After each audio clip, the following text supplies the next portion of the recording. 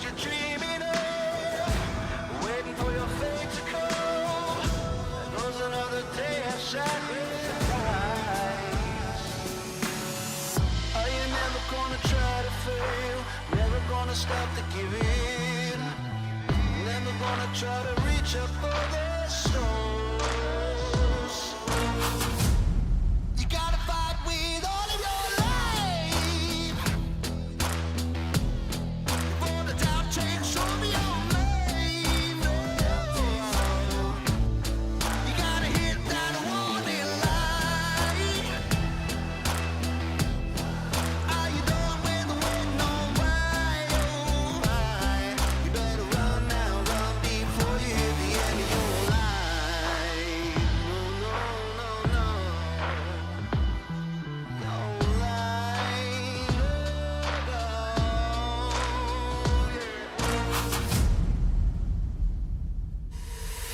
so what you waiting on? Get up, take back control. Ain't no point sitting wasting all the rest of your life. So what you hoping for? That the luck comes to your door. Ain't no point sitting wasting away the rest of your time. Oh, no, no, no.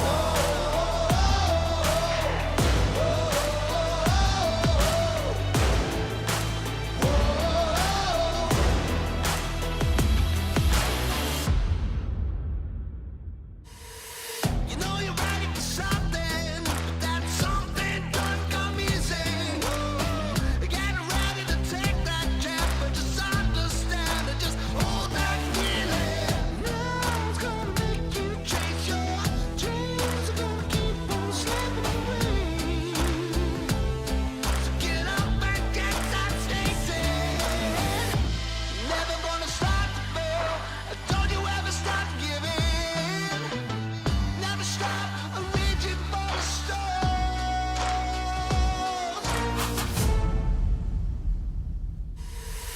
So what you waiting on?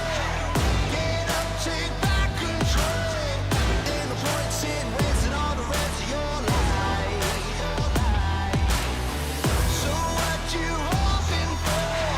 That the luck comes to your door. Ain't no point sitting wasting away the rest of your time.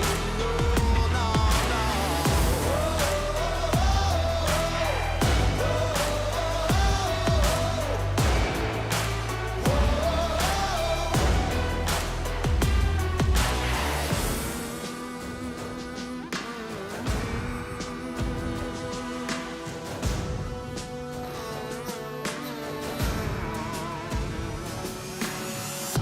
You're never gonna stop to fail, and don't you ever stop to give in. Never stop reaching for the stars.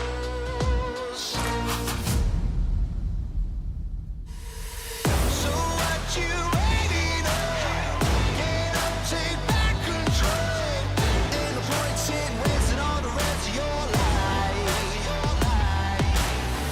So what you hoping for? That the luck comes to your door. Ain't no point sitting wasting away the rest of your time. Oh, no, no, no.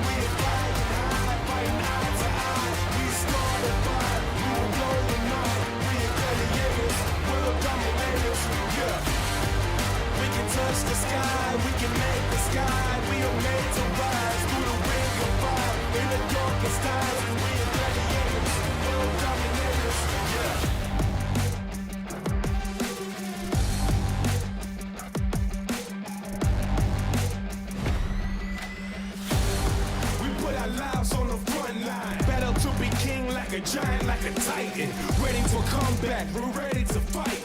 Fearless of the enemy, we'll fight to survive. We are born to be conquerors, rise to the top, gonna be the new emperors. Dragon slayers, earthquakers, bone shakers, standing on the edge, born to be champions. We can touch the sky, we are flying high, fighting eye to eye. We start a fire, we will blow your mind. We are gladiators, world dominators, yeah. We can touch the sky, we can make the sky, we'll make the rise. Through the ring of fire, in the darkest times. We are gladiators, world dominators, yeah.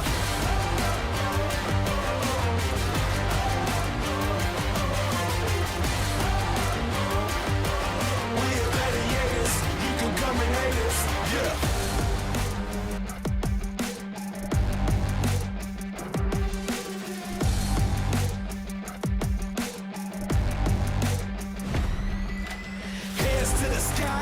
Into the arena, wild animals. We are lions, we're hyenas. Blood pumping, waiting for the enemy, the battle's coming. We're creating our destiny. Open up the floodgates, bearing our souls. Nothing can stop us now, we're going for gold. This time is for heroes, a new era unfolds.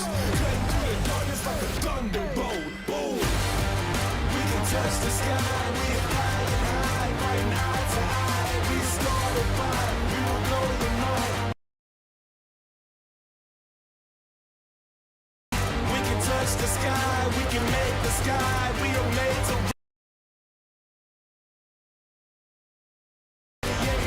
world dominators, yeah, we are soldiers.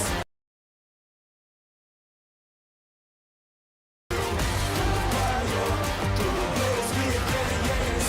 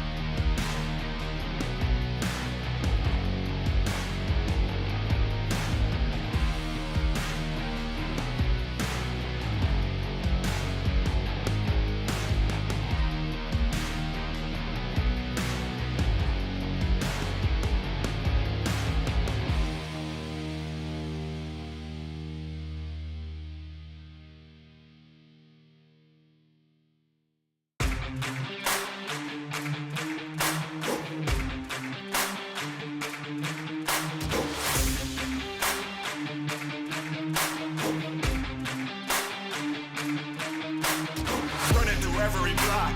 We cannot ever be stopped. Put that on everything. You gon' remember the name, remember the date. Look at the gameplay, made it mine as a name change. Ain't a game that I can't save, only win-win, that's a landscape. I cannot be stopped, I'm like a savage. Shooting for your spot, I gotta have it. Hey, glory in my veins, I'm like an addict. See me Hall of Fame, I'm not your average. I'm on your neck, hey, give me respect. Hey, hey, I'm on your neck, give me respect. Hey, hey, I'm on your neck, hey, give me respect. Hey, hey, I'm on your neck, give me respect. Hey, hey, hey.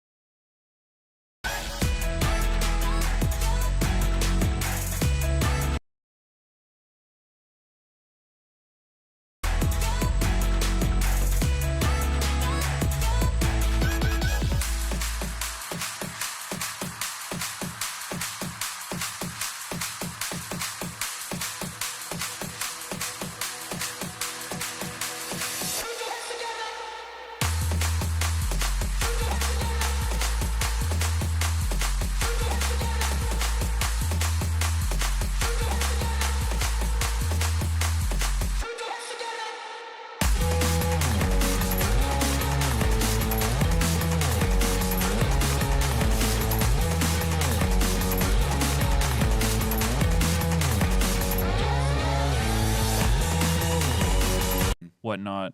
But yeah, I would definitely like to see them play more of that stuff because I felt like when they were winning, he was playing a lot of melee stuff like Akali, Yone, whatnot. I don't know if Akali's viable right now, but Yeah, it's weird because I did also really like him on Talia for a long time, like way back when he was on Energy and stuff, you know, and they were winning a lot too. Like he could play that and split the map, or like you're saying, he could play some melee solo laners to go split push, and that seemed like that was really good play style for him and for the teams that they've been on.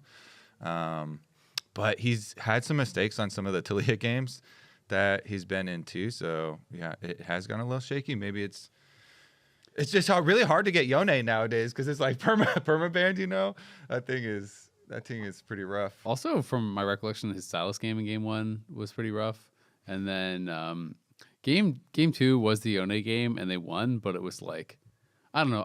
I guess I didn't really think it was anything to do with the Yone. I mean, he had that like the TP play at the end, but I felt like that was like a pretty big Rumble 1v9.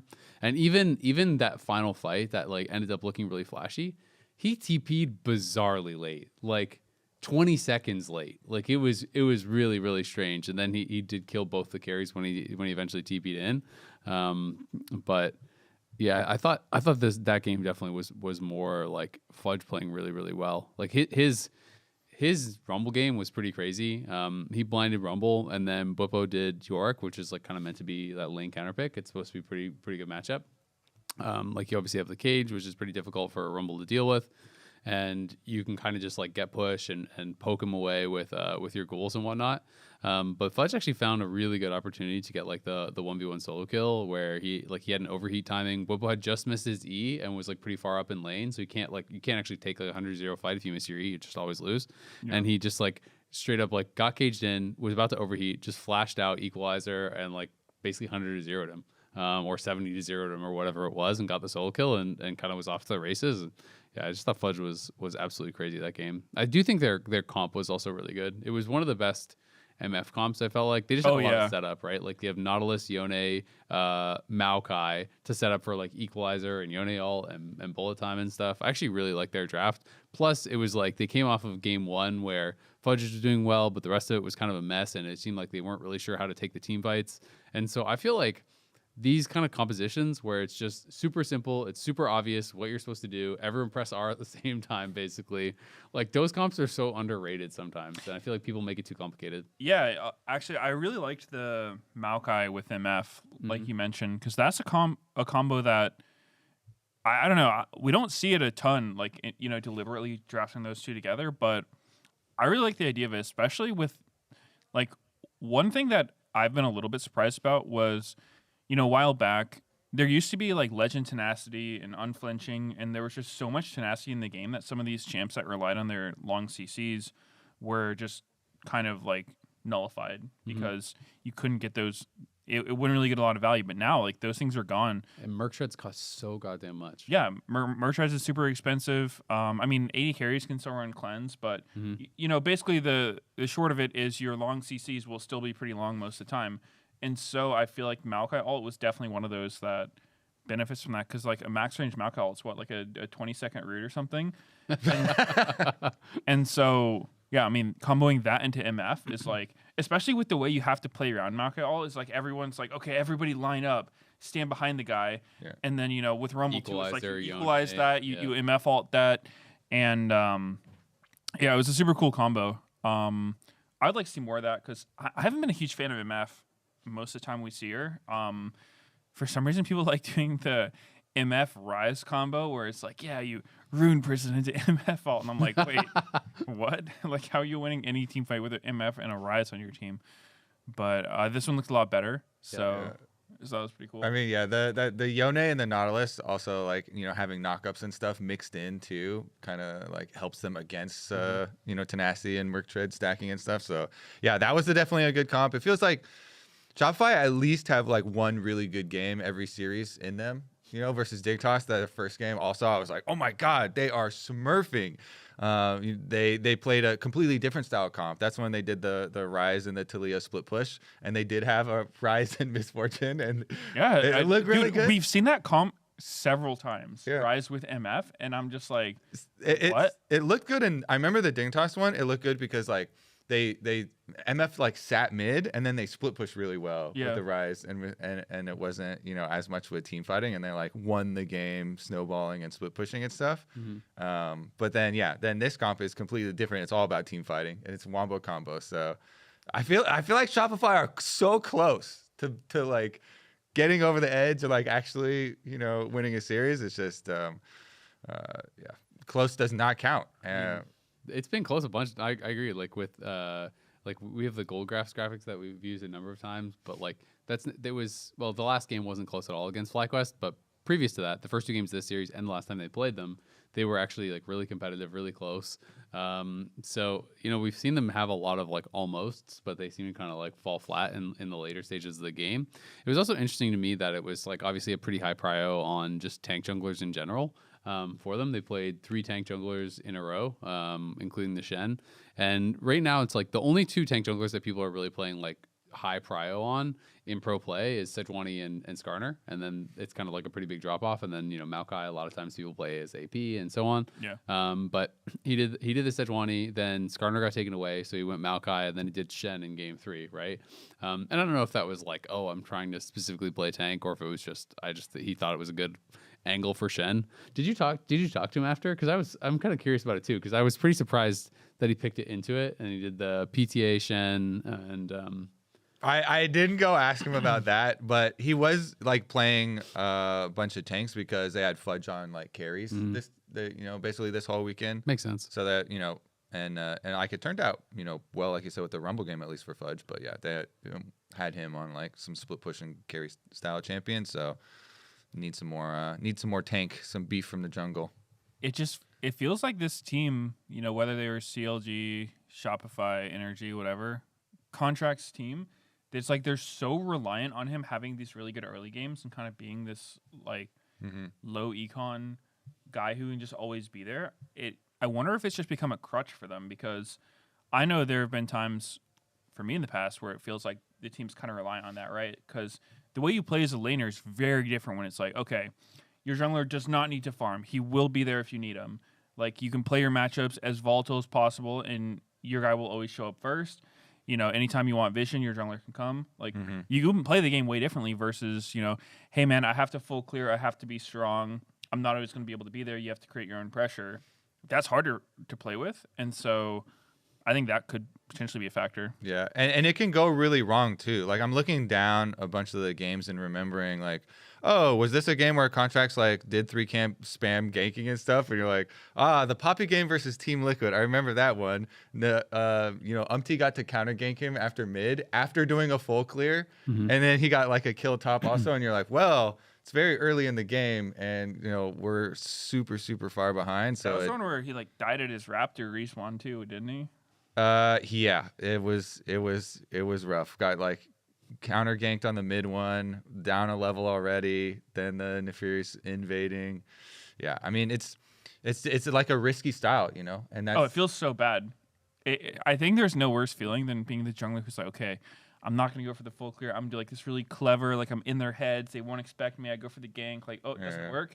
Oh, they're guy who just like payphone full clear, just double kill my bot lane. It's like, all right, let's go next. Yeah. GG. I mean, I think the tough thing is like I don't know if it's like a stylistic choice or they're like, or the lanes just aren't really capable of doing much without contracts, and it kind of feels more like that to me. Yeah. It feels like it's he's the highest KP jungler in the league. I know he was the highest KP player in the league until I think maybe after last week or maybe it was the week before. But anyway, it changed. And a couple supports have higher now. But he's like 77.4% kill preservation. He is like, and then by comparison, it's kind of interesting. It's like Blabber 67, Inspired 68.7. It's like clearly they believe the correct way to play the game is power farm and be strong in fights and like perform and show up on the right timers. Contracts, it feels like, has to do these plays because his team isn't really doing anything without him, right? And so I think that is a really tough situation to be in where your team is so reliant on you making these plays, and then it also becomes more predictable as a result, where it's like, okay, if all your lanes are just going to kind of not really be doing anything on their own, and you have to force ganks, well, the other team knows you have to force ganks, so they're going to early ward, and they're going to play back a little bit and watch their jungler get 3 camps up, right? Like, Yeah. And so I feel like that is the really tough thing for them. But regardless of that, they seem to be able to get into pretty good positions. They just don't seem to be able to close games. So to me, that speaks more to like, poor coordination or just like the team fighting isn't good or, individual mistakes or whatever. And to me, when I watch them, I feel like more than anything, in a lot of their games where they are kind of like bungling advantages or they're in a good spot and then it falls apart, it just feels like this team looks like they have very different ideas of what they want to do. And it's hard to know from the outside looking in, like without being able to hear all the comms and stuff, right? Because it's obviously very different just like watching the game, but it has often felt like they have very different ideas on what they want to do, right? Like someone is clearly trying to position for a fight while someone clearly wants to like play through mid or play for the wave or set up at the objective or whatever. And it feels like they have kind of different ideas. Yeah. This series also made me kind of. I remember when Sven was on the cast doing his like 80 carry tier list, he was kind of mentioning. I don't know if he outright said it, but he was talking about how, when you're on a lower tier team, you can either play to look good or you can play to like get your hands dirty and like try to win, and you might look horrible.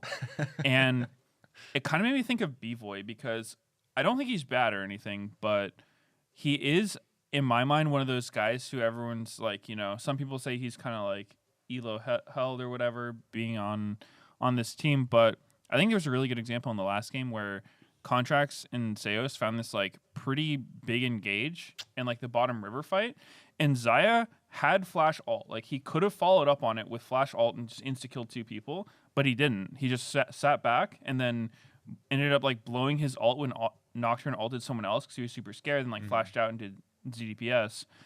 And I've just been kind of keeping my eye on him lately because I'm wondering, I'm like, is he actually KDA playing? And I do see him sitting back a lot more, which, obviously when you're on a losing team and you're perma-losing, like you don't want to just go in and feed. But I do wonder if he's like KDA playing more than he should. Yeah, I remember the fight you're talking about. That was like they got a Shen taunt in a Rel full ultimate combo on 2 people. Yeah. So he could have gotten an ult blade collar. Yeah, I mean, he would have had like, I don't know if he had to flash, but he had to at least like ult in to get the follow-up. But I mean, probably should. Probably should if you're gonna get 2 kills. Yeah. It's always tough in these situations too, because it's like it's always these weird situations where people talk about similar things where when lower teams is like, oh, why are they always overgrouping? It's because they've like lost all trust in each other in some ways, right? Where it's like, oh, you should play out the game through split push. You have Rise, but then their scrims have shown them time and time again that when I go to the side lane, my team gets caught and we lose the game. So then they group, and then they're not playing to their team's win conditions, so they lose the game that way. And it's like I feel like with 80 carries, it's kind of that thing too. I will say I don't feel like people are popping off about how good B-Boy is this year as much as last year. Last year, I think he was getting a ton of credit. This year, I haven't really heard too many people talk about him. But it is one of those things where it's like if you're going to, alt flash aggressively or whatever in a fight or like this kind of idea, maybe the situation you're talking about is just like he should have done it. It's just strictly incorrect not to. But if you're going to make those aggressive plays, then you kind of have to have faith in your team that they're going to like peel for you correctly afterwards and stuff and be able to keep you safe. And if you don't have that faith in your team, then maybe you're not going to do that. And it's like all of these little things that really do make it tough when your team is losing a lot. And that's why I don't think scrims are everything, but I do think scrims mean something. And it's like when teams are getting pounded in scrims over and over and over and they're losing faith in their teammates, I do think it's actually a really big deal, right? Because it'll change how you play. It's like, if your jungler is like, I'm coming top, and you're like, I've seen us lose this 2v2 15 times in a row. Like, please don't. I'll farm. You know what I mean? Like, it's, yeah. Like it's impossible to not have these things in the back of your mind. Yeah, definitely. And because it's a normal human reaction to just remember what has happened, right? Yeah. And as much as you say, like, you got to believe in your teammates, it's like, if every time I play Rise and I touch a bottom wave, I get 6 minions, they get 4 kills in Baron. Like, it's hard to feel like I made the right choice. Yeah. So I get it's it. the correct play. Yeah, exactly. And so I get why people fall into these things. But I think that's just when you need, like, you kind of need to have a really good shared team vision of stuff. Because if you do that and then in review, your team is, like, breaking down, okay, like, we obviously messed up really bad. Like, what you did was right. Here's why it went wrong for us. We learned this. We can take this away. It doesn't feel as bad. But when it's like, hey, man, do you need to go bot here? Yeah. It's just like, wouldn't we have just killed him if you were here? Yeah. And it's like, I don't know, man. Yeah. Like, what do you want me to do? It's hard because like is it fundamentally like already a lost cause then if there's all this trust breakdown and you can't play correctly because all these bad things have happened in the past, and so then it feels like you're making suboptimal decisions to like cover up other issues. Oh, and, I like, mean, that's literally life on a bottom team. That's the entire time. Like, every season, especially because rosters are so, there's so much turnover. Yeah. It's like you start working with this group of people. There's like, I don't know, maybe the honeymoon phase in the beginning where it's just like, yeah, we're going to be awesome. And then, like you said, because you don't have synergy, maybe not everyone's the best player. It's like things start going wrong. And obviously, like, you have those experiences of there's everything going wrong. And then, yeah, sometimes you lose trust. And then it's not like you have a super long time to work with each other. So you start doing these Band-Aid fixes. It's like contract starts feeling like, well, I can't full clear, or all 3 lanes are going to lose. So I got to start going for these like higher risk plays. And then, yeah, I don't know. I don't know if that's exactly what's happening here, but it's something that definitely can happen. So it's hard. It's hard to break out of that cycle. It's really interesting because, like, to your point, it's like, isn't it already kind of screwed? It's like, well, if you're on a bottom team and you're in that situation, you're probably realistically, I know everyone says they are, but you're not playing to win the title, right? Like, you're just playing to like win as many games as possible, like make it to playoffs, have a good performance. I feel like that's a more realistic goal. And I feel like in a lot of ways, we've seen teams in the past that like maybe they didn't win the title, but like I think back to like Clutch when they were doing their like Rumble Kiana and stuff, and it's like they found like one thing that kind of worked for them and they just started spamming it, right? Or God, what team was it? Can't do that in Fearless. Yeah, true. But it's like you can, I think, find different champions that fit into a similar style, right? It's like maybe we're gonna play tank junglers and we're gonna play like 3 engaged champs and we're just gonna play like Liquid. all like That's Team Liquid. there you go, right? But I do think being able to like paper over some of the deficiencies with like a more simple way to play is sometimes smart. But I guess it just really depends like what the team's goal is. It's hard because I feel like the more Band-Aids you have like that, then the less flexible you become, and you become really reliant on these things. And it's like, okay, the meta's different now. How do we do these things? And it's like, well, as a laner, I really liked it when you didn't have to farm at all. Like, I like it when you 3-camped my lane. Like, can you just keep doing that, even though it's like a completely farm meta? Like, I know you're on Zyro jungle, but like, how about a level 2 gank? That's down. So it's hard. I mean, you ideally don't want, in my mind, you don't want these Band-Aid fixes because it's going to hurt you in the long term. Of course, yeah. But so many of these teams aren't playing for the long term. Like, a lot of these players are just trying to get signed next season. So they're like, well, I don't want to look horrible. Like, Yeah. I'm doing what's And good for when me. you're on DSG at this point in the year, and you're like 1-8 or 1-9 or whatever it is, whatever their like record is now at this point, it's like, does anyone on that team still think you're gonna win the title? Right? Like you're playing to, I feel like, just like make some sort of improvement or like showcase your skills or make some steps forward. And maybe I'm looking at it in like a negative light or whatever. But Every man for himself. But I feel like it's just like at a certain point, it's like you're trying to get some wins, right? Like you're trying to be able to build some confidence. Like you got to start somewhere. I'm not saying you want to be able to do that forever, and the best teams shouldn't, right? They should stay flexible. But there's also examples where I think certain players have like really defined strengths, and when they branch out of that, it doesn't work as well. So I kind of like how you open the conversation, Midas, when you're talking about, okay, you have two choices. Are you going to play to get your hands dirty, or are you going to play for like self-preservation, and try and stay safe? And at the end of the day, I mean, from my perspective, I would like to go try and get your hands dirty. Maybe that does have ramifications for you, individually, and you're trying to People are playing for their spot next year. Yeah, you're trying to focus on self-preservation and stuff, but I'm like, I mean, it's definitely hindsight, but you're like, oh, what would have happened, if he did like go for that, flash play? Like you're using all of your safety nets, your flash and your Xayah ult, and you're like, well, now I can't, play for myself anymore. I can't play for self-preservation, but I'm full sending for this big, exciting play. And to me, that's how we got the highs of energy winning the LCS and like beating G2 internationally, because those players, and they had some similar players here, that's why we're using them as the example. Those players, it felt like every week we're setting up the storylines and we're like, well, they're crazy. They could beat anybody. They're wild cards. They could lose to everybody too. But then it happened. And when it like hits and they like full send and they play to get their hands dirty, then sometimes, you can actually win the title. To your point of like, are you playing to win the title, or are you playing to go next? Yeah. Well, let's say it's a little bit different situation than Disguise is right now. There's some teams that I think you are definitely going for it. And again, to me, it's not about like, oh, I'm not recommending that all these bottom teams should just play for KDA. I just feel like as a coach, confidence matters and getting some wins matter at a certain point. It's like, I think maybe you have to have shorter term goals for a team that is like really, really struggling. Because I feel like you can't fix everything at once. And so sometimes being able to simplify one aspect of the game to focus improvement on another aspect of the game, it's like, all right, we're gonna really make it so like we're not drafting champions that like have to heavily side lane, because that's just like an extra factor that is too complex for us right now, or whatever. You know what I mean? Like I feel like that can sometimes be pretty beneficial. But another series that happened was TLDSG. This one happened right after the FlyQuest series. I feel like this is now a couple weeks in a row that Castle has kind of been struggling.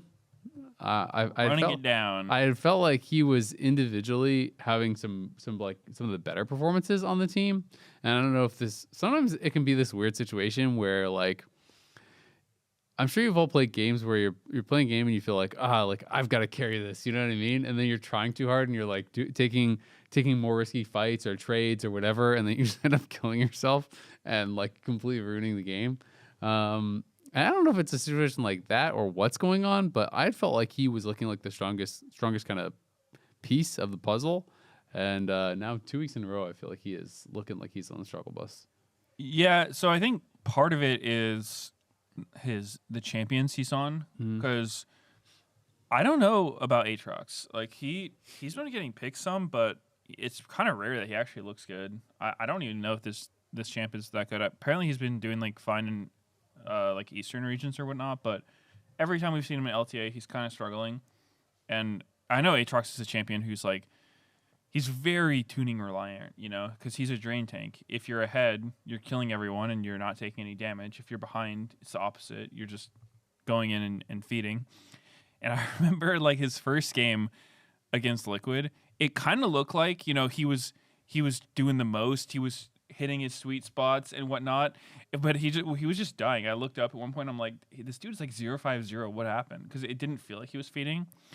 So I don't really know. It's hard to diagnose because it doesn't seem like he's playing terribly, but his scores definitely don't look great. And I don't know about his champ pool. Like he's kind of. I mean, he's playing kind of everything, right? Like it feels to me like he's just trying to figure out like how the hell do we win, and he's kind of like trying all kinds of different champions because he's played a ton of different stuff. But their game last week versus C9, like game 1, his Vladimir game, he like solo killed top and was looking really strong. Game 2, the rest of his team was actually playing pretty well, but he had a pretty rough Aatrox game where he was getting stomped. And then his series KDA against TL was 0-14-2, which was definitely tough between the Aurora and the Aatrox game. Didn't feel like he had much of an impact. When you say it like that, Yeah. but I do feel like, to me, the more positive story of the last couple weeks for DSG has been, I think Abidaga has been actually having some really good games. I didn't have much faith at all in Abidaga coming into it, but I feel like he's actually had some pretty good games. I think his Talia game was strong. He had a really good Rise game recently. There's still volleyball, all the volleyball. All the volleyball. Yeah, exactly. Got that positive mental attitude. Exactly. Now. Get out there, get some sun, get some exercise. Yeah. So you mentioned, like, I think it was a week or two ago that you played volleyball with Scary Jerry and you liked him. He had a good attitude. And so I actually was doing the C9 podcast after the games on Sunday, and we had Scary Jerry and XU as guests on it. And it was pretty interesting talking to them because he said he hated playing volleyball with me. No, I didn't ask about volleyball, but just listening to them talk about the game and their team, they were, surprisingly optimistic. Like, I was impressed with their mentals considering the situation that they're in, right? It's like, I think from the outside, this team looks super, super cooked. It's like they're just getting owned every game, but they had like a really positive outlook on it, and it was nice. Like, I thought it was cool talking to them and just hearing how they look at the game, and I was impressed with their attitude for sure. Yeah. That was kind of my takeaway as well. I mean, as far as the performances, I mean, it's been rough because the last two like series that we've seen from them have been versus Cloud9 and TL. Very, very tough opponents, but these are also that's the reality. That's what 2 out of the 3 teams in your group. Yeah, that's what you have to be beating. But I feel like, well, going into this, I was more excited for their series versus Team Liquid. But TL, I think the change is really in TL, where TL clearly with their drafts where they were slamming like, all right, boom, Scion for Impact in like first couple picks. Boom, we're slamming the Ziggs for APA. I was like, whoa, they're getting serious. They're no more like messing around. No more Gwen. Hey, we're gonna try this. We're gonna try some alternate strats. Blah blah blah. They're like, we know we need some wins, and we're going serious mode right now. It felt like there was a big change in TL that kind of like locked it down, and so I didn't feel like there was as much change from the DSG side. It was more so like TL like big improvements, and then like Umpty, even though this is a note that we wanted to bring up, by the way, because Umpty was on screen and he had the wrist issue and we had the pause.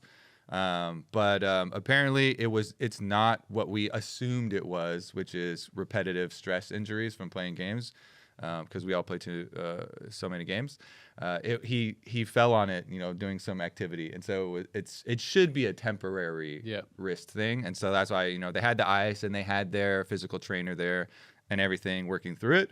But even with that big pause and with the ice, then he had like one of his best games that he's had this entire time on Zin, where he is doing the early ganks. He ganks top side, recall, gank bottom side, gank, and the entire team like gets ahead. And so like Team Liquid from that side of the series, I felt like just looked worlds better. Yeah, I mean when you look at like Impact Champion Pool, like we were talking about too. So week 1, he played Gwen Jace, which are like 2 champs that he kind of gets criticized for. Since then, Scion, Rumble, Scion, Galio, Renekton, Galio, Scion, Rumble. It's like those are like Renekton and Rumble are probably 2 of his like most consistent like Rumble. I would say if you want to talk about like pure carry, that's like the one people mostly point to as his best. And then has obviously played a ton of Renekton. He's always been good at that. And then just like a bunch of tanks. And it feels like they are going towards what they consider his strength now, and they're no longer kind of branching out. I was pretty critical of like his Gwen and his Jax at first stand. I thought in Split 1 as well, like when he was playing those, it did not look good. And they seem to have just kind of really like focused in on, okay, we're going to play this sort of style. And it's back to that TL, which I think makes sense. Like to me, Yon is probably just straight up their best player by far, I feel like right now. And I think you should play around him. And I don't think you can play to like, you can't play everywhere at once, right? Like to talking about jungle stuff again, it's like you can't have all three lanes demanding attention. And I feel like if there's one person to play for right now, it is Yon. And Yon and Core seem like by far their strongest lane.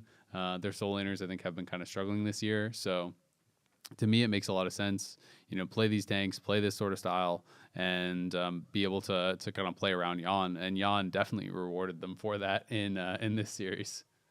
Yeah, I think Yon's been playing well, with kind of maybe the exception of the Lion series. Mm-hmm. That was one of his, off days for sure.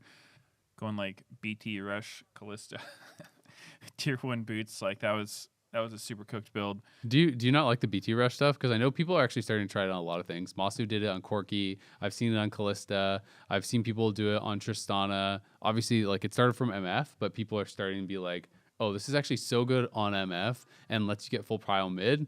So I've been seeing a lot of people and talking to some people that are just saying, yeah, like they're just trying to find all the other champions that they think it works on to have like full prio. So from talking to Double Lift, he is the biggest BT salesman ever. He loves this item. Yeah. And I'm kind of in the middle about it. Like, I think it's good. I think it's probably better from ahead.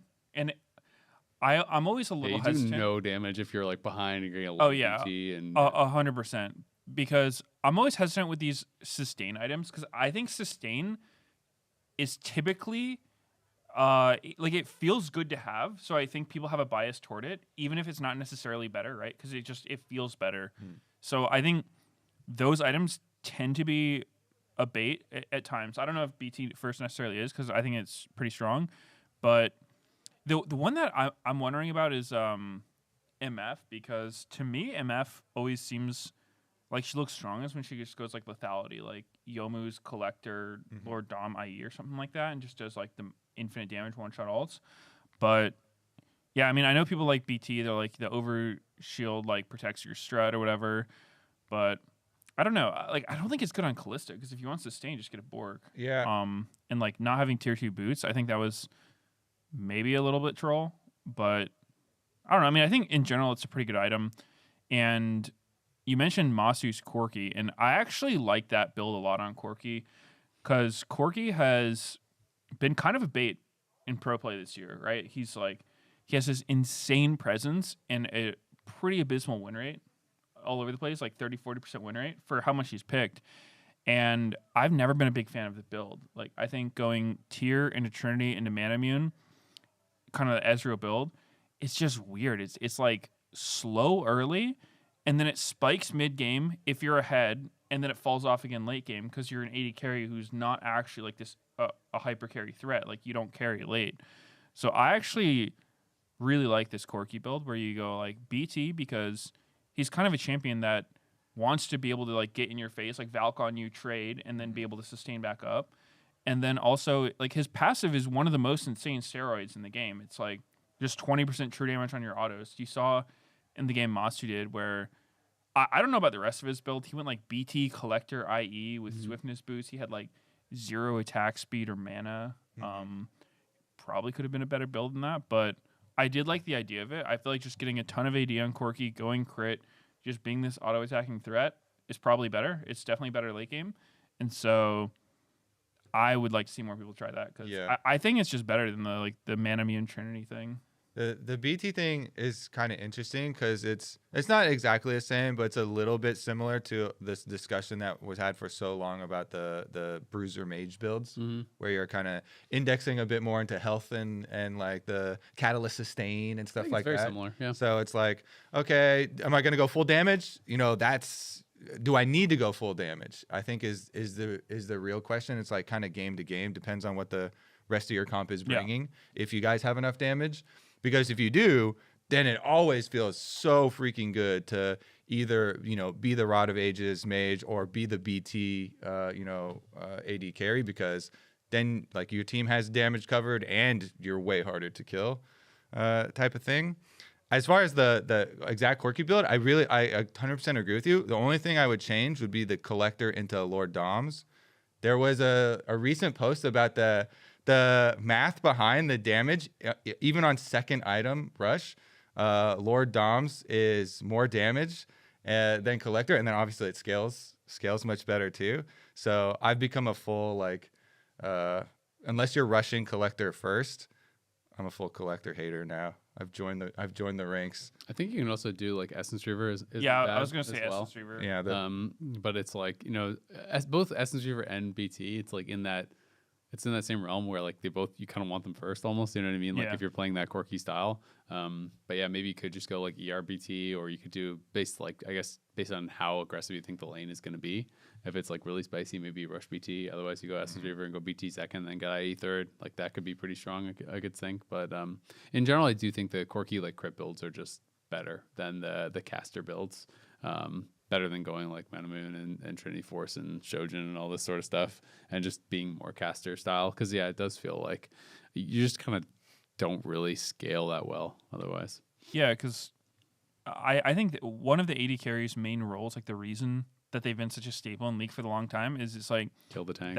Exactly. That's who kills the front line and objectives and structures and whatnot. And so when you take mid does it too to an extent, right? Like mages and AD carries are the primary people who like front to back team fight. They just kill what's ahead of them. So when you take someone in this role who can't do that, it's kind of like, okay, well, how are you killing it?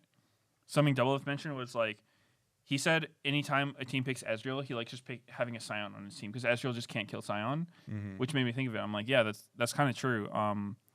If there's a tank, right, and you're playing Corki, it's like, I don't think Corki's bad by any means, but you have to have some way of dealing with these champions. And there are some champs in other roles that can kind of deal with frontline. Like I think Gwen is the top laner who like sort of fills this carry role. Cassio, Azir.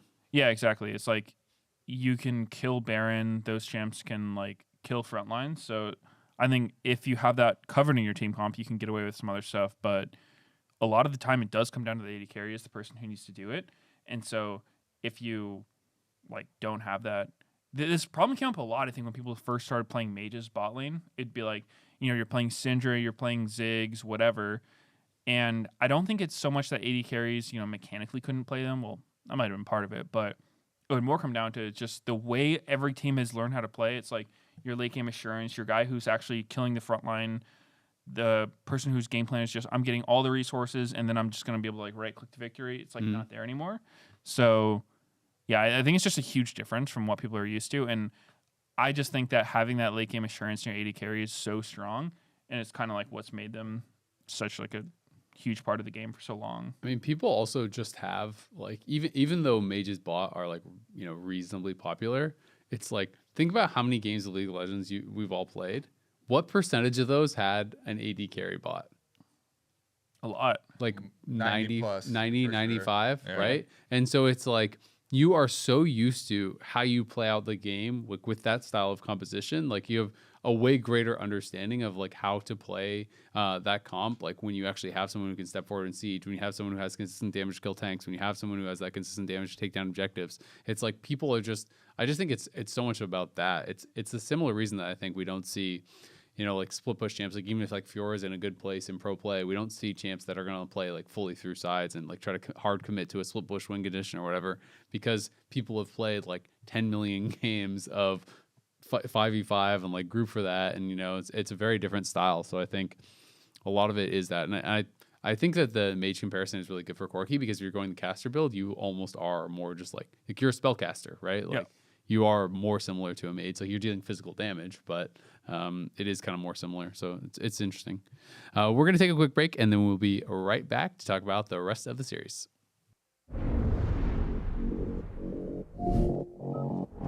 Ready, set, go!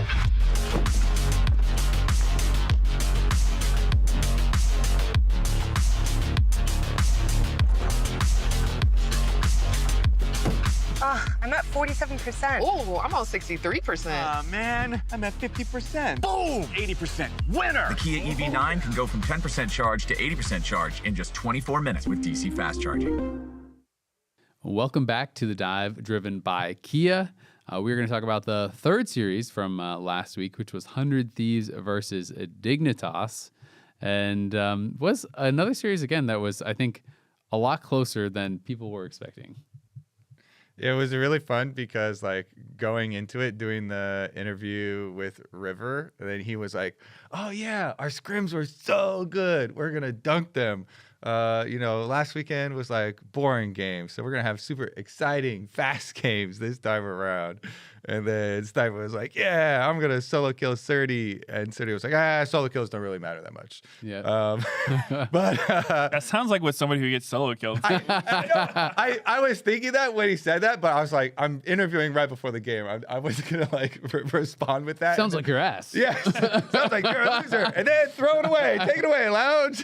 But I was like, okay, yeah, like in the meta, he was like, you know what, it's more about the team players and stuff like that. But River looked so mischievous during the interview too. Did you think that? We were all watching and we're like, this guy is capping. There's no way he's telling the truth right now, because he just kind of had this little grin on his face the whole time and stuff. And we're like, the reason is because we were all talking with me, him, and Sniper beforehand. Yeah. And Sniper and he keeps making jokes and stuff. And then during the interview, Sniper keeps like looking at him and stuff. And so that's why he was seeming like more mischievous. okay, like, we're like, holding back. is he just like making this up? Like they ran it down in scrims, and he's like, yeah, we owned in scrims. Like, Probably. I didn't know if it was that, because it was really funny. Because he did that interview, and we're like, he looks like he's trying to hold it in this whole time, right? And then Quid walks by us, and I'm like, Quid, were you guys winning your scrims? Is he telling the truth? He's like, and he kind of starts laughing. He's like, yeah, he's telling the truth. We won our scrim. I'm like, he's doing it too. Like, what's going on here? Yeah. Gonna have to investigate. Some 100 Thieves fake news. No, I think they did like decently well. Maybe they were only scrimming tier 2 teams or something. Well, they were like, we won every game. And they're kind of like laughing and stuff. And it's like, did you guys just decide you're going to tell everyone They're good vibes, yo. They have good vibes. They do have really good vibes, I will say. But even though this was a 2-0, this was actually a really fun series to cast, because it did feel very back and forth. Yeah, there was lots of mistakes. Yeah, it was like sloppy and stuff, but it was hard to tell who was going to win pretty much the entire time. And I thought it was actually really fun as a result. Yeah, I liked this look from Dig. Well, I guess in regards to putting Shaden on carries, this series he played Furia and Lilia. And to me, I feel like if I was like a Dig's coach or whatnot, that would be kind of what I would be looking to do for these games, because I think Shaden's a player who's like had a lot of success in solo queue, and his play style is pretty much to like be one of these high econ carry junglers. And so, yeah, I think just indexing to that's good. I think he had some pretty good games this weekend. Like he had some really good team fights on the Neferi and Lilia, and obviously it didn't work out. Like they didn't actually get the wins, but I thought it looked better than they had before, for sure. And I wasn't totally convinced on Dig's draft. Like game 1, it felt to me like a team who's just been losing lane in all their scrims, so they just come in and they're like, we're picking winning lanes at any cost. There's like Renekton, Ezreal, Ahri. It's like these champions don't necessarily scale the best. Not sure what you're going to do late game, but they're probably not going to lose lane super hard. So, yeah, I wasn't totally sure on that, but wasn't bad. Yeah, I mean, the first game was the 46-minute super long. It's becoming a bit of a thing here with Dignitas. They have, I think it's top 4. 4 long. It's top 4 now with this one. Games, yeah. Because this one made it into second place, and they already had the top 3. So yeah, Dignitas top 4. Maybe they picked all early game champs because they didn't want to have a long game, but then it happened. And yeah, I don't know. I wonder what it is. I haven't really like sat down and tried to like break down their games and figure out like, are they just not pressing their lead when they're in advantages? Are they just like stalling out games super hard when they start falling behind? Like it is kind of weird to have one team that's just having all the long games. Well, they keep, and a lot of them, a lot of previous ones, like they got behind, like the ones for Shopify, Dig was actually behind, and then so they were prolonging it. It was kind of a good thing. In this one though, it was like a bit weird because 100 Thieves were ahead early, but then Dignitas had that big bump at like 23-ish minutes or whatever, and everyone's like, dragon fight. yeah, everyone was like, oh my God, it's the 100 Thieves thing. They, are going to throw this game versus Dignitas around the middle of the game, 20 something minutes or whatever. But then they clutched it out and started coming back with the Baron. And so it was just like a bit of a roller coaster. And then I feel like Dignitas scramble well. Like they'll win some fights, some critical ones, or like try and steal some objective or something like that. But yeah, I mean, I felt like you're talking about the scaling and stuff. Remember the way the game started, and like Sniper was doing really well in 1v2s. He gets a kill as they rotate their bottom lane up. And like Surdy goes in on the Renekton to try and like stun him and keep him there for their bottom lane that just swapped over or whatever. I also tried to give him the kill. Yeah, and then Snipers gets a counter kill, and you're like, well, shoot, And then that's what you say when the Gwen is ahead of your Renekton early. That's not going to be a good tale, but I mean, honestly, it's still entertaining. It's really entertaining to watch these Dignitas games because you still have a feeling. No matter what is going on in this game, we're gonna get to some like Elder Dragon fights, and we're gonna get to some Baron fights. I felt like game one they actually had a pretty good chance until we got really late game and all the kind of like luxury items came through, because it felt like okay, like they're finding some good picks, they're getting some good engages, like maybe they can actually burst down some of these carries, and then we got to a certain point where it's like Zhonya's on Gwen, Zhonya's Archangels, Roa on Quid, QSS plus Cleanse plus Mercurial Scimitar plus Merc Scimitar, and then I'm struggling to think of the tank item name. It's Jack Show. Yeah. Exactly. So it's like it got to that point where it's like, okay, now you hit the charm and it doesn't do anything. You know what I mean? Like you hit the charm and they cleanse, you hit the charm and they zonias, you hit the charm and then like you can't actually 100-0 anyone.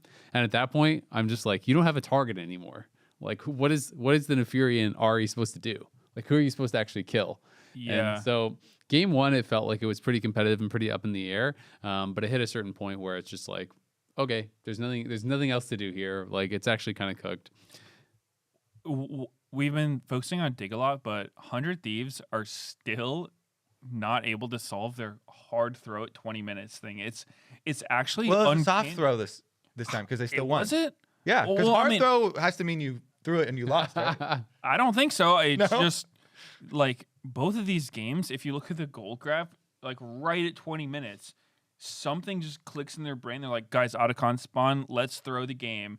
And they just make some terrible play and they just all die. It's so weird. It's like, and it's just then at 20 minutes. They figure it out later. Their early games are usually pretty solid, but something about the mid game just makes them, just collectively lose their mind. It's really interesting. I want to see if I can find the exact graphic because this is something that some people in our store meeting last week were talking about. Oh yeah, like 100 Thieves, like they're so inconsistent. Like they always throw and I was saying, well, they often have these bad moments, but they pretty much never lose to teams below them. We got the graphics we got the stat request for it, and it was like they were something like, God, I'm trying to remember. I'll see if I can actually find the exact thing, but it was something like 19-3 over since like 2024 against teams below them in the standings. Yeah. It was like an incredibly high win percentage, and so even though they have these like throw moments, they basically never lose to teams below them in the standings.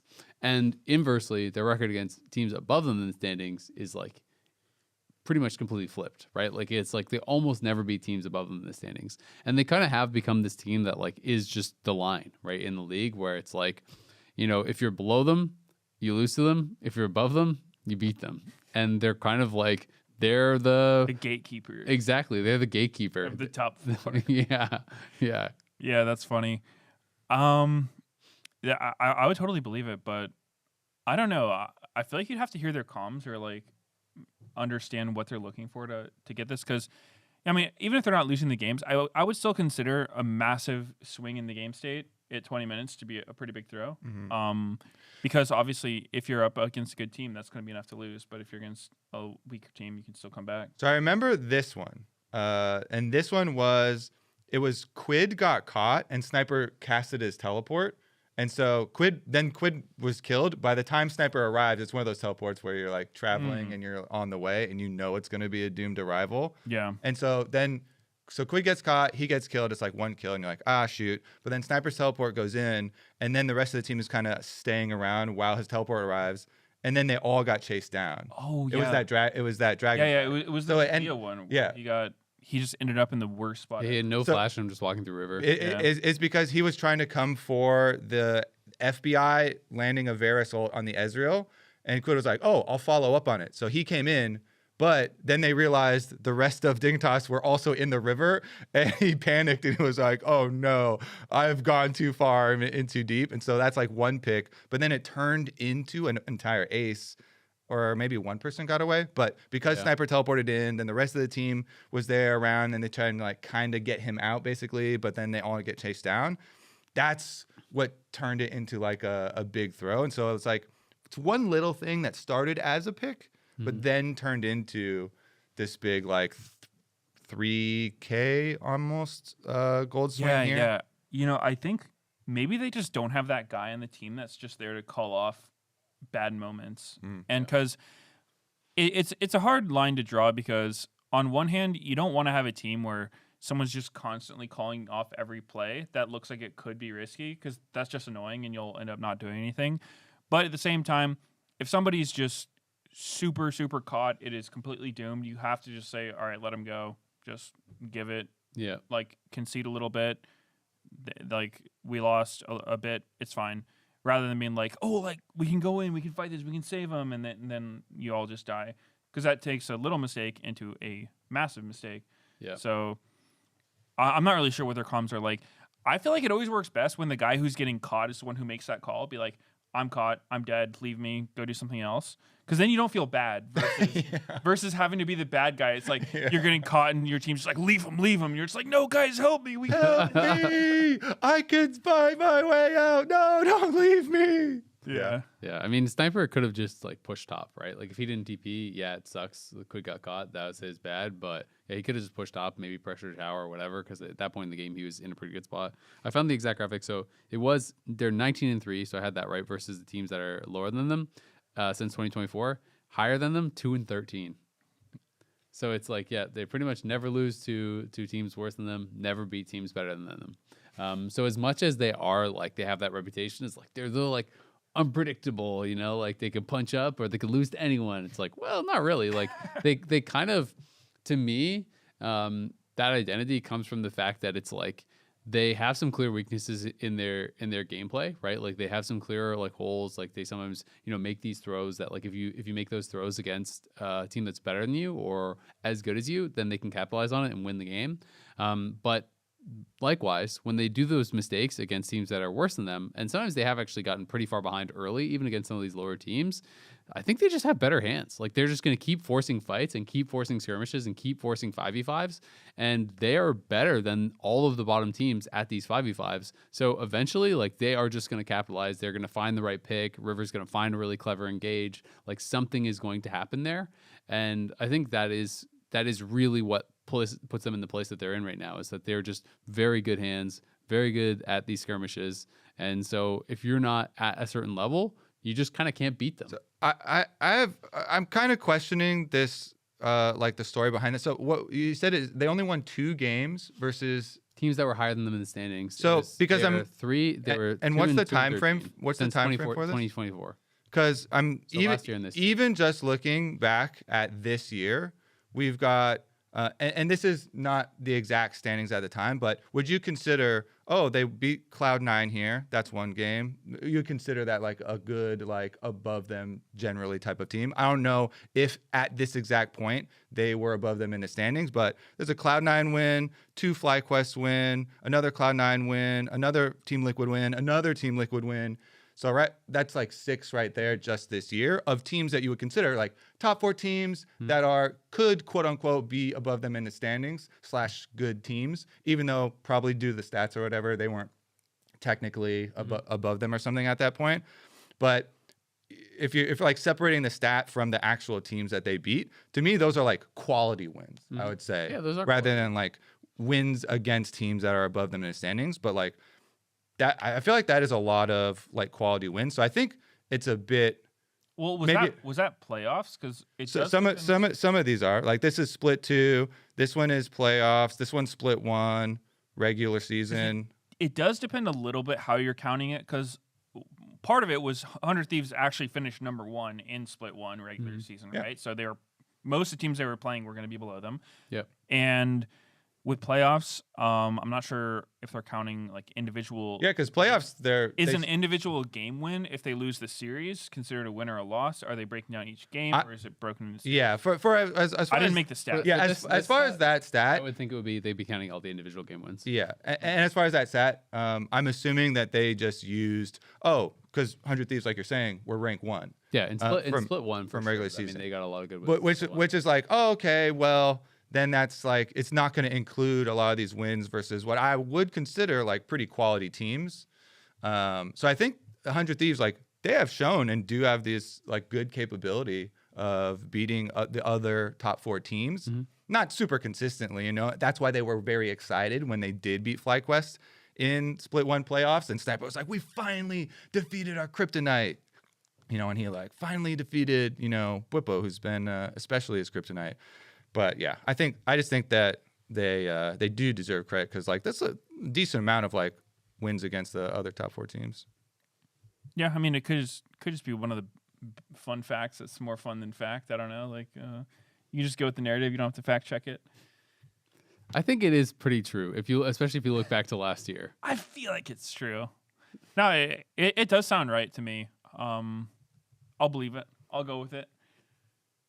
Yeah, I mean, it's just examining like what they do and how some of these plays come about, because when you're talking about I wish we had someone who could just like call off the bad plays, then I feel like you're going to call off some of the good plays too. Because like you think back to like actually one of the Dignitas games, the previous Dignitas game in the regular split of split 2, where they got behind early. They like lost one of those river skirmishes, but then they 4v5 go and fight at the Otacon, and like River tries to like flash over and try and like smite even though they don't get the smite steal on the Otacon, they still like win the fight 4v5.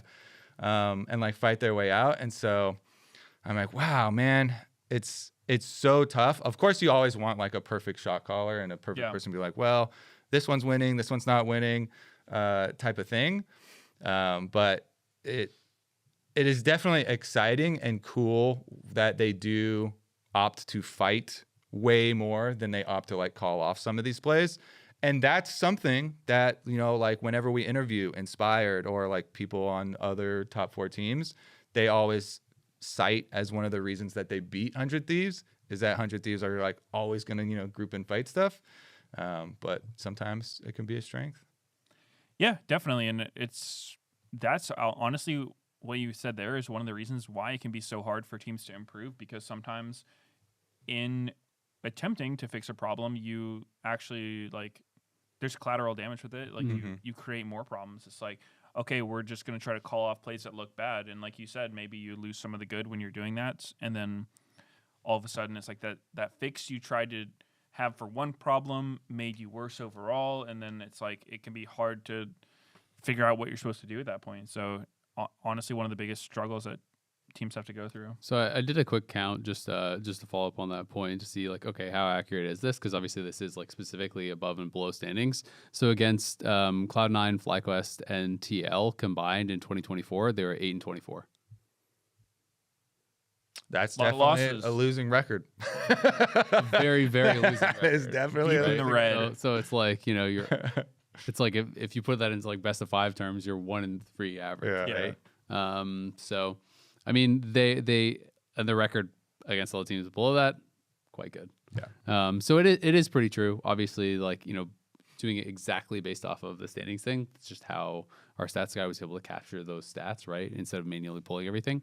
But I still think it is pretty true, even though obviously split 1, they did have a much better than normal performance against them, especially in the best of threes and stuff. Yeah. And like we were talking about the last episode of the dive, when we were like, oh yeah, well, they played the Shopify, Lyon, Dignitas, Disguised teams, like that like the lower teams or whatever, even though they got behind in at least 2 out of 3, or 2 out of 4, I think 3 out of 4 of those games, they were able to still like come back versus the like quote unquote lower four teams. But all right, what's the next one we got on the C9 Lyon, the banger of a series, which nobody expected to. Well, I don't want to say nobody. There's probably one person or some people who expected it to be a banger, but I did not expect that one to be quite the banger that it was.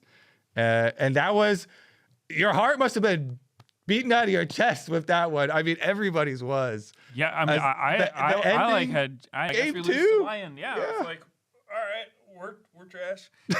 Not really, but I don't know if you heard the reasoning, but apparently C9, like even just watching them, it seemed like they were way lower than their normal form, and apparently they weren't able to really practice this week for like half of it because Vulcan had to fly home for a funeral. Yeah, so he flew in like the morning of LTA. So I think they were like kind of rusty going into the game for sure, which I think attributed for some of their misplays. But yeah, unfortunate, but sometimes that does happen. Yeah, I did hear. I think they were saying he had been awake since like 2 a.m. Pacific time, and they had lost a couple days of scrims. Yeah. So yeah, it's definitely rough circumstances. But the series itself turned out to be insanely exciting because of Lyon winning a game and then getting so close, and having it come down to base defenses is always like the most hype. This should have been anything. This crazy. Of course, Lyon fans, Lyon players, Lyon coaching staff. We kept seeing the camera in the coaching staff room are obviously devastated, but they got so close with the Elder Dragon, and then Saint has one of those moments where we've all been there. You're winning the game in solo queue or whatever, and you're like, yeah, let's go, and you go, woo, just sends it under the tower. And it's like, we have Elder, right? What's the worst that could happen? Well, the worst that could happen is you all die, and then Cloud9 run all the way back to the Nexus. That was really an insane throw. I think they had Elder. Did they also have? They had Elder, Baron? Soul, and not Baron, but and a nearly 8,000 gold lead, and they were in their base. That was. It seems so doomed, and it was just one of those Sylas moments. I guarantee anyone who's played Sylas has like, you press your E, you have the reactivate, you just throw it, and then as it's in air, you're like, oh, like I didn't actually want to throw that, and then it hits, and you just fly in. I swear I see that happen to Sylas's at least once a game. They're just always throwing it out anyway. Even if you can't just not reactivate your E after pressing it. Gotta use it. But I mean, it might have been okay after that, but like they kind of all followed up and just got like completely MF vaulted. It was rough. This game is like, I swear to God, you pause it at that point in the game when they're entering the base. How many times do you think like you win? 98 out of 100? You keep going. 99. It's like it looks so unlosable. It was crazy. Yeah. Like that was I was watching this game at home, and it got to that point. I was like, holy shit! Like Lyon just 2-0'd him. Like this is so over, right? There's no way. That's what they put Elder Dragon in the game for. The description of the idea of the objective, it's supposed to be the game-ending, you win buff. Yeah, I mean, it's people always talk about minus 20% health, but it's even more than that because there's also the burn as well. That like, so it's like, I don't know, you lose like a quarter of your health essentially for playing against Elder, right? Yeah, I honestly couldn't believe it. And then the follow-up fight where they had that fight in mid lane, I guess afterwards, where Thanatos like scoops the whole team with the Meganar into the MF ult, and they're like all trying to run out of it, and then he's just like, nope, and just like knocks them back all into it and stuns them against the wall, and they come back and win that. And like that was crazy. That has got to be so heartbreaking for Lyon, where it's like, that is like the only possible way they could have lost that game, right? Like it was just everything, like the wheels fall off completely right at the very end. Like you're at the finish line of your like marathon, and then you just completely trip and fall.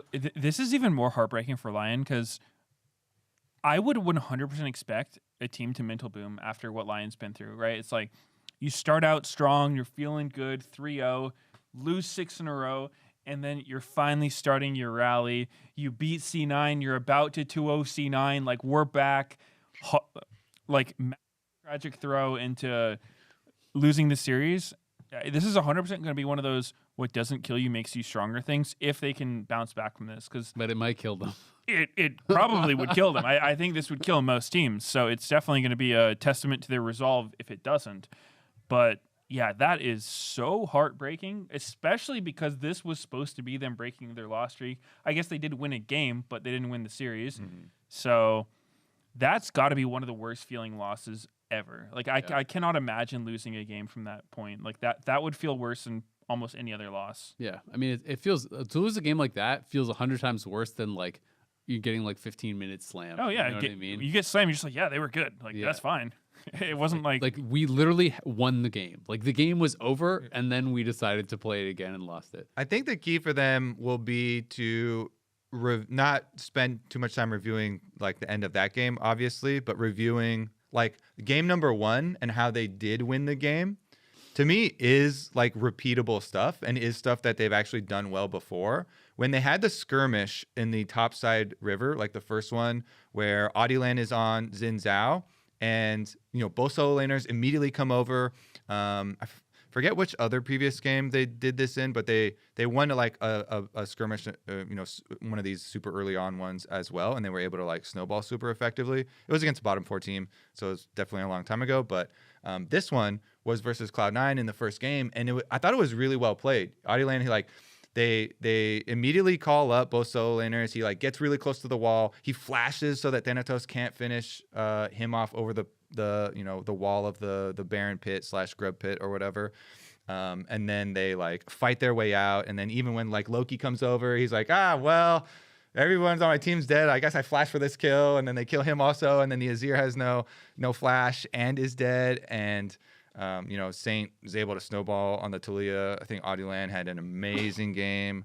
Licorice's Rumble also huge. And so like those types of things are things that they should focus on, because if they focus on like how close we got and like we didn't actually win the series, then yeah, you can fall into that trap, and then your practice is going to be bad because everyone's depressed and blah blah blah. And you're going to have other issues pull up, but I think they did like those positives are still there. Like they had really good like fighting between them and coming out with like 100 HP here, and then Audiland didn't hesitate to go back in, and he gets the triumph, fully stacked the Conqueror, and then healing off that, and even that game was 3 played on the edge pretty well. After they lost game 2, I was like convinced they were going to get absolutely just turbo blasted in game 3, right? Like just absolutely stomped. But yeah, even game 3 was close. Like they still had a gold lead at 30 minutes, right? So yeah, I didn't, to be honest, I never really thought they were in like a winning position for the game as far as like, I look at the comps and stuff. I was never really worried as far as like, is Cloud9 going to lose? Really? I was worried the whole time. In game 3? Yeah, they had Wei Sivir. Like, what are those champions? Like, they scale really well. You don't think so? I think Sivir is the trollest champion. I was so shocked they picked her, and even more shocked that they won with her. Like, I think Sivir is so outdated. She's like a 500 range 80 carry. Like, I don't know. When you get that late in the game, though, man, you just auto attack anything. You auto attack a minion and you out DPS their out. You're ricocheting the whole team. Like, I wonder if it had anything to do with the Neferi, because she was actually getting pretty good value where like she would hit something that would then bounce to Neferi's dogs and like bring her glaives into the entire team. So I will say, it wasn't a bad Sivir game. Like he was pretty useful, but I don't know. I'm not a believer in this champion whatsoever. When I look at their draft, it's like I feel like all 5 of their champions are monster scalers. Camille, Skarner, like Wei, Sivir, and Alistar. I mean, I would say they're scalers in the sense that like if they can get to late game without being at a disadvantage, they're good. But I just imagine when I see this comp, it would be like all their champs are kind of weak early and are probably going to get blasted in lane, and then if you're behind, you're never really going to catch up. Yeah. They don't necessarily outscale their opponent if their opponent's ahead, right? I just So- didn't feel like they ever really got behind. So I just mean, Yeah, like, they didn't. In the I think context of this game, it was pretty even. So like, I wasn't thinking that they were going to lose. Is Yeah. basically all I'm saying. Well, I mean, Thanatos' lane was pretty rough, honestly. Like the Wukong into the Camille. I thought that Wukong pick was so good from Licorice. Yeah, it didn't really get anything done outside of lane, but in lane, In lane he was it- up like 20 CS. He was getting plates. Yeah. It looked pretty hard for Thanatos to play. I think like that's kind of how most Camille lanes go. Like she's pretty terrible early, but when she gets Trinity, she comes online.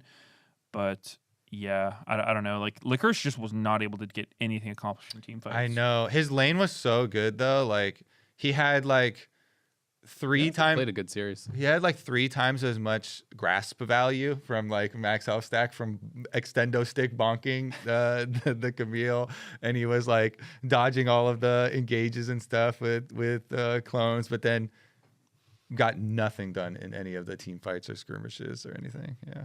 Yeah, I mean it's always interesting. Like obviously they had a lot of engage. Like they had the Neferi, they have the Wukong, they have the Nautilus. So it's like if you can get that perfect engage and just delete one of the carries, then the team fights are gonna look really good. But I always find it super scary when I'm playing against Hui late game to engage on like anyone but Hui, because it feels like you know, like if I'm looking at this comp, it's like, okay, well I want to kill the Sivir, but if I go in the Sivir and then you just all are stacked up and get AoE'd by Hui, like it's really nasty. But then also if you go in the Hui and you ignore the Sivir with like on 5 items is pretty terrifying too. So it felt like from that point of view, it's pretty spooky unless Loki and Sven are like super stacked and just get, you know, kind of like AoE one shot. Yeah, I mean it was the 25.8, the patch where they buffed more of his scaling AoE on the ult and the passive. His Rumble ult. Yeah, ever since then, I was like, oh man, this guy, you cannot group up. He definitely scales really well now. He's one of those champs though, to where, I mean, Hui was like a little bit popular for about a minute, but I don't know. I don't know if he's just super hard to play. I think that's probably part of it, but really hard to play. he's just one of those champions that could actually just do 0 in a team fight. Like you could just All whiff skill shots, yep. Yeah, like you could whiff, or people can flash all of his stuff. So I think he definitely requires a lot of skill to pull off, but also I think also when playing against him, there's a lot you can do. Like if you're just paying attention to him the entire time, and it's kind of like not the exact same as Brand, but remember when there was like stopwatch with Brand, it would be like if somebody just stopwatches as the ult's flying toward him, It kills you nullify all of his effectiveness. Can be similar with Wei, like you flash his ult and it doesn't connect with anyone, then all of a sudden it's just completely gone. I mean, there's some play arounds obviously with CC and whatnot, but No, for sure. No, I think what you're saying is absolutely true. The one caveat I will give is I think if you're playing against like long range teams and lots of like range champs and stuff, I feel like Hui's more like that. When you play against really melee heavy teams, you just like QE, like you just throw out the Rumble ult and then like you EE and then you throw your ult and it like hits anyone. You know what I mean? It's like those abilities are basically unmissable. You know, on like just like a stack of melee champs. But if you are playing against like longer range champs and you're having to like QQ and, you know, and do all these sort of things, or you're like QWing and trying to hit the little orbital laser and like all these types of things, then like that I think is a lot harder. Like I don't think he's Vel'Koz / Xerath tier where it's like that hard to hit all the stuff. Like, yeah. But he is definitely less consistent than like, you know, Azir or whatever, who just has to like put your soldier there and auto attack people. So I definitely see what you mean, but I do think this champion could be super strong when people are really comfortable at it, and especially with how they use the CC like abilities. It's like when people are actually using the root versus using the fear and stuff, I think is actually like really, really important. And when I watch some of the really good Hui players playing and they're just like fearing people out of dashes as they're trying to engage on them and stuff, it like all of a sudden this champion that looks like it should be really easy to gank, where it's like, oh, it's pretty low mobility and whatever, and they're just like fearing all the dashes as you're trying to gank them and stuff. It becomes I think a lot more difficult to actually punish. Yeah, definitely. Loki had a good game on it though. That was cool to see. I like this champ, but I don't know. I think it's a combination of being really hard to play and then also having like, you know, more counterplay than some into it. It just makes it like you said, not the most consistent. And he's not super popular, so I feel like the deeper that you get into Fearless, maybe the more likely we are to see more. Did you guys instances of- know that Wei and Jin have a quest against each other? No. I don't think we got it in this. What is I don't even know if our quests even enabled in pro play. I don't think so, right? Yeah, they are. They are? I remember because we did the Kazakhs Rengar one. It was a while ago, so they may have changed the rules, but I'm pretty sure they have remained enabled. Okay. Yeah, I don't remember exactly the details. It was something kind of minor. But the conditions for winning the quest were like really crazy. I think it was like Wei has to kill Jin with the final tick of his ult or something like that. And then you get like a really small bonus for it. So it was a weird quest. It's called Golden Ratio. The quest is activated when both champions are on opposing teams and reach level 12. The goal is for each champion to kill the other using their ultimate ability. If Jin kills Hui, Jin gets 4.444 lethality. If Hui kills Jin, Hui gets 3.33% magic penetration. Isn't that such a small bonus though for killing with your ultimate? I feel like you should get some crazy bonus. It's like, how is Wei ever getting the last hit on Jin with his ult? That's so hard to do. Yeah, I guess so, but I guess it's your philosophy. Do you want a lot of power in this like weird side quest? Yeah, that's only it's rare. It should be sick. Yeah, it should just be big. It should be okay. Look at 44 lethality. Okay, Kazakhs versus Rengar getting your 4th evolution is crazy. Yeah, it is. I feel like Rengar gets the short end of the stick on that quest, by the way, because the Kazakhs end is way better. Some of them are actually pretty favored to one side or the other. The Shen versus Zed one actually feels like reasonably impactful. Shen's reward, you get 30% more on your passive shield if you win the quest, and basically like you just have to kill the Zed at some point. For him to win, he has to kill 2 enemy champions near you without dying to you. So like you can kind of like just choose, like you're just not gonna ult in on like a losing fight or whatever, right? And he can't really win the quest. But if you ever find an opportunity to kill him, then it's actually pretty impactful. I think my favorite one is the Thresh versus Lucian Senna one, because if Thresh wins, it's like, say Lucian and Senna are on the same team, Thresh can get the like credit for both of them, and then you can actually play 80 Thresh if you get it. You get like crazy range and crit, like because you basically get some of Senna's passive. Yeah. Oh, that's interesting. Yeah, it's super cool. Obviously, it's like you can't play around that. It's like, yeah, I'm going 80 Thresh, and I hope to God I'm winning this quest. You just gotta believe in yourself. Yeah, but I think those are super fun. I like when they're strong. I feel like it's rare enough. You know, it's never gonna be meta defining. Like it's cool.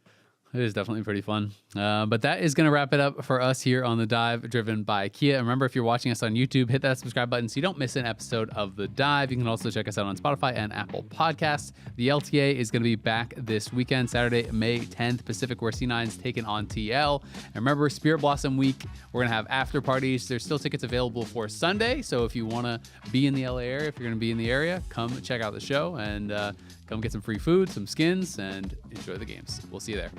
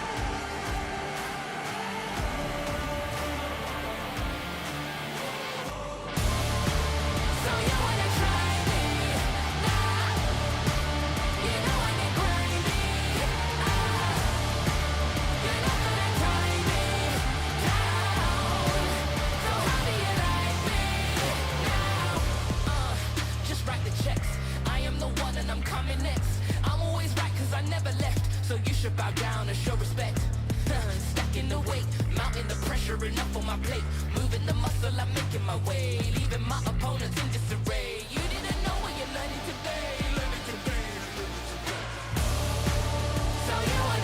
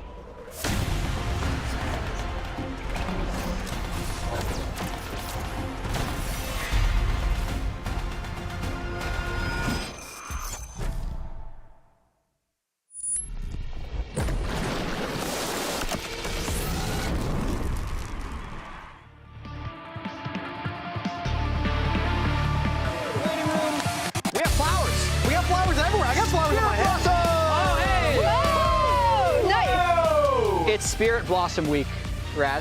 Wait, throw one at me and I'll try to hit it. Oh, with okay. the- We're doing batting practice? All right. Knuckleball. This Oh, is solid. God. That was a curve. All right, you ready? You ready? Here we go. Ah, okay. I missed it. My hand faster. It's got a weapon. So that's fun. How has solo queue been for you, Yeah, Raz? it's like moving. It's been beautiful. I've been. Has it actually? I've the new actually loved season?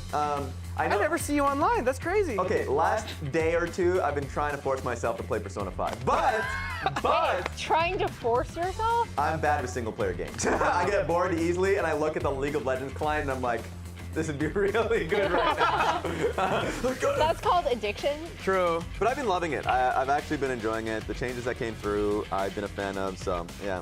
Okay, I've been playing a lot of solo queue, and I gotta tell you, I love the new grub timer. Because as a support, I've been only grinding Pantheon support, and the fact I can hit level 6 by leeching XP off of mid, going to grubs at 8 minutes, and then ult back bot lane. Feels amazing. That's my favorite thing. I've just been abusing that. So Okay. everybody at home, if you're a support player, try out wrong camera. If you're playing Pantheon support, try that strat out. It's Yeah, great. that was what I was looking for. Okay. Your answer, bad. What? Kangus's answer, Raz was much about more playing on Persona. topic. I Mine is like, authentic. I like the way Autocone feels after you get it. Sure. Both as a fight, but then also just in fights when you get the explosion slow. I'm just Yeah. like, this Yeah. feels really good. Yeah, a little And slow. also feels really bad if you're not. The team has It's so Autocone. new that when it happens to me, I'm still surprised. I'm like, Yeah. why am I slow? Oh, right. Yeah, forgot about that. Yeah, that's all going to be on the Rift this weekend as well. And before we get deeper into the pre-show, let's take a look at everything that's happening in game.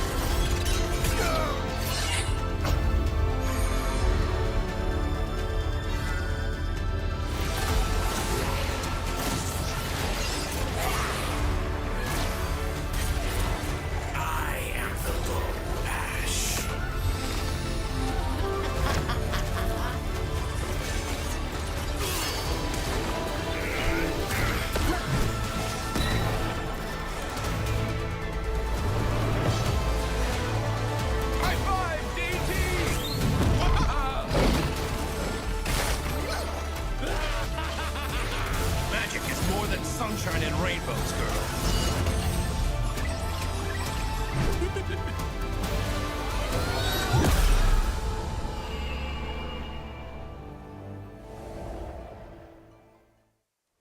Welcome back. Is it bad that I just want to play Brawl after watching that Yeah. trailer and it's not Yeah. out until next patch? Oh God, yes. I just want a game mode that is very quick. Because every Yes. time I've been advertised a quick game mode, ARAM, It becomes No, over 30 minutes. ARAMs are Swift no play, longer swift play. quick. Every game, Arena 30 didn't do it minutes. for you? Exactly. Sudden 32 minutes. Give me a quick Yeah. one, guys. Yeah, well, we'll see. ARAMs take a while because you have to let minions get the last hit on the Nexus.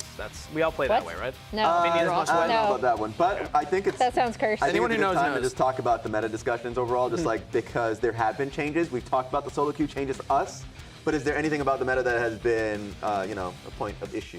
I'm looking at you, Emily. I'm not an issue. You're just looking at me because you're like, Emily misses lane swaps. Yeah, you do. Now they're happening later. Yep. Which is the big thing, I think, is they're happening later. There are some jungle adjustments that junglers can do that I'm going to be going over later in Okay. Telestrator, kind of using Umti as an example. Although, to be fair, you could make the argument that him and Contracts were already doing some of these things. But I do think it does have the capability of opening up early jungle pathing a little bit more, just because you're not beholden to that early swap into the earlier grub timer. And also, it's something that I want to keep my eyes. I don't watch as much like LCK or LPL, but I want to see, do we see more early game junglers, but also junglers that can just hit level 6 for that grub fight? Because before, a big part of that grub fight was like, you're usually gonna be level 5, you get level 6 on the grubs. But now if you're guaranteed to level 6 as a jungler, like, maybe, like, is Karthus back in? Like, I don't know, we have these really strong ultimate ability junglers that maybe could sneak back in. That's the thing. I think it'll open up the jungle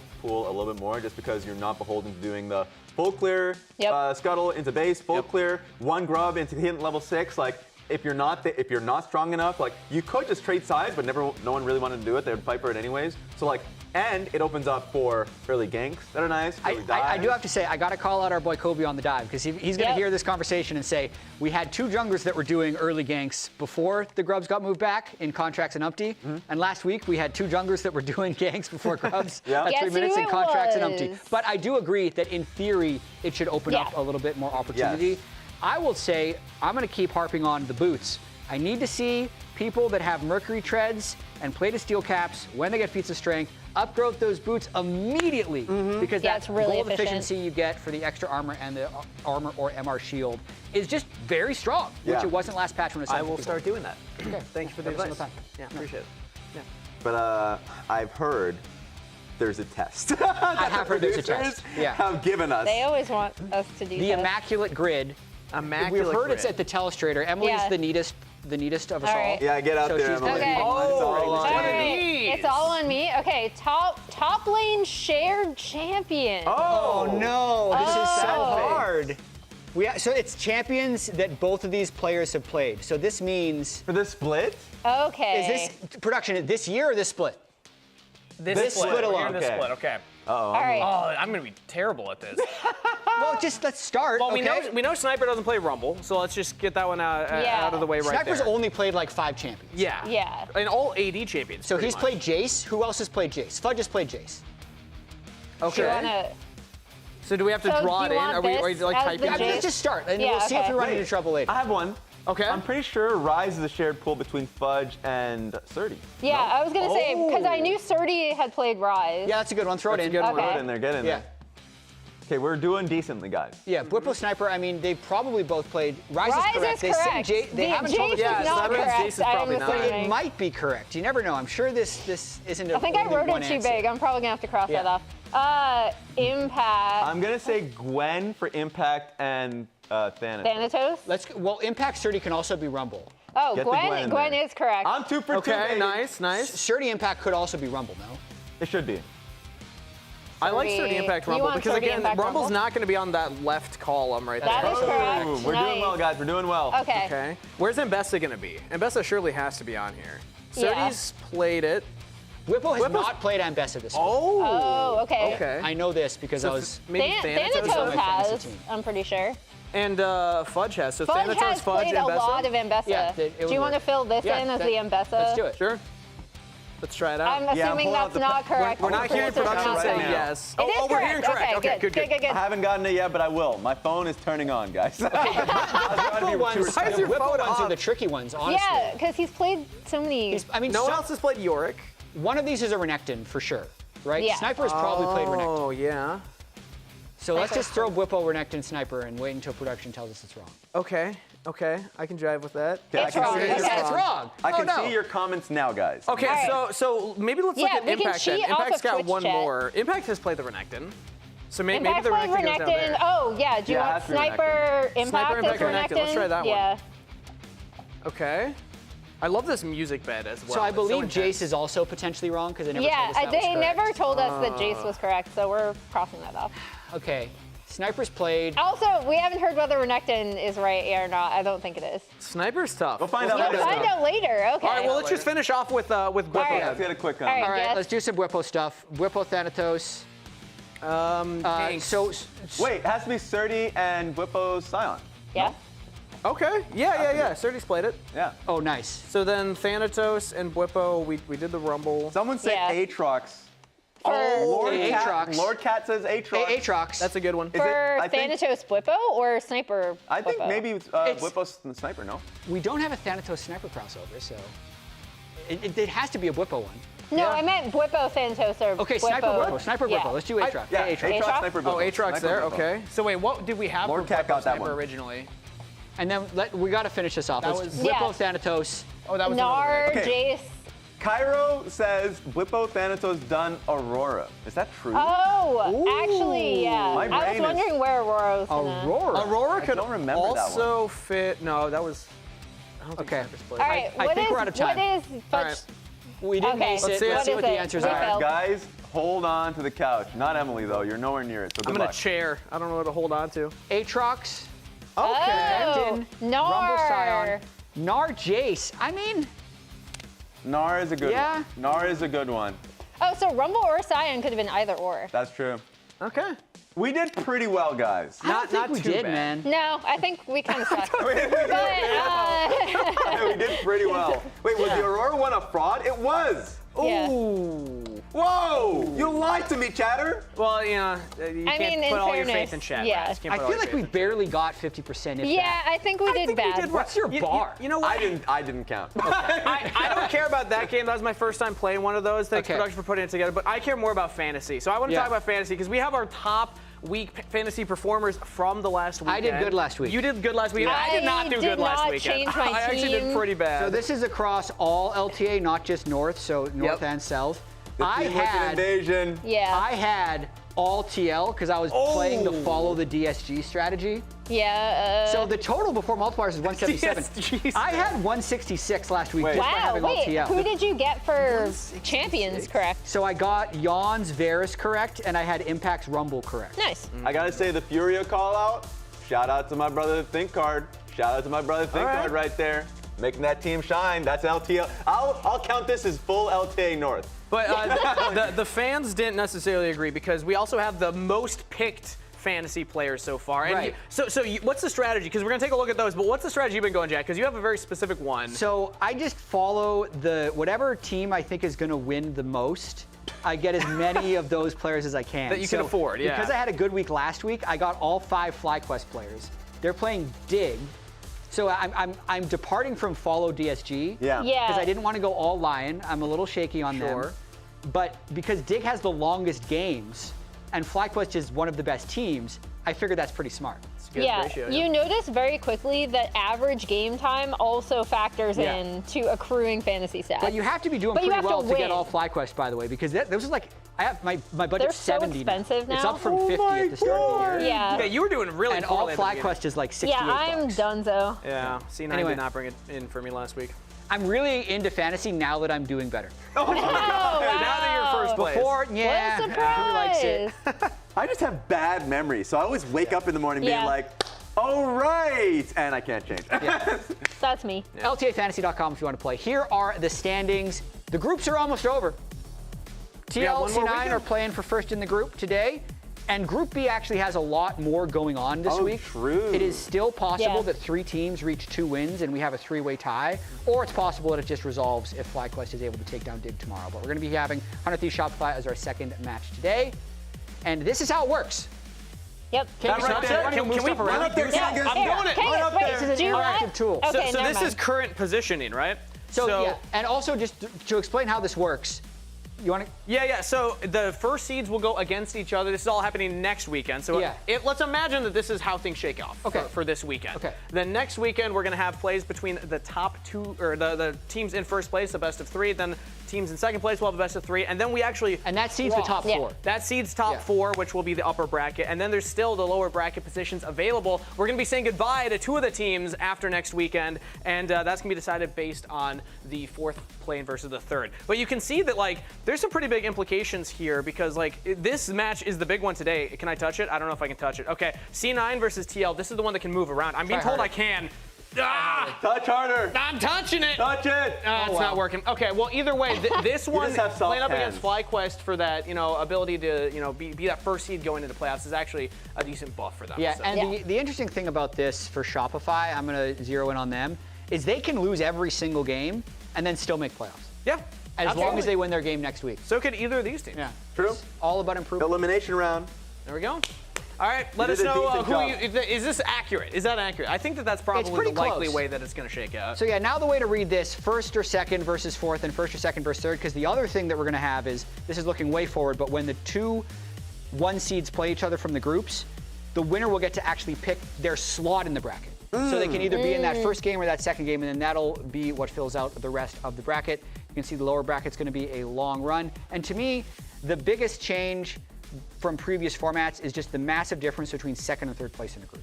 Yes. You're losing 1 life, basically, Yeah. by being 3rd versus 2nd, and if you're 2nd, you end up having that additional life. At least our expectation coming into this were pretty fair. We said that Group B was going to be the more competitive one. Yeah. And it definitely panned out that Yeah. way. Group A is there's a pretty clear delineation between top 2 and the bottom 2. I hope that shakes up a little bit, but it's pretty fun to see how close the teams are, at least the bottom 3 teams in Group B. I mean, we almost had an upset, but True, now TL and C9 get to play each other, right? Yeah. And the winner is going to go on to top that group. So let's take a look at today's schedule, because I believe they are up first against each other. So that does have a lot of implications, right? Because whoever wins this automatically has the head-to-head and ends up topping the group. They'll be top of the group because they'll be 3-0 as well. This Shopify is the team that I have my eyes on, man, because I think they have been so close to winning so many series, yet have won none of them. And I just feel like this has been the case for so many of these games, because we, in the positioning phase, right, we had the top 4, bottom 4 discussion. Yes. Yeah. And it was 15 wins to 1 win or something insane.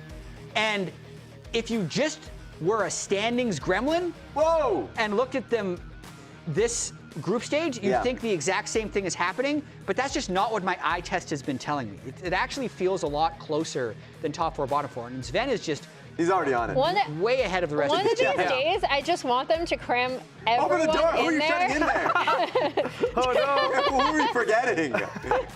Oh my God! All right, late start for what? C9 today, man. They're a little sluggish. A little slow. out of the car. A little slow. Just a little slow.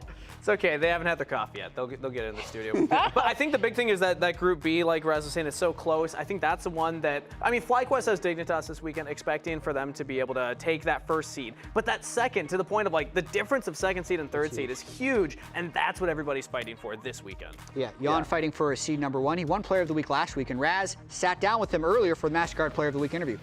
Check it out. Is he better? You'll see.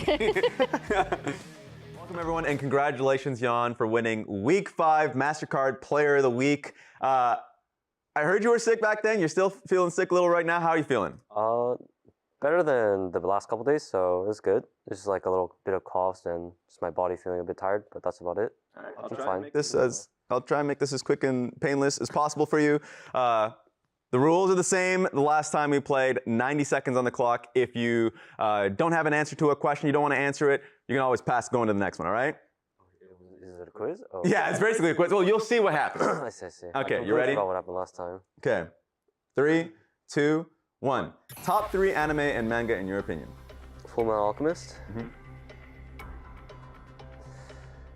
I really like The King's Avatar, so second for me. Okay. And the third one would be... I really like Naruto as well. Good call, good call. Who do you want to shout out from the old TLA roster? I would do Bum Jenkins right now.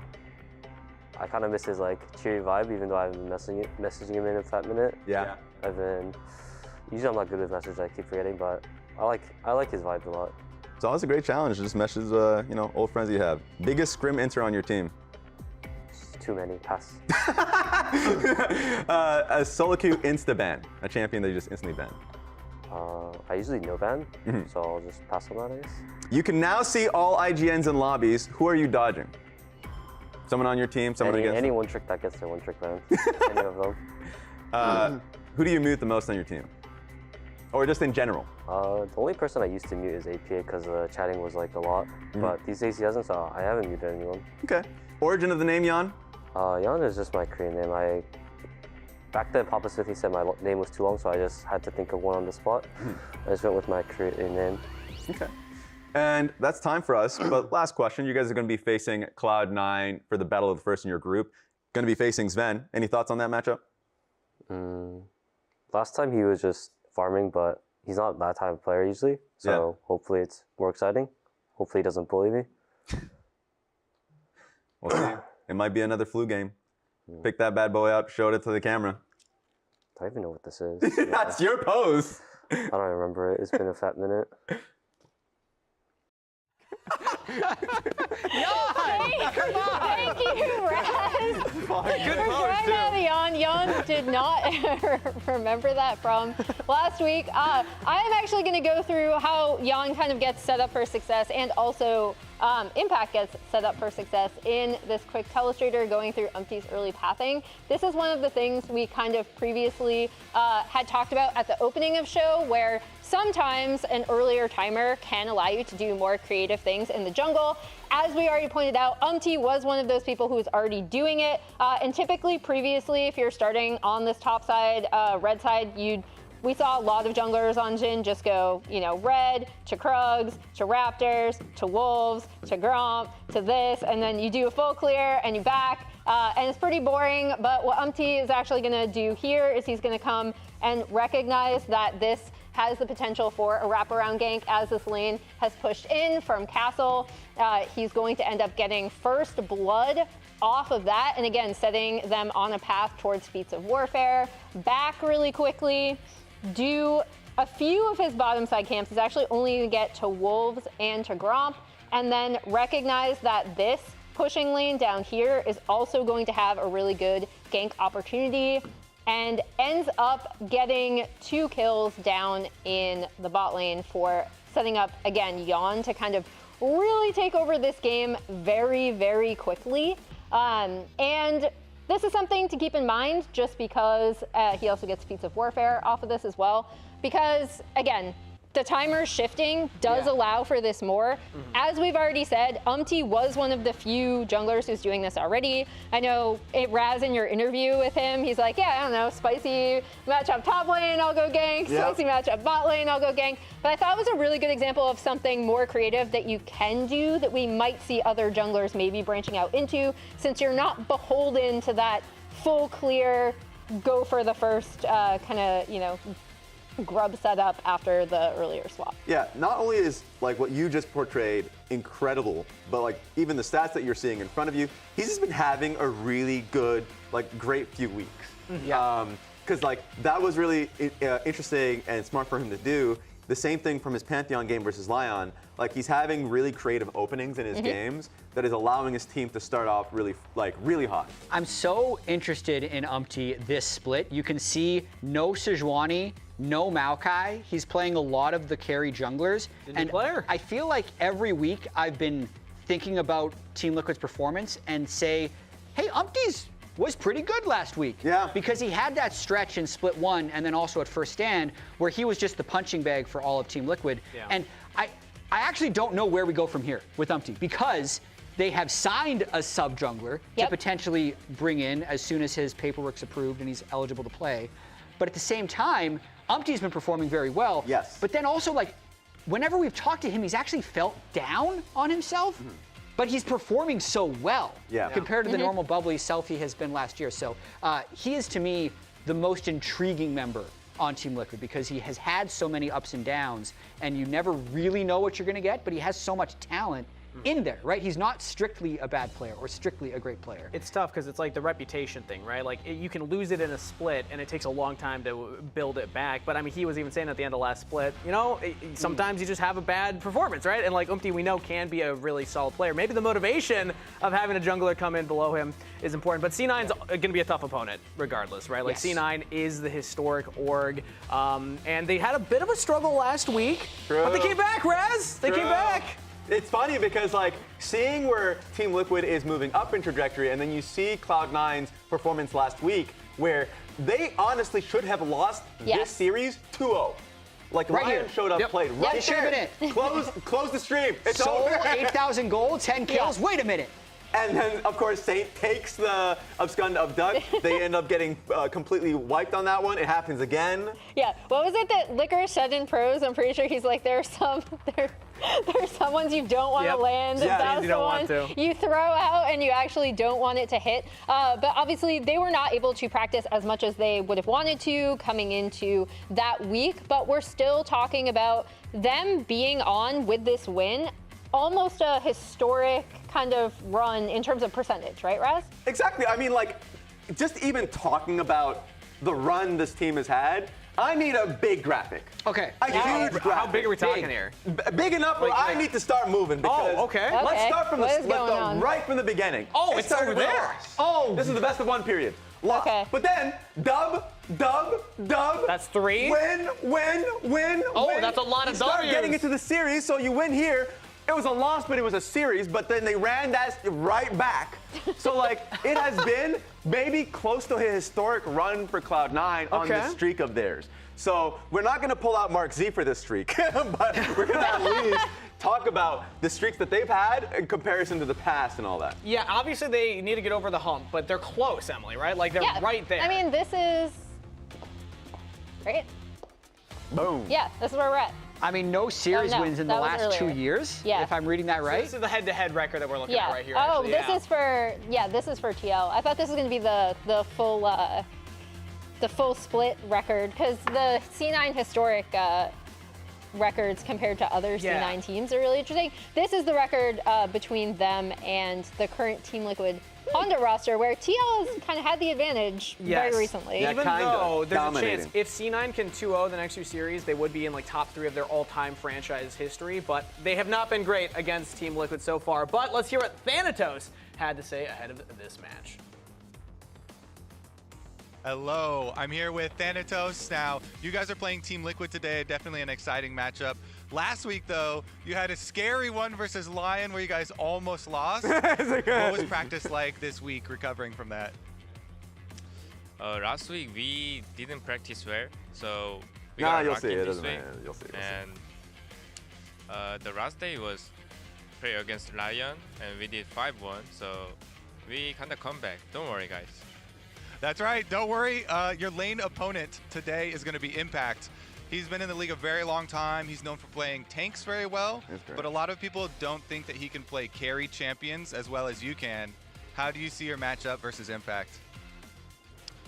Now League of Legends is very changed, so there's no swap situation anymore. The early game is good for me, bad for Impact. So I'm gonna kill him. Yeah.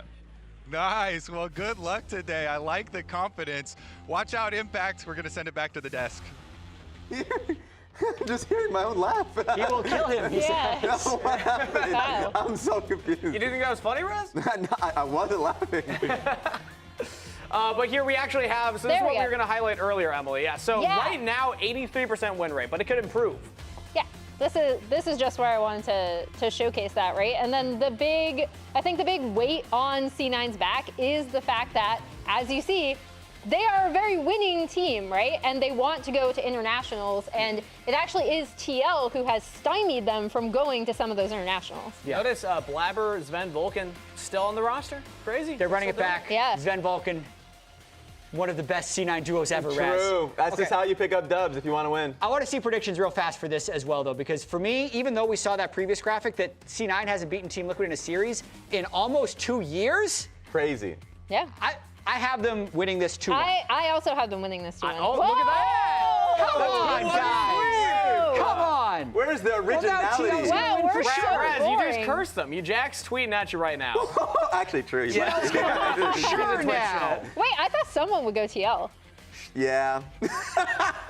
That's crazy, by the way. All of us think it's going to be a close series. For me, I was going to just speak to Thanatos probably beating Impact in lane. If Impact stands up to Thanatos or does one of his cheeky like defensive solo kills, which he used to be really good at a couple years ago, that's what could turn it in TL's favor. And Jan, although clearly still under the weather, played amazingly last week. So I do think it's a very close series. I can't believe all 4 of us predicted C9. Yeah, I think the edge for me was just how lanes usually go for Cloud9. I think they're just such strong laners, and I think especially when it comes to objective fights, they have been so clean. The only aberration was last week, so maybe that should be a pretty big thing that I should be thinking about. Recency bias means something, but I just think that the strongest team in the league, and they just had one bad week. Hey, every streak's got to end.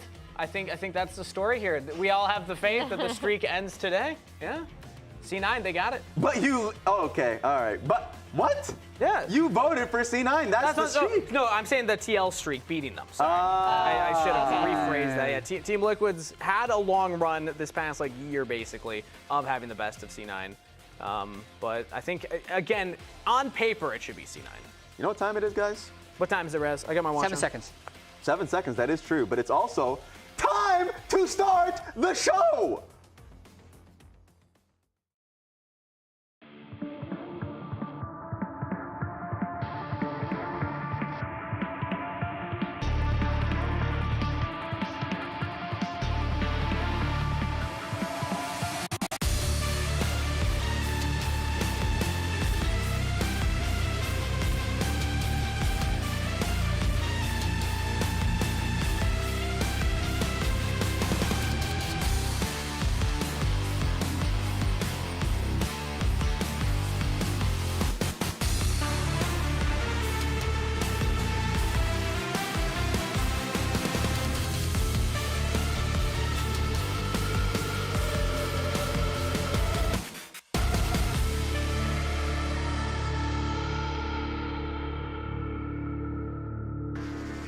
Welcome back to the LTA. It's the final day of our Split 2 group stage round robin here at the Riot Games Arena. While some teams are comfortable with their positions within their groups, many others are still scrambling to lock a top 2 spot and avoid playing in our first elimination matches next week.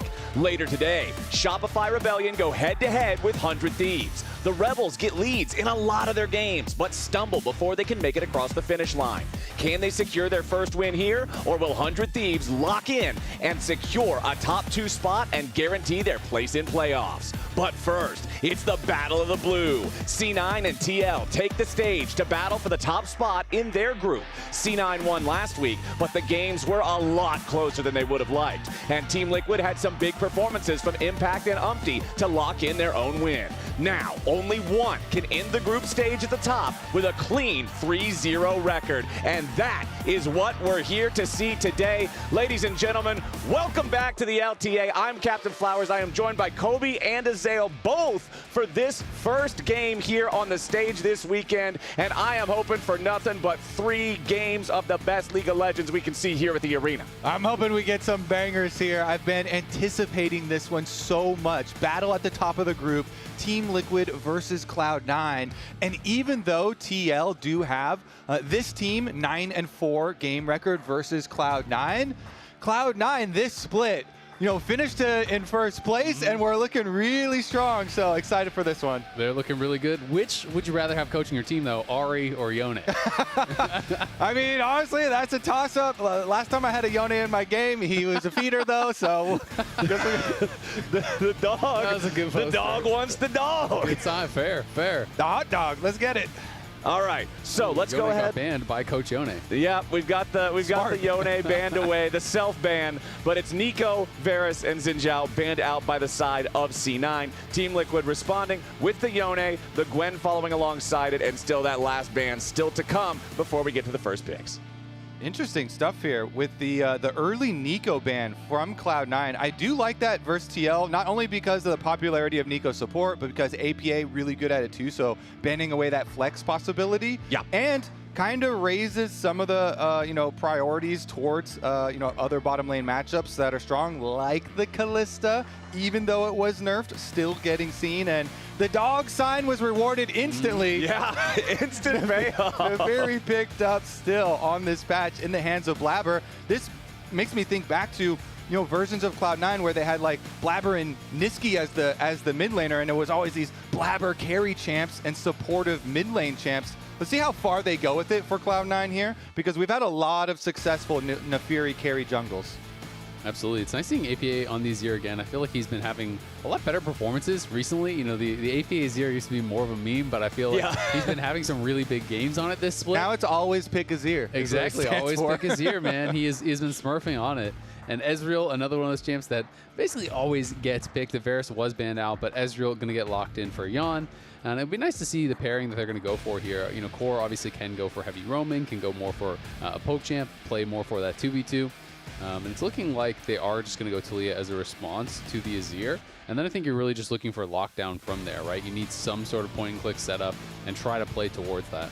Yep, the only thing about Talia, she often loves working with junglers that do have what you're talking about with the setup for the seismic shove. Nafiri with no meaningful CC is not going to be that, so it's got to come from somewhere else. Not going to be the thing they focus on right now, though, as C9 recognizing, hey, we banned the Varus, they took the Ezreal, they want to lock in their AD carry before the pool gets pinched further. Yeah, interesting here with the Misfortune. You can already see what they're thinking. Like mid game, you move Misfortune into the mid lane. You have Talia plus Thanatos usually will play some strong split pushing carry type of top lane champion. So Misfortune does cover that.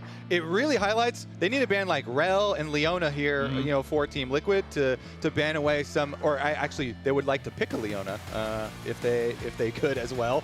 But those pairings that work really well with the Misfortune. It's also important to remember that this Pantheon is a flex pick for Team Liquid. Core JJ plays a lot of this on support now, in solo queue. I want to bet that it's Umpty. Okay, that's totally fair. We're not but I betting do shit in have our to head, make that's sure for that we sure. always have that asterisk and we always have that information. Core plays this pick a lot more than a lot of other supports in the league. And I do like it as a pick because it's also a bit of a denial. Obviously, it would be one of those pairings that works well, with the Talia as a potential setup if they wanted to play it, for Vulcan. Though I don't really expect that. I wouldn't be surprised to see something like, even Poppy getting banned away. I do think Poppy support can be quite strong in these kind of situations. There's already a lot of dash champs there. Does pair well with the Talia. It's something that Vulcan can play. Besides that, you're looking at Rel, you're looking at Leona, you're looking at denial picks like that. But Nautilus really can be in the mix too. So it really just depends on what they're most concerned about. But I'm a little bit surprised by the Ambessa ban, honestly. Mostly, this is what I was really curious about is top lane, because I talked to Thanatos right before this match, and he's like, yeah, there's no lane swaps now. This is good for me and bad for Impact. And they feel like, yeah, all we have to do is ban out the Scion, and Thanatos is going to have a good, carry option into Impact.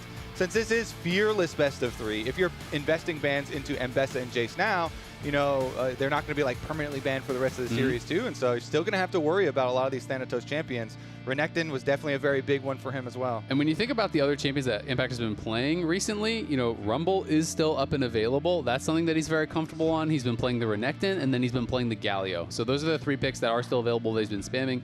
He really has kind of condensed his champion pool back to some of these older picks that he was so confident on. Obviously, there are quite a lot of top lane bans, but I do still think he could look towards Rumble as a strong option. All right, Jan's just having fun with a couple of the hovers, and it looks like you're going to be right, Isaac. The Rumble locked in for TL. And I mean, the thing is, it just makes so much sense. It's his best carry pick, in my opinion. It's still open in phase 2, which is pretty rare. And the big kind of answer to it is something that isn't really Thanatos' style, which is Galio, right? That's what most people do pick towards it. We also saw Bwipo bring out the Yorick counter pick, which I think, is quite strong. I don't know if Thanatos has really prepared that or not. And that was against Fudge. Fudge did end up still getting the better of him in that matchup, but we saw the strength of it.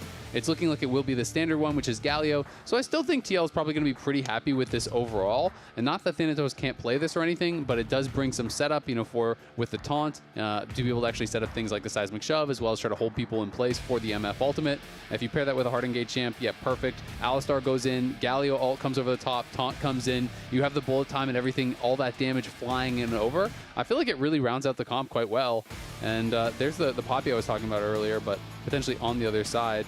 It'll be interesting to see if Core wants to go for something a little bit more aggressive like Poppy, or if he is going to play one of those pairings like Karma. Yeah, I think it was actually a nice couple of last picks there to round out this Cloud9 team, because also the split push plan we were talking about, when mid game you rotate Misfortune into mid lane. Now not only do you have the Talia, you also have Galio ultimate, so tons of cross-map play on the Cloud9 side. Of course, Umpty does have that Pantheon. Yep. We didn't actually bet anything on it. Yeah, but you won the bet. The bet for nothing. That's all you. Congratulations. He does have, some mobility to answer as well, with the Pantheon ult, of course. And he had a really good Pantheon jungle game earlier in the split. So, I mean, already I feel like the draft is nice and shaping up for some a pretty hyped series. Yeah, I mean, both drafts I think are really strong. Both teams, got a lot of comfort here in game 1. If there is a game you're expecting to be able to kind of get your champs in Fearless, it's going to be game 1. Right. But I think it's going to be really exciting. And while we do see Cloud9 having a lot of ways to attack side lanes, they don't really have a champion that just wants to sit in side lane and take towers though, right? Because you have Talia, Galio as your solo laners. They don't really have someone who wants to be that kind of split push style situation. Whereas TL I do think does, because they have the Azir, which is a great side laner. APA loves playing through side. So him plus that Pantheon could potentially cause some problems for C9, who's really going to want to spend more time grouped up. Yeah, and I'm really interested to see how the junglers will affect the game early. We know that Nefiri has been an absolute terror, multiple nerfs in a row to try to rein the dog in after she became so powerful. And Pantheon can just take over a game if he gets ahead as well. So focusing early on, getting these junglers ahead, I think it's going to be huge for both squads. I mean, last time I remember Umpty playing the Pantheon, he went Conquer and he took Biscuits and he basically just invaded and fought to the death with Biscuits and got really aggressive.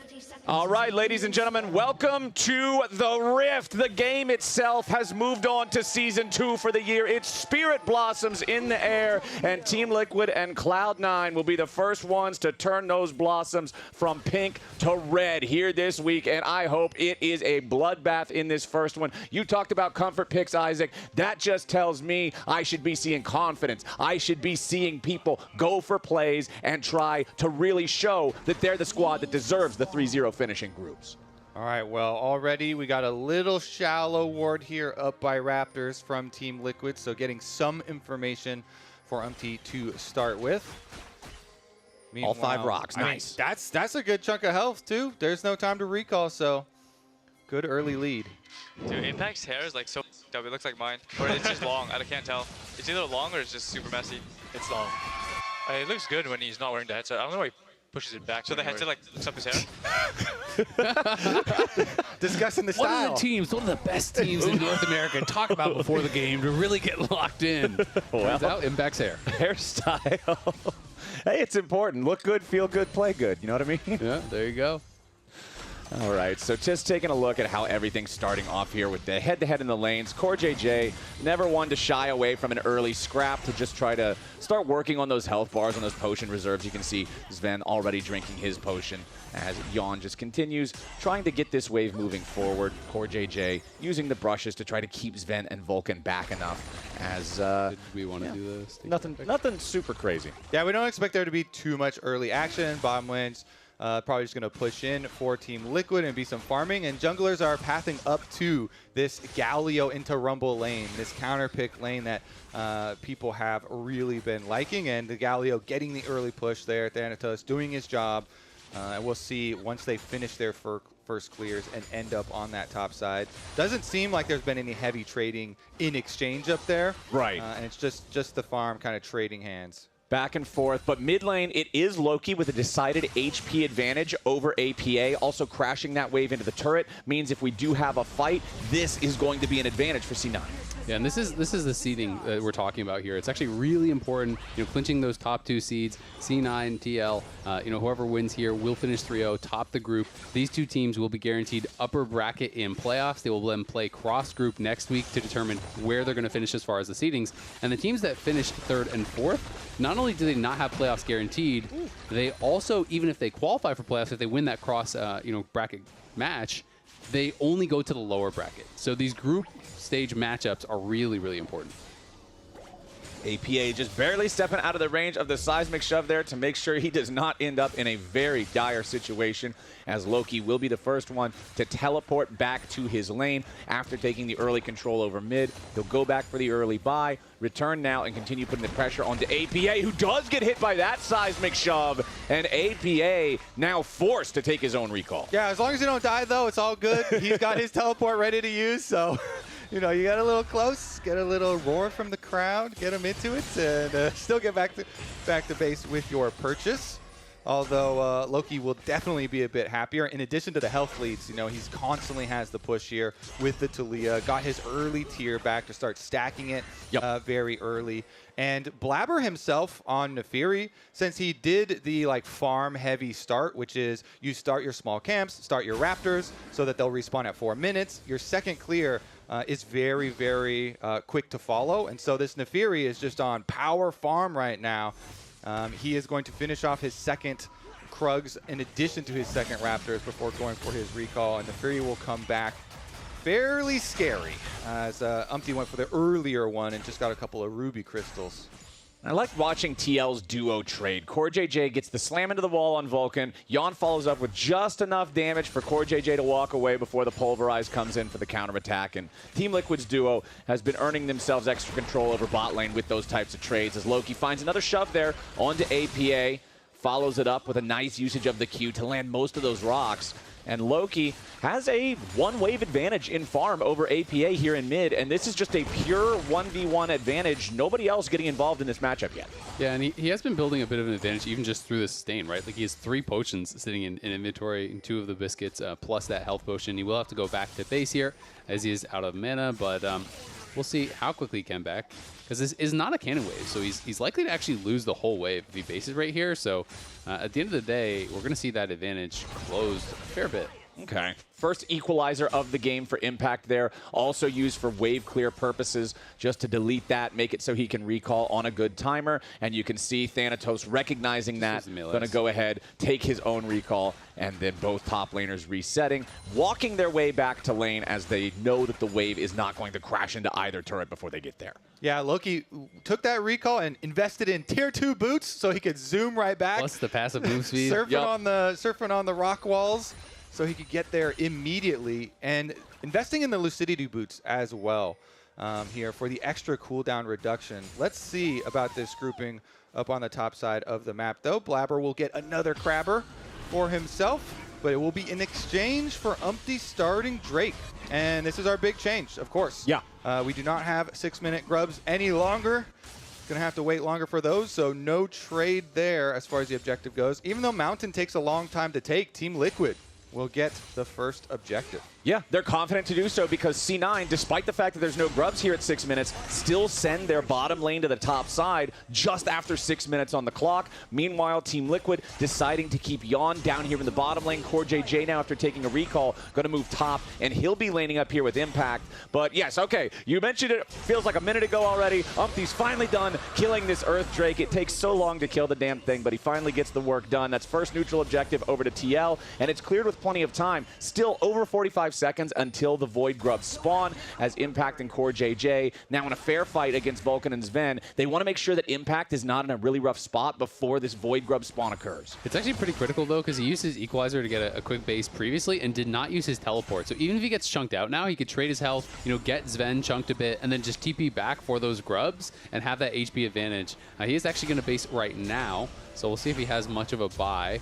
A little preemptive, but he is just going to get boots, and looks like he's going to be heading bot, and they're going to now match the swap. Yon will be the one heading out towards top lane, and that is how they're going to decide to play it. And since Thanatos has not used his TP, Impact cannot TP down to bot lane. He's just got to run all the way down, otherwise they would have to be able to forfeit grubs.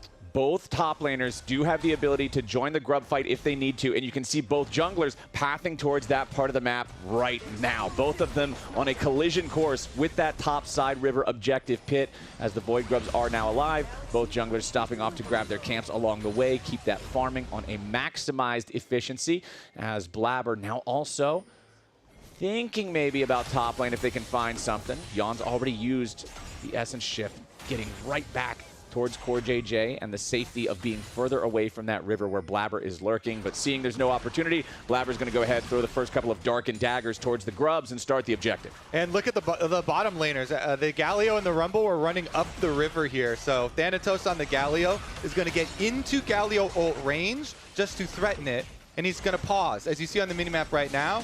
Unless they actually need him there, he's going to fully come up, make sure that they can get all of them, and then try and get back to the bottom lane. C9 with all 3 grubs secured. Team Liquid hanging around the area trying to see if there's any kind of an angle, but they can assess the situation until the sun goes down. It doesn't matter. C9 already got what they came for. And you can tell Impact made the call pretty early on. He was like, I'm not going to keep following this Galio. I'll push bottom lane. Careful for the ultimate. Don't get too close. We have actually had, I normally comment that, the early game's been pretty quiet, but we haven't even seen anybody go for any kills yet. Sometimes you get a quiet early game because there's an attempt at a gank and it's avoided. Maybe you get a flash or something. There's been nothing, nowhere from anyone in these first 9.5 minutes. Did. I don't know. You just play in the lane, man. You just play in the lane. Someone who has been going for a lot of kills these last couple weeks, though, is Impact. In weeks 4 and 5 of Split 2, he has been really looking a lot stronger here. 16, 4, and 38 is kind of crazy. He's really been involved in a lot of the plays, and clearly in this game, staying bot, trying to play for his own lead, and we'll see if he can actually convert that on this Rumble that he has been so successful throughout his career on. Well, maybe he'll be the first to strike. Maybe.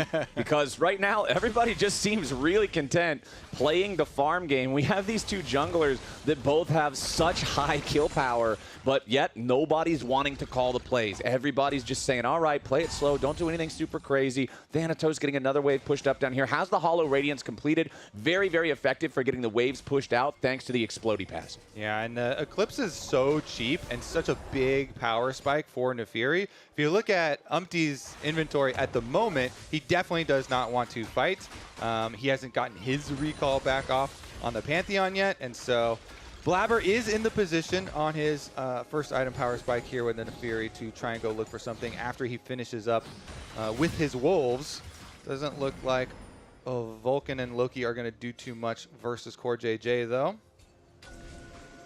Right, Core still with control over this bottom side river. Next Drake spawns in 1 minute, pretty heavily desynced still from the objectives on the other side of the map. Again, the change of the Spirit Blossom Season 2 stuff here on the Rift makes it so generally there's only going to be one of those objectives up around the same time for teams to fight for, less handshaking of the objectives. For JJ, though, going to be in some trouble. The Weaver's Wall has already come out, Steadfast Presence, and a flash over both walls gets Core JJ away. Yeah, nicely done there by Core, just getting out to safety, but it is going to be the flash down. It was the ultimate from Blabber and Loki being used, though, so maybe an opportunity here for TL to try to force their issue at this next Dragon. Sundered Sky is now done for Umpty as well, so he took that time. He's been farming. He has his one item completion. And I think TL are going to be ready to go. Yeah, they are. They're going in on Sven, who already tried to flash away. But with the Grand Starfall and the Equalizer together, surely they have enough damage. No, Vulcan there to save the day in time as Loki and Blabber have arrived. And Umpty and Impact have to find their exit. Umpty now in danger with a flashback out. A seismic shove into a first blood for Cloud9. The team punish. Avengers arrive for Cloud9. They get first blood. They are going to lose a little bit as far as the mid lane push with Yon being able to get this cannon wave towards the tower.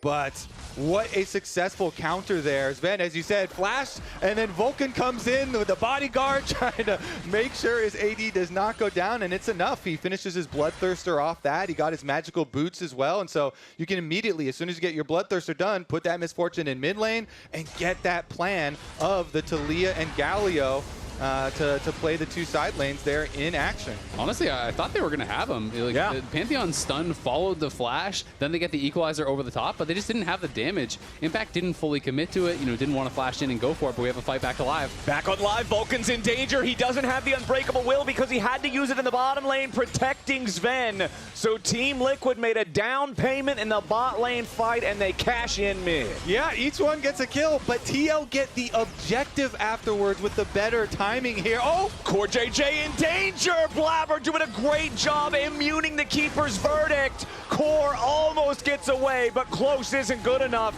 And now the objective that it looked like Team Liquid might have secured ends up going into the hands of Blabber and Cloud9. All right, he's able to punish the Poppy this time around. Nice W there from Blabber.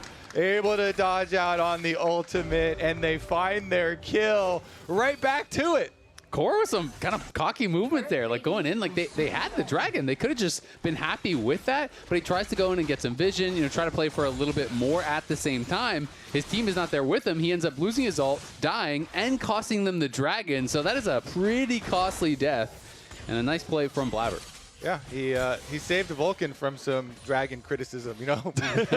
First support goes down, you're like, all right, we got dragon. Oh, never mind, our support goes down too.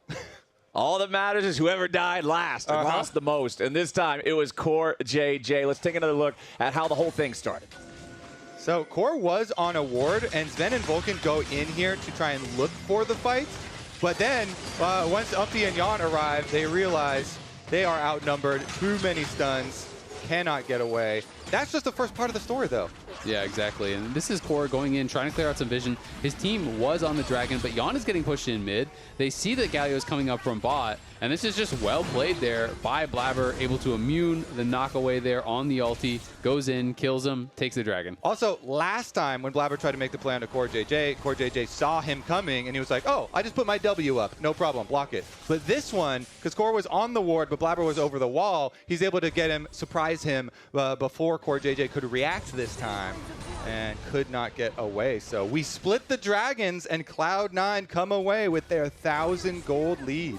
All right, we have the next objective spawning right now. 15 minutes in, Herald is on the map, and as soon as Shelly rears her head, Blabber is already up here in the topside river, but Team Liquid's doing the same. Umpty's been hanging out in the pixel brush up here. If Loki steps too far forward, there could be an angle for APA to try to go for a shuffle into Umpty. Maybe if you pick Loki, you get a free Herald. It's not going to happen because Loki making sure that he's staying safe, just maintaining position up here in this top side. Now the Weaver's wall rides out. Umpty could be the target, but he's already too far away. C9, you could see what they wanted to go for there, but just didn't have everybody in the right spot. There was a tiny crack between the wall and the other wall, and he was able to slip through it. For now, let's see about the re-engage, though, because Jan's on the bottom side. Yeah, Jan wants to try to poke these guys a little bit with the Mystic shot. Sven now ready to join back up with Loki. CoreJJ channeling the Keeper's Verdict, but it's a big miss. Now Vulcan with the counterattack here, going after Umpty. Bullet time over the top means that TL can't immediately re-engage, but now Vulcan is isolated. Unbreakable Will keeping him alive as Blabber has already secured the Rift Herald for the side of C9. Vulcan still only at 100 HP, and Jan takes him down. Umpty's made his way into the fight, but now a grand entrance should seal his fate. Beautifully done as Cloud9 claims the feat of warfare. APA wants to flash in to secure the kill on Sven, and he finds it, but now it's Blabber and Thanatos looking to kill the Emperor of Shurima, and they've got their man. Jan, Impact, and Core all trying to get away. There are black and white screens on both sides, and C9 takes the Herald. These fights are an absolute brawl at the top of the group here. Team Liquid versus Cloud9.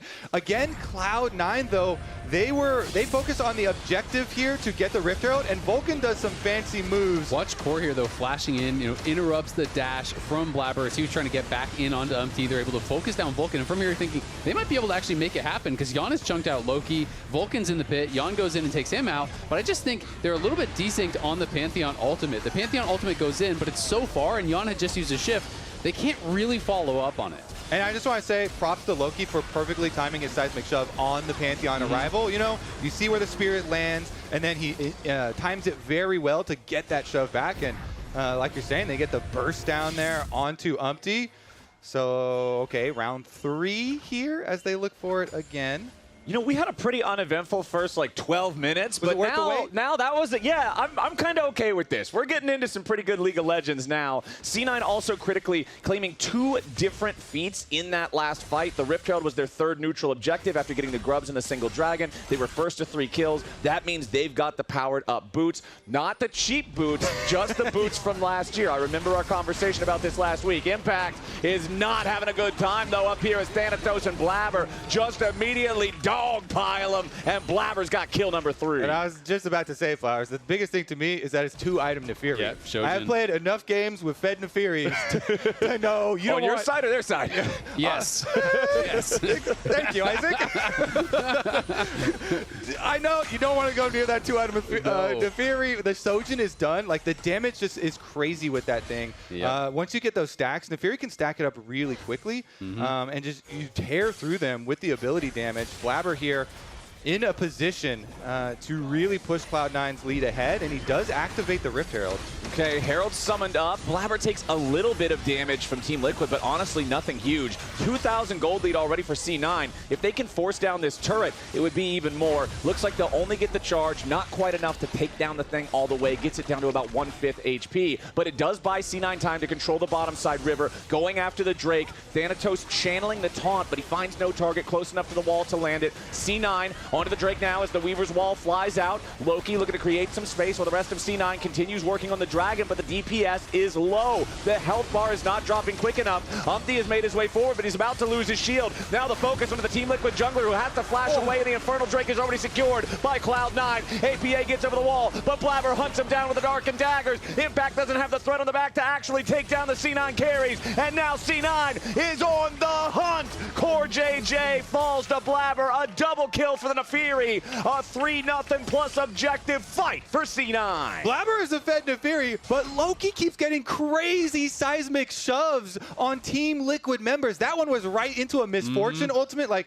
The timing between Loki and Sven there with the seismic shove into the Misfortune ult was just clean. Yeah, I mean, hit the 2-man seismic shove, and critically, TL tried to take that fight with no equalizer on impact. He used the equalizer top lane when he died, so he didn't have it for this entire fight. And then Vulcan finds a really good Q knockup and knocks Empty to the team. He has to flash out. There's the two-man seismic shove that Kobe was talking about. And imagine if Impact had equalizer in this situation where there's all these low health bars here. Like, that's a double kill for sure with equalizer up. But instead, they try to fight it without it. Cloud9 outplay. Blabber is super fed. Loki's making good plays. And C9 starting to run away with it. Seems like they're bouncing back from last week very quickly here on stage. I mean, Furia is just so good at picking up these straggler kills too. You know, he gets the first kill, he got the reset on the ultimate, go chase down the other one. And now, with this large gold lead and the dragon lead, they can look at Yon. Okay, Yon's the target for Blabber with Sven's follow-up damage. There's no way for the Ezreal to get away from that one. Blabber is 8 out of 9 kill participation, completely taking over the game on this Nefiri. He ulted, and he's immediately spamming the E to jump where Yon is going to jump. He's like, I know where you're going, and you're going back to the fountain, buddy. Yeah, it's getting tough. Objective bounties spawning now at this point, and you look at the top lane tier 1 as well as an easy pick.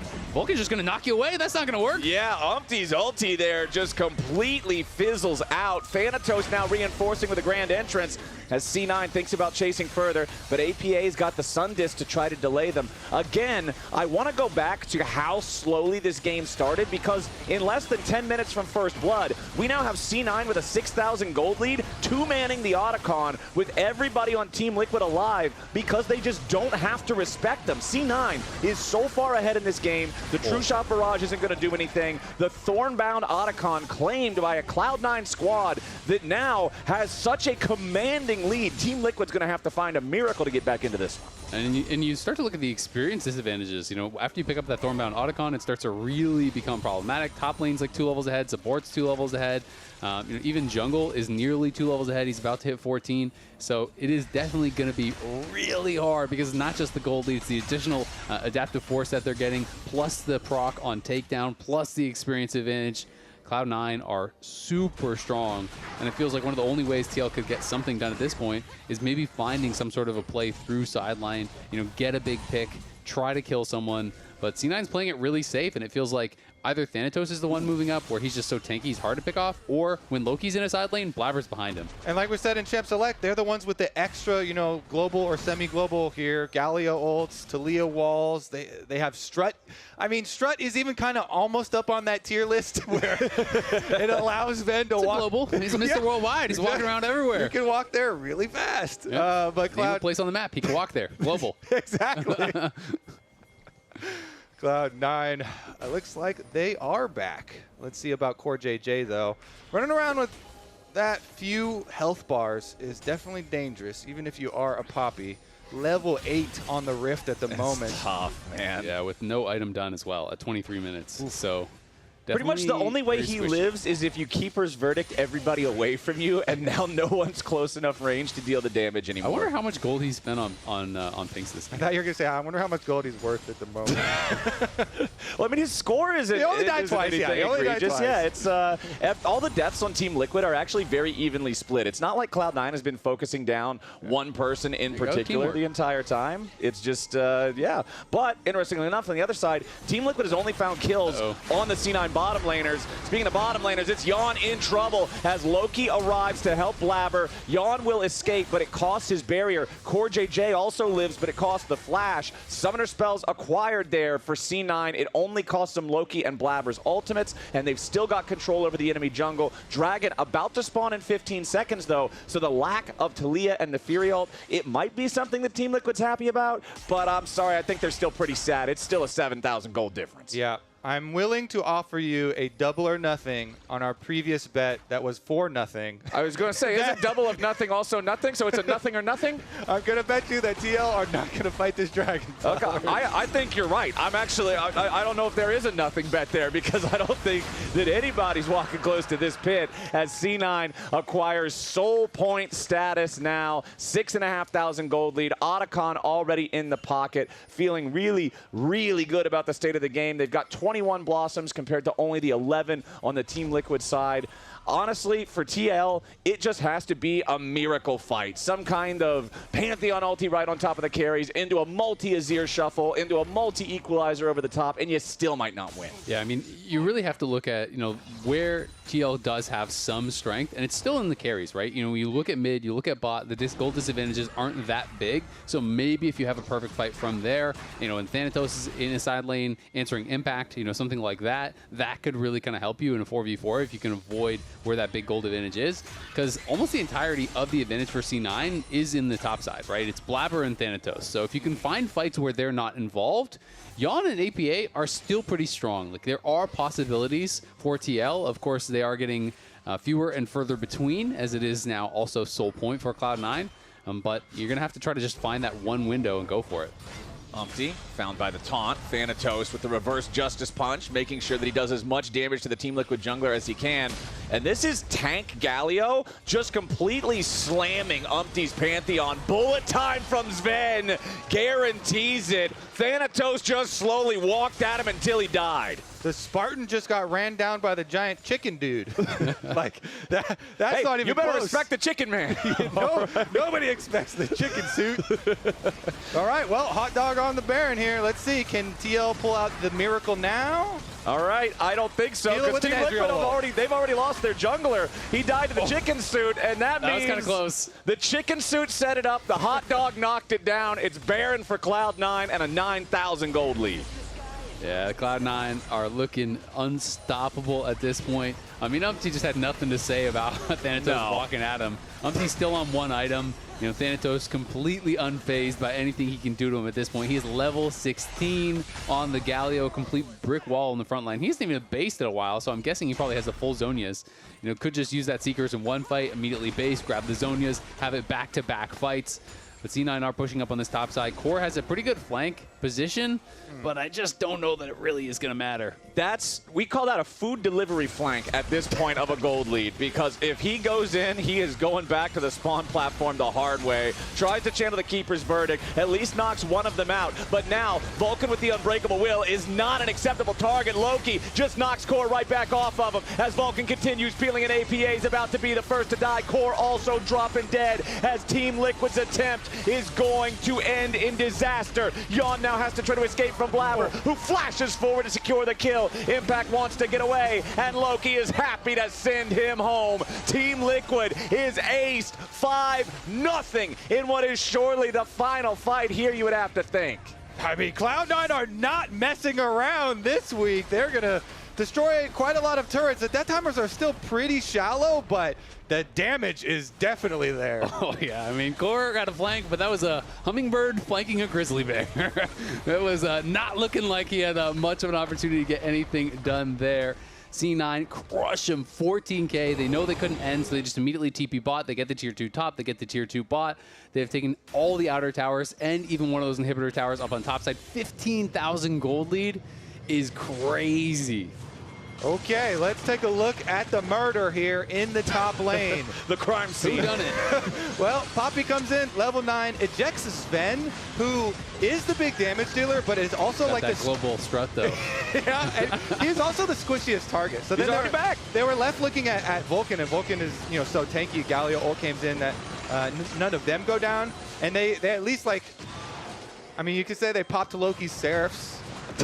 That's a dub. Is that close, guys? Yeah, almost at him. Well, I guess at least the silver lining is I was wrong and the game's not over. I was underestimating the length of the death timers. Don't speak too soon. Yeah, there we go. I got caught unawares by that one a little bit, as now the Weaver's Wall flies out. It zones Team Liquid away from being able to adequately protect the tier 3 turret. So the inhibitor line will now be broken on the very end of the Baron buff for C9. But it's 20 seconds until the Dragon Soul spawns, and C9 has total control over Summoner's Rift. So I said Thanatos might just be able to finish with Zonias. Instead, he bought an entire death cap. So he's feeling confident, I think, about their chances in this game. It's not Tank Galio anymore. It's Tank Galio with a hat. And I don't think Umpty wants to go anywhere on the same screen as this guy. There's your Infernal Dragon. There he goes. Infernal Soul locked in for C9. My biggest takeaway from this one is how quickly Cloud9 did snowball once they started getting their leads. Once they got some money onto Blabber, and Blabber did a really good job of always going for these plays right after finishing an item. You saw his play right after Eclipse, then right after his Sojourn's done, boom, goes topside, gets that kill, and Cloud9 have been doing a very, very good job, like not letting anything go to waste, I feel like. Whereas last week, it was a little bit worrisome, both how close the game was, but also, you know, some of the you know, plays that were going down. So they are for sure locked in this week. Team Liquid are going to have to do a lot to come back in the series.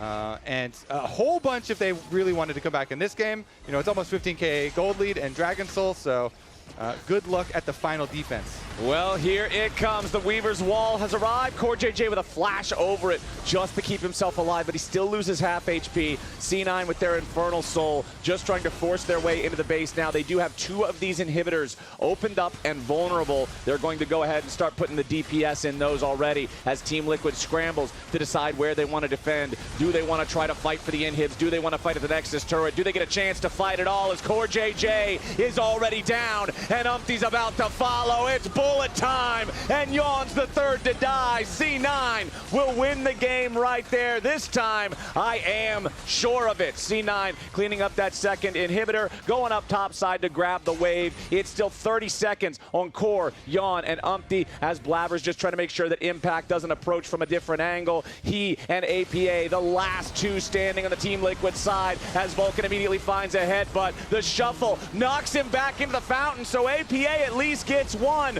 but the Nexus turrets are already gone, and APA cannot stop them. C9 with a 19-4 scoreline. A seismic shove to try to make it even more, but it won't matter. C9 dominate game 1. Can't believe how many raw seismic shoves Loki hit this game. Like, just every single one. It felt like he was just getting pick after pick after pick. Yeah, honestly, really impressive game from Cloud9. Came out dominant in game 1. And we're going to have to see what TL can come up with for game 2, because they are one of our teams that is not known for having, you know, massive champion pools. They kind of stick to a couple champs. They play some of the least different stuff of any team in the league. So going into game 2, we have to see what they can solve. C9 definitely seem like they are bouncing back after their shaky series last week, and LTA North Twitch subs are also back. Join the community for exclusive content, including the League of Legends in-game emote, Tell Me Everything, for paid and gifted subs. Plus, get access to all of our exclusive LTA North Twitch emotes, like Giga Flowers, Azale Nodders, and what is yours? Yours is something. Kobe yeah, Cott. Oh yeah, Kobe Cott. We got all of them. All 3 of us are in there, and now we're going to toss it over the lounge to see what they've got to say about game 1. Yeah. Double in it. I'm looking at it, Phil, if you see an angle. Yeah, I'm not going to force it. Yeah, it's fine. A little scared here. No, poppy on time, poppy on time. Poppy on flash. Poppy, poppy. Don't go too hard. I'm going. Yeah, going. Yeah, Poppy or Pantheon no flash. Nice. Top Pantheon. Nice. Yeah, we don't have to do anything. Top wave. Yeah, top wave. Yeah, Ramon's going to try to yoink it, but he's no ulti, okay? Ramon's coming here. Yeah, okay. Yeah, true. I'm chasing him. The minions are blocking it. You asked what I thought of this game. I thought C9 smashed them. But I will say, I'm going to do something a little different, previewing the early game, but starting with this fight to show why their team comp ended up being better in fights.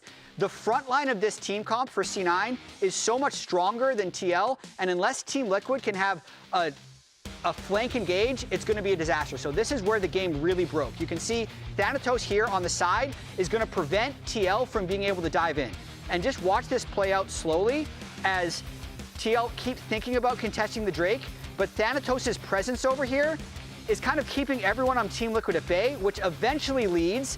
They're stuck between Thanatos, a rock, and more rocks, where Talia is able to kill everyone. So this is kind of how fights played out, and when this was done, the gold lead was 4,000 and the Drake lead was there. But how did we actually get to that point? I want to go all the way back to the very beginning of the game and fly through this game quickly. C9 knows that they have a scaling advantage, so they don't want anything to happen. How do they prevent Team Liquid from making things happen? Early ward sees the Raptor Pit. It's important to get this down. Both teams do it.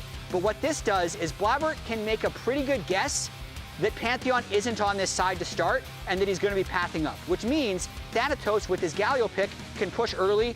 Bot lane needs to be guarded against a 3-camp gank, which they do so. So Thanatos pushes up.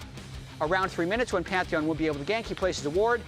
Original Pantheon gank averted. Pantheon can't counter jungle. Blabber doesn't have his top laner die, and he can go get a crab. Blabber does the quick extra couple camps, recalls at level 5. Where's the next threat going to happen from Pantheon? Everyone is fairly aware of what's happening.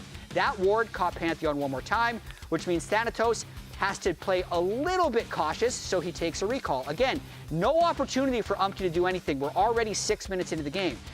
C9 doesn't want things to happen. It's all on TL to make things happen. So C9 give over the early Drake, and then the next point of contention would be the 8-minute grub fight. So how do they prevent this 8-minute grub fight from being a disaster? I'd say the statless MVP for this game was the Galio. He ended the game with less than 50% kill participation, but I feel like was always in the right place. He gets prio on the Rumble, moves up while the grubs are happening, so even if Team Liquid want to start this fight, they'll have to expend the Rumble teleport, which they don't really want to do. The fight doesn't look great, so TL decides not to fight. We're already like 10 minutes into the game, and Team Liquid has not been able to find any possible windows. The time when they actually do decide to go for a fight, it's not even a very good look, and I'll show you why. So, C9 have mid-prio right here when Blabber retakes the river. So Team Liquid, if they go for a play, it has to be a fast play because everyone on C9 is already in position to stop it. So even if Sven would have died in this gank, the cavalry would have arrived and gotten at least a 1-for-1. This is all a long-winded way of saying that C9 completely prevented Umdi from finding angles. In every moment when Thanatos needed to get prio on a wave, he did, and there just weren't great options for Team Liquid to play through. Then when the fights actually did happen, C9 had better structure from a stronger team comp, and the game ended up in a total stop. So that's all I wanted to cover. What did you guys think of the game? Oh my goodness. I feel bad for him. We were just talking about how Umpty, like, difference maker early game, all these things, creative. They shut him out. What'd you have? What's this? It's Galio! That's that Thanatos played, just because That's amazing. I feel like everyone was like, oh, we don't know if Thanatos is going to be able to play this kind of counter matchup. Yeah. It seems a little bit different from his usual play style. I thought, to your point, Jet, he absolutely crushed it, really kept the Rumble at bay at a lot of key moments. And yeah, I thought he was actually super important. I think the standout for me was the Talia, but then yeah, it's a fun skin too. I gotta say also, first off, you did shading on your drawing, which is incredible. I just got this one. Umpty equals Kangle. Raz, you've probably experienced this before. No. My friends call it the Kangle when I'm playing Pantheon, and I just press R into the enemy backline. Unfortunately, it's pressing it into a Talia, into a Galio, into an Alistair. There really weren't great angles for the Pantheon. But they were Kangles. They were Kangles. I see. Definitely Kangles. I see a visual illustration of the Kangle. Basically, danger. That is the meteor called Galio. That you might see. That's Alistair. That's Alistair. That's Alistair. That's a cow. And throw another rock. That's Talia. You're not getting past this composition. What's this? Up here. No, that's the Galio. Oh, that's the Galio. I was gonna pretend to be the Galio, coming in, Stop! So, composition, very difficult. Especially if you're playing Poppy and your only real goal is to kick out the Alistar. We saw what happened when you tried to even do that towards the Nefiri. So it felt like the composition definitely had struggles, not only in trying to find push in lanes, but yeah, that was another issue. But to that point, that's why. That was Mash. That was that. Yeah, I saw him too. I wasn't looking. I was looking over. I wasn't looking at the screen. He's back. I was paying attention to what Raz was saying. TL select blue side. I'm looking to see them, because I do feel like when we've been talking about Umpty having these good games, it has been through early creative pathing. It has been through getting involved with his lanes early. So I think we definitely want to see more of that, because to your point, Jat, that was a really good shutdown of C9. Yeah, so, I want to see C9 have to play a different style. Or if I'm from Team C9. Liquid. So I think Team Liquid should pick better team fighting, better frontline in this one, and then make C9 be the proactive ones, because they clearly showed in that game that they can be the scaling wall and win in a stomp. That is it from here at the lounge. Game 2 is up after the break.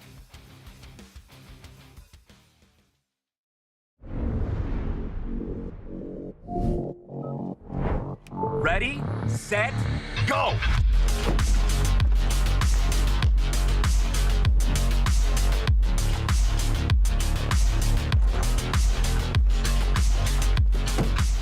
I'm at 47%. Oh, I'm on 63%. Man, I'm at 50%. Boom! 80% winner! The Kia EV9 can go from 10% charge to 80% charge in just 24 minutes with DC fast charging.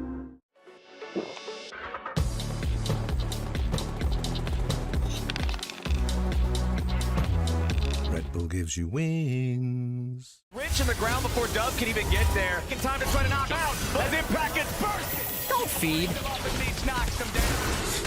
Get fed. Scan the QR code for LTA deals only on Uber Eats.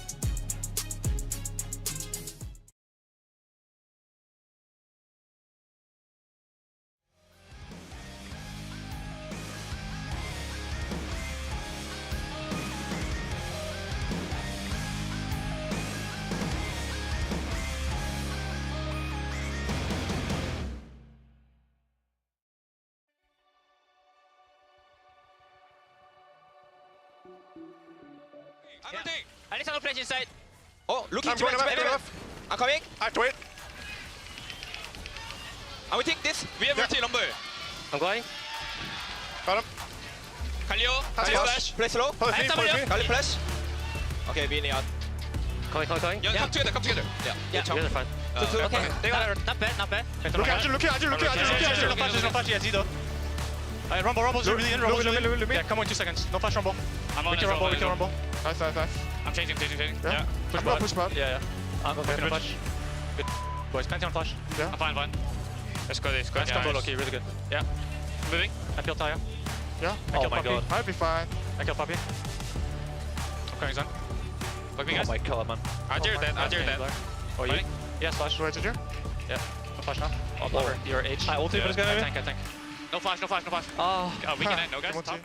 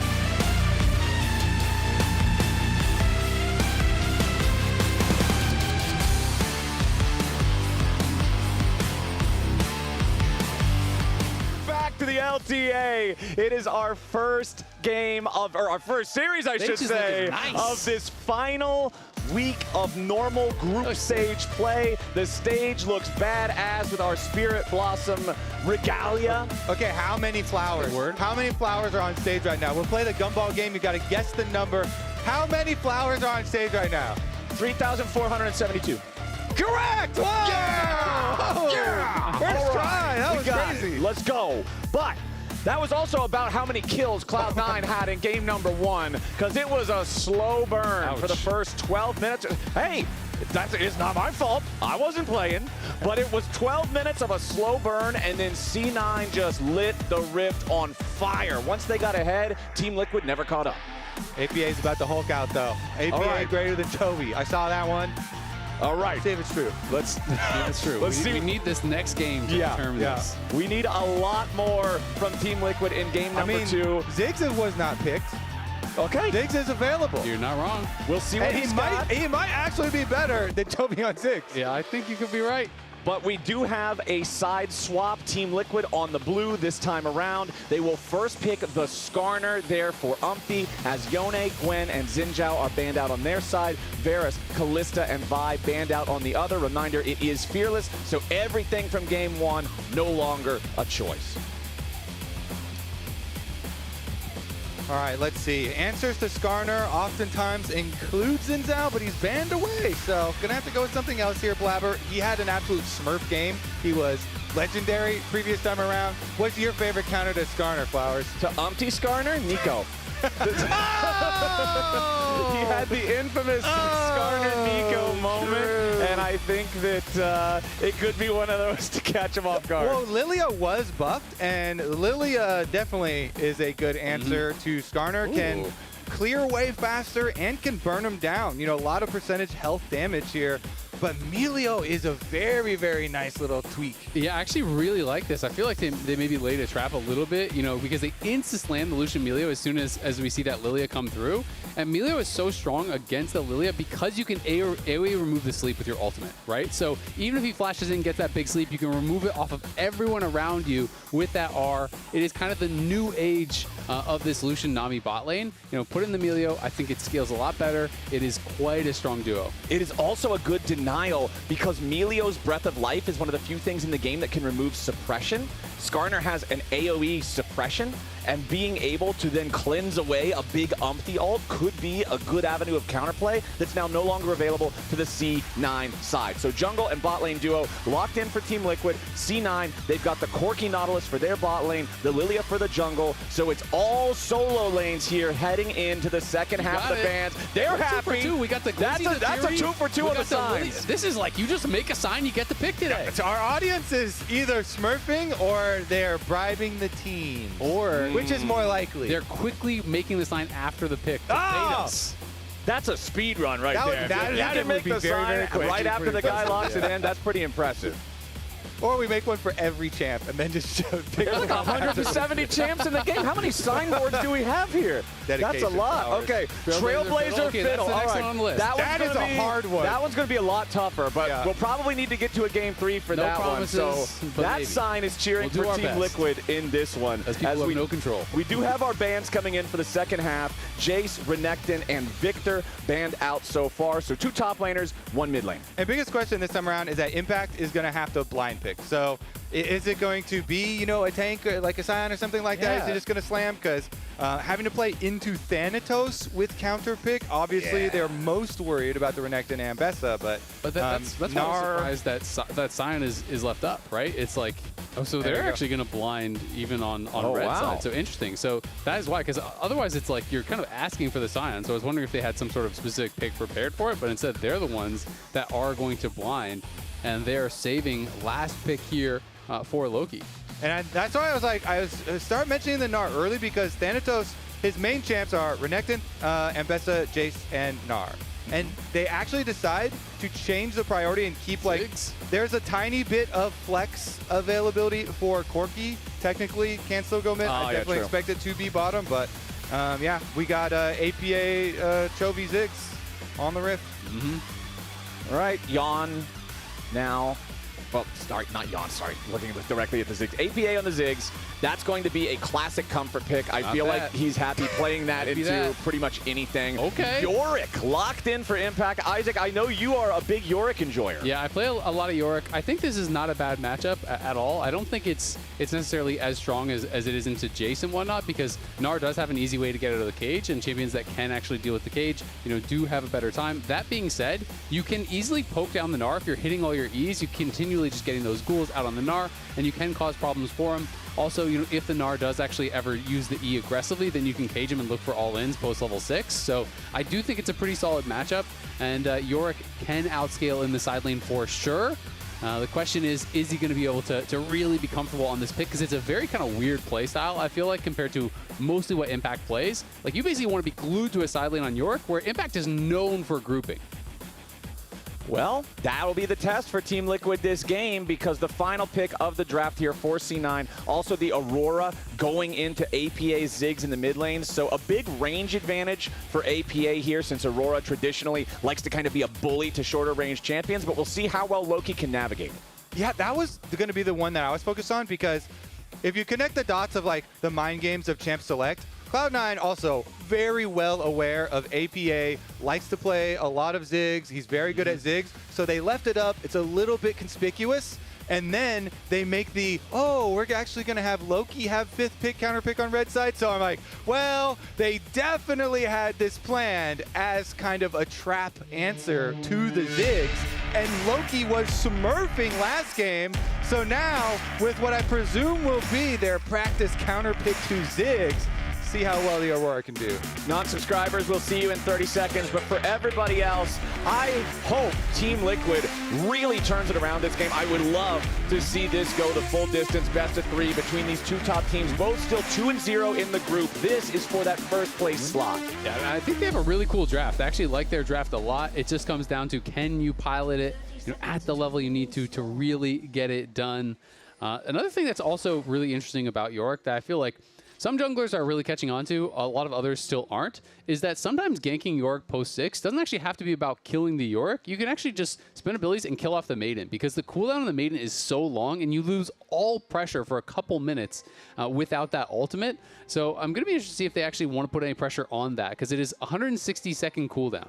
And it doesn't start cooling down until it dies, right? So, even if you avoid a gank, you can just throw your Meganar on the friggin' Maiden, stun it in the wall, and kill that thing, and it can be really strong. Thanatos gets slowed down by the rock from Skarner. Immediately followed up with one strike of the shovel from Impact, but honestly, considering he can just throw the boomerang right back, it's a pretty even trade here between the top laners. And we got to talk a bit about top lane. Round 1 definitely went to Thanatos, but I do think this is a super important matchup here, between these two players. Impact now, this time he gets counterpick. He's going with the York. We have to see how he's going to be able to do on it. Has been really performing the last 2 weeks for TL after receiving quite a bit of criticism this year, not playing to his usual standard. But I think he's been looking good, and he has the opportunity to carry a game here on the York. And he has not played York since 2019. So it was the previous version. A while ago. That's an old York. Of York. And everybody's been practicing the new York ever since the very recent changes got so much stronger. As Umpty, actually, this is a nice little creative path here from Skarner, but it's because Blabber stole away the red and Raptors. Lilia, the Raptor annihilator of Summoner's Rift. And Blabber's going to cross through mid. So Umpty knows that Blabber is traversing over to the same red side, and the Skarner is going to have to go for a recall afterwards, because he's a little bit worried about the Lilia hopping around and finding him on the way out. And so Umpty is going to have a pretty poor recall with a control ward purchase. Yeah, I mean, that is really tough. Yes, he does get one camp away from his opponent, but he had to cross the whole map to do it, then recall, now running back out on the map. So Blabber is just going to be so far ahead of where he is. And it is a really rough individual matchup in jungle as flashes are traded. Okay, Sven and Vulcan under pressure beneath the tier 1 turret here, but Sven, the one who really needs to be careful with that super low health value. Dredge line from Vulcan, but it doesn't grab Core JJ into the turret range, so nothing really huge there. Also, we're touching on the fact that Jan is playing Electrocute. We saw Henan do this already. It is really indexing into the early game. Electrocute got buffed quite a while ago now, quite a number of patches ago, so it does give you that super powerful early game here. You dash in, you utilize that Melio passive, get that additional damage, and try to really chunk him down. And the pushing bottom lane can even up jungle matchups here. Since Umpty got pushed out of his own jungle, he can actually play off of Jan and Core JJ's success to come contest Blabber now. But Vulcan and Sven both ready to step up and also join in this fight. Vulcan with a dredge line onto the enemy jungler. Umpty is in danger. The Ishtal impact isn't getting him out. It's first blood for Blabber and C9 as Loki's joined the fight here too. The weirding from a nice slow means Core JJ has to try to flash away, but Jan's already been locked up. A little bit more damage will seal the deal, and the dredge line's right there. One more auto might get it done. Flash coming out from Sven, and C9 immediately punishes TL's invade. So many things wrong there. And not only is jungle behind, but now trying to play off of the pushing bottom lane success. Now bottom lane is also behind for Team Liquid. That is so much pain. And you saw also mid lane roamed over first. Loki was coming as Blabber came back for the second round of Raptors. Ooh, Blabber now forced to flash, so at least Team Liquid is going to punish the counter-up, or the follow-up counter-invade, excuse me, from Blabber. Slow him down a little bit, but it's still a great early 4 minutes for C9. So the one small thing, because Loki did go over first, is that APA pushed in the wave, and so you'll see the Ziggs with the CS lead.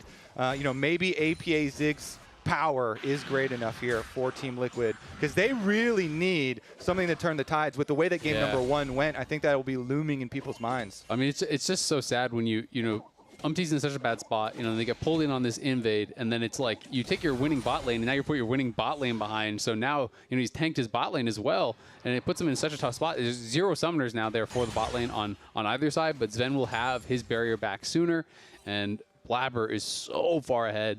So far, top lane, pretty even. But Impact has been having some decent trades, and we'll see how he can continue to do. Because that is one thing about Yorick is, you can sometimes draw a lot of pressure if you're having a really good game and really kind of slow down what your opponents are doing. Buy some time for your teammates to try to farm back into the game, as you can just be such a nuisance always threatening these towers. 35 to 23 in the jungle. Kobe, you have played enough jungle like me, my friend. You know this is not a good spot to be as the Skarner. Yeah, versus Lilia, it never gets better. No, she's it so always fast. gets worse because Blabber hasn't even purchased yet. So Blabber has a bunch of money in pocket. He's gonna get so much quicker on his clear. 1,800 gold. Yeah, wow. More than the Faded Ashes will be completed. The Lilia clear is going to go insane after this, and he has his bottom camps still up and available to go to after he purchases.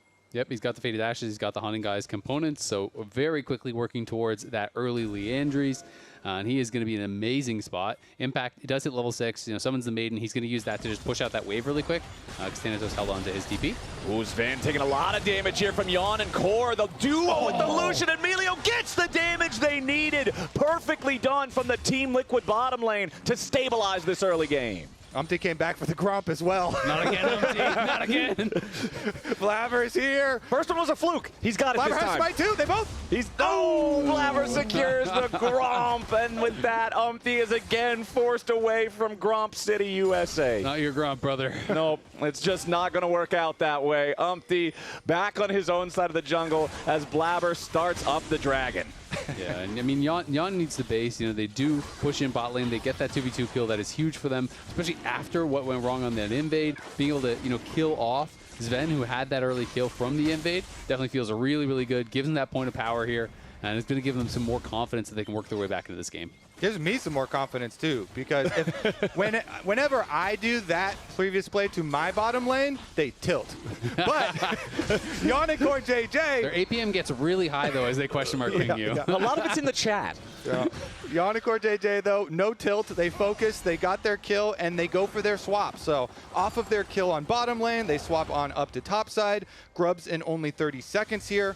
Will arrive onto the map. So Team Liquid remaining focused despite so much pressure off of losing game number 1 and knowing they have to clutch it out in this game. And I think that Yon is by far the best Lucian in the LTA right now. Like, this is the guy that I am never sad to see him locking in the Lucian. I think that the way that he plays the fights, knows the limits of his character, is really impressive to see. And so just getting him ahead, I feel like there's a lot of value. Sadly, of course, the kill did go over to Core JJ, so not that extra infusion of money, but Team Liquid now feels confident enough to go after this first set of grubs. Remember that in game number 1, they also had 3 players around the pit, but Cloud9 had more, and Team Liquid wasn't able to do really anything about it. They've already secured at least 2. Cloud9 on the approach now, wanting to contest the 3rd, and it looks like TL is deciding discretion is the better part of valor on this one. They'll settle for the 2 out of 3. Yeah, they're going to give it up, and this time it's also the inverse situation, where last time Thanatos was the one roaming up to try to threaten the grubs. This time it's actually Impact who walked towards mid. Thanatos stays bot,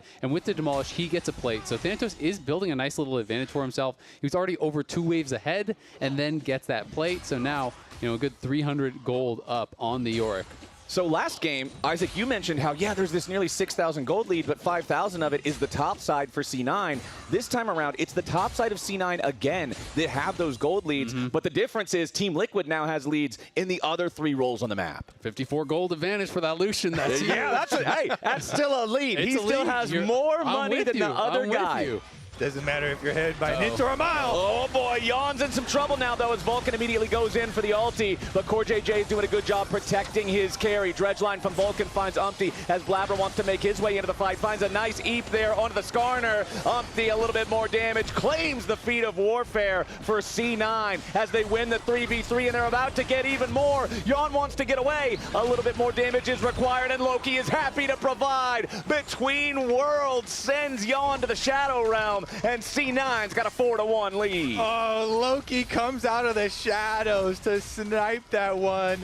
And it is just going to be overwhelming map pressure for Cloud9 now, because that was also Impact's teleport.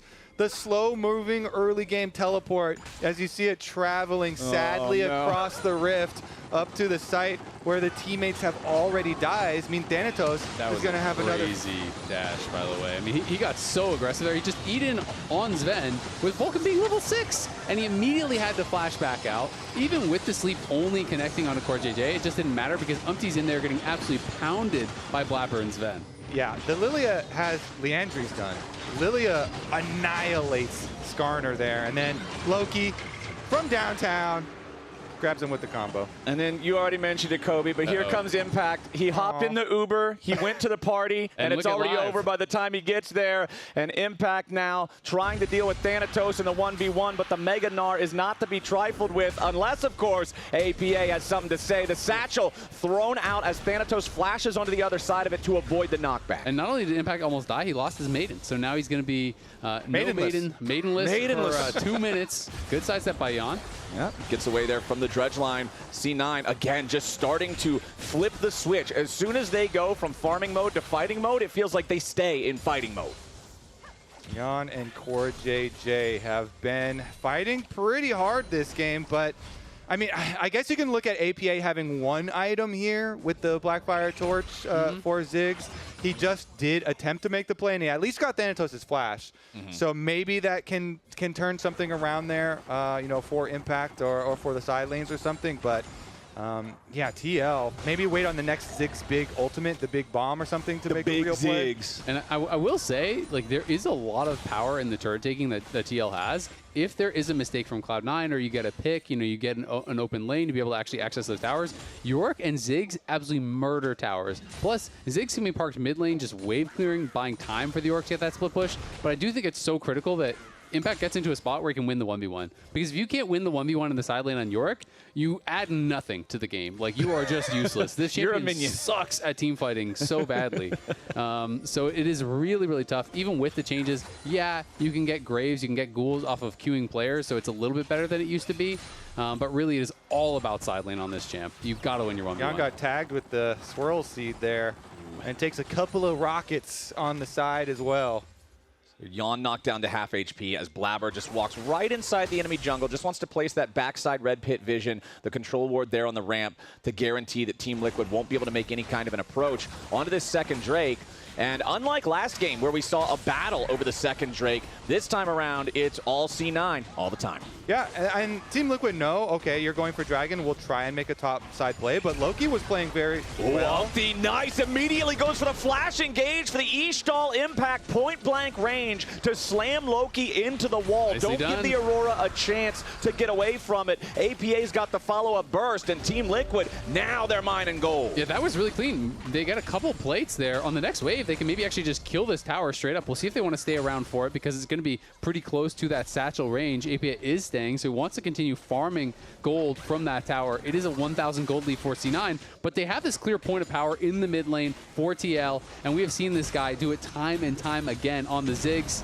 That's going to be the first tower. I think that was literally the dream play for Team Liquid. Yep. And credit to Umpty for not hesitating. You know, he just walks up on Skarner, forces the play right into the wall, full combo, 100% to 0, kill Loki, get the tower very quickly with the Ziggs. Like, TL, they are definitely up against it, and they made the necessary play here to still give some hope in this game.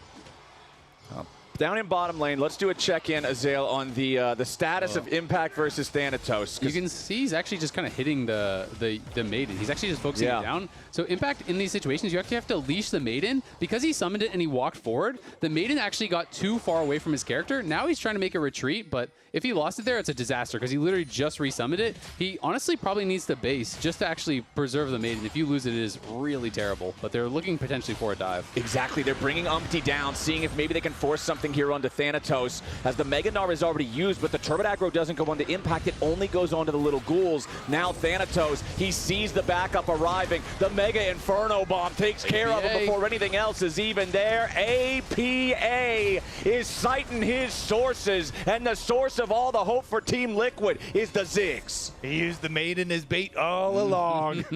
TL call in 4 members. APA's been on a mission. Him with Umpty Umpty kind of leading the charge here on Skarner. APA destroying the tower after the kill as well. And TL marching back. See how far they can actually get in it. They're sticking around a long time up here. Looks like it is going to be fine, though. Thanatos does have teleport, but there's no deep wards. And Blabber? Blabber taking a lot of bullets from that calling. One more shot from Yon will finish him off, but the flash out from the C9 jungler to stay alive. The fact that Yon and Core were able to force Blabber back like that, stop this Lilia momentum, I think that's a really good sign for Team Liquid. I mean, that culling was so good. He hit like almost every bullet, it felt like, into Blabber's back, and Blabber ended up losing his flash and is going to be much less effective in the subsequent team fights, and also going to be able to probably get Herald here with that pressure. York is fantastic at taking objectives. You move over, help your jungler, you're going to be able to crush this very, very quickly.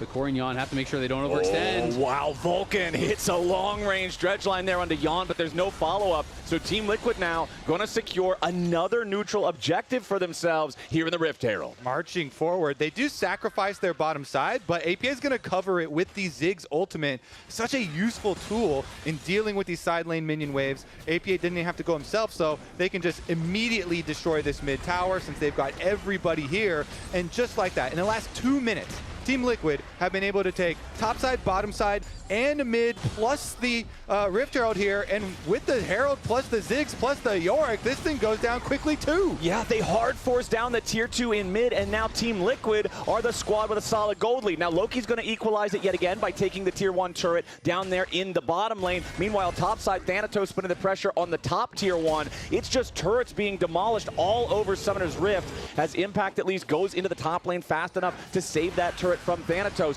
Now he's trying to chase after the Mininar, but Thanatos is doing a really good job kiting him out, now trying to kill the Maiden. Couple more auto attacks will do it, and there it is. That's what you've been talking about, Isaac. Now Impact really going to feel the hurt. This is the problem. When you go for a chase like that and you miss your cage, you just barely miss the cage, then the Maiden is going to always lag behind you. So when you try to walk backwards, if you haven't hit your E, your Maiden is just sitting there doing basically nothing. It's not doing much damage, so the Narc can just focus it down.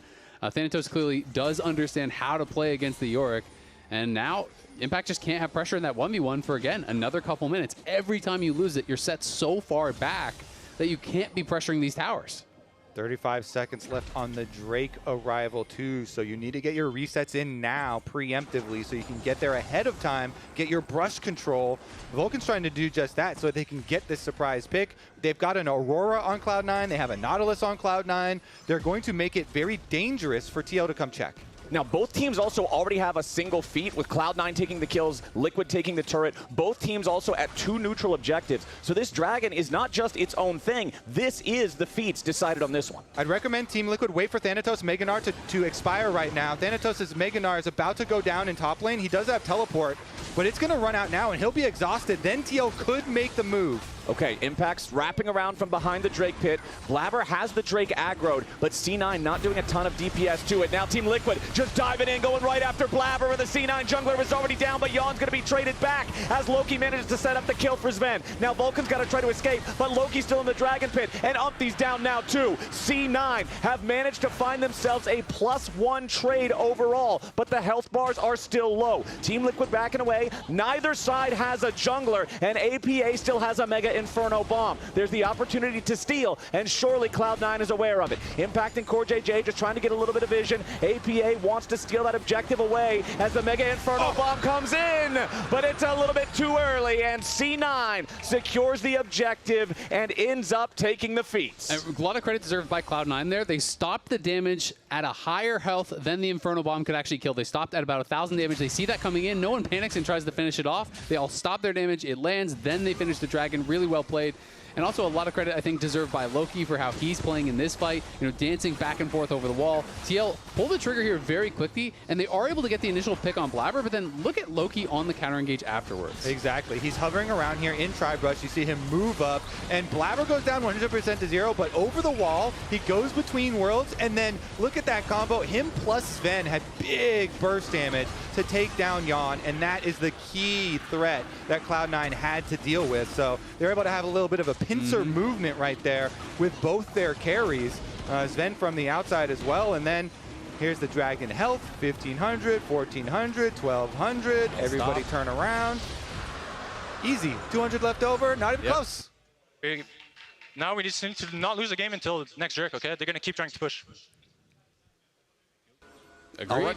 They know that they're on Soul Point. Play That for next Soul. Drake is huge for C9, Team Liquid. It was a valiant effort, and honestly, I really liked how they've looked this game compared to the first. And what he's saying there, too, they need it to push with, to be able to get the extra siege power there would be huge for them. If they can draw Team Liquid out away into the neutral here, then you can get another crazy Loki flank, some sort of engage there. So TL right now want to use Otacon to their advantage to try and force something on Cloud9. And you can see kind of like one of the major weaknesses there of Yorick in that fight. He had lost his maiden previous. He had no ghouls stacked before the fight. So you're really going into that fight without a lot to be offered. C9 are going to pull the Otacon, but not committing to it. Yorick's just going to stay down bot. And you can see Impact's not even actually summoning his maiden now. I think he's realizing he has to actually be pretty careful about when he uses it because it has died off a number of times. So one thing that I'm also thinking about with this game is that for C9, even if they have a lead, which they have a slight one right now, yeah, they're on Soul Point, because you're up against APA Ziggs and he's ahead in this game, you pretty much cannot end this game without Baron because of the wave clear, because of the extreme stalling potential and range of this champion. So that cohesion, that game plan that Vulcan is talking about, making sure that everybody's staying focused, play for the objectives, make it so you can win through that, is going to be critical.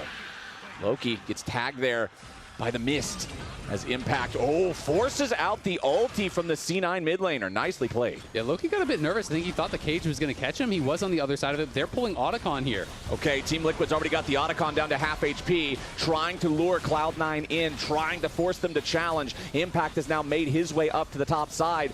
Recognizing that Loki doesn't have the ulti, Team Liquid knows they are in a stronger position here, and Thornbound Otacon is claimed by Umpty. So, successful plan. Trying to use that Otacon against Cloud9. They do it. They get the objective here.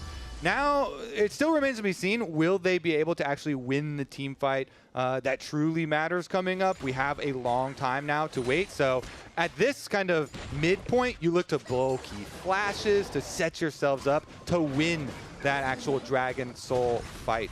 Right now, everybody is very safe. Everybody's flash will be up. Impacts will be up in time for that fight as well. But you have to really worry about, them full sending some of these ultimates to try and trade for the longer cooldowns. Absolutely. And I mean, Impact, we saw some of the power there, was able to force out that ultimate from Loki, got a little bit nervous as he was being pressured, and that's really kind of what gave them the Otacon. Otherwise, I think that Cloud9 definitely do contest, with the Aurora ultimate. He had TP, so they could have looked for it. And that's what you're really counting on here. Impact to be able to put some pressure on in the side lanes, force cooldowns, draw extra members there, so that then if he collapses, you have that advantage. The other two things TL could use here to soften them up before this fight. Jan has been very good with poke damage with the Lucian. This is one of the things that he really shines with in the mid game on this champ. We saw some good cullings, especially with Milio at your back, and APA constantly looking for that poke as well. So Cloud9 have to be a little bit wary, but as I said, Vulcan, he was very clear.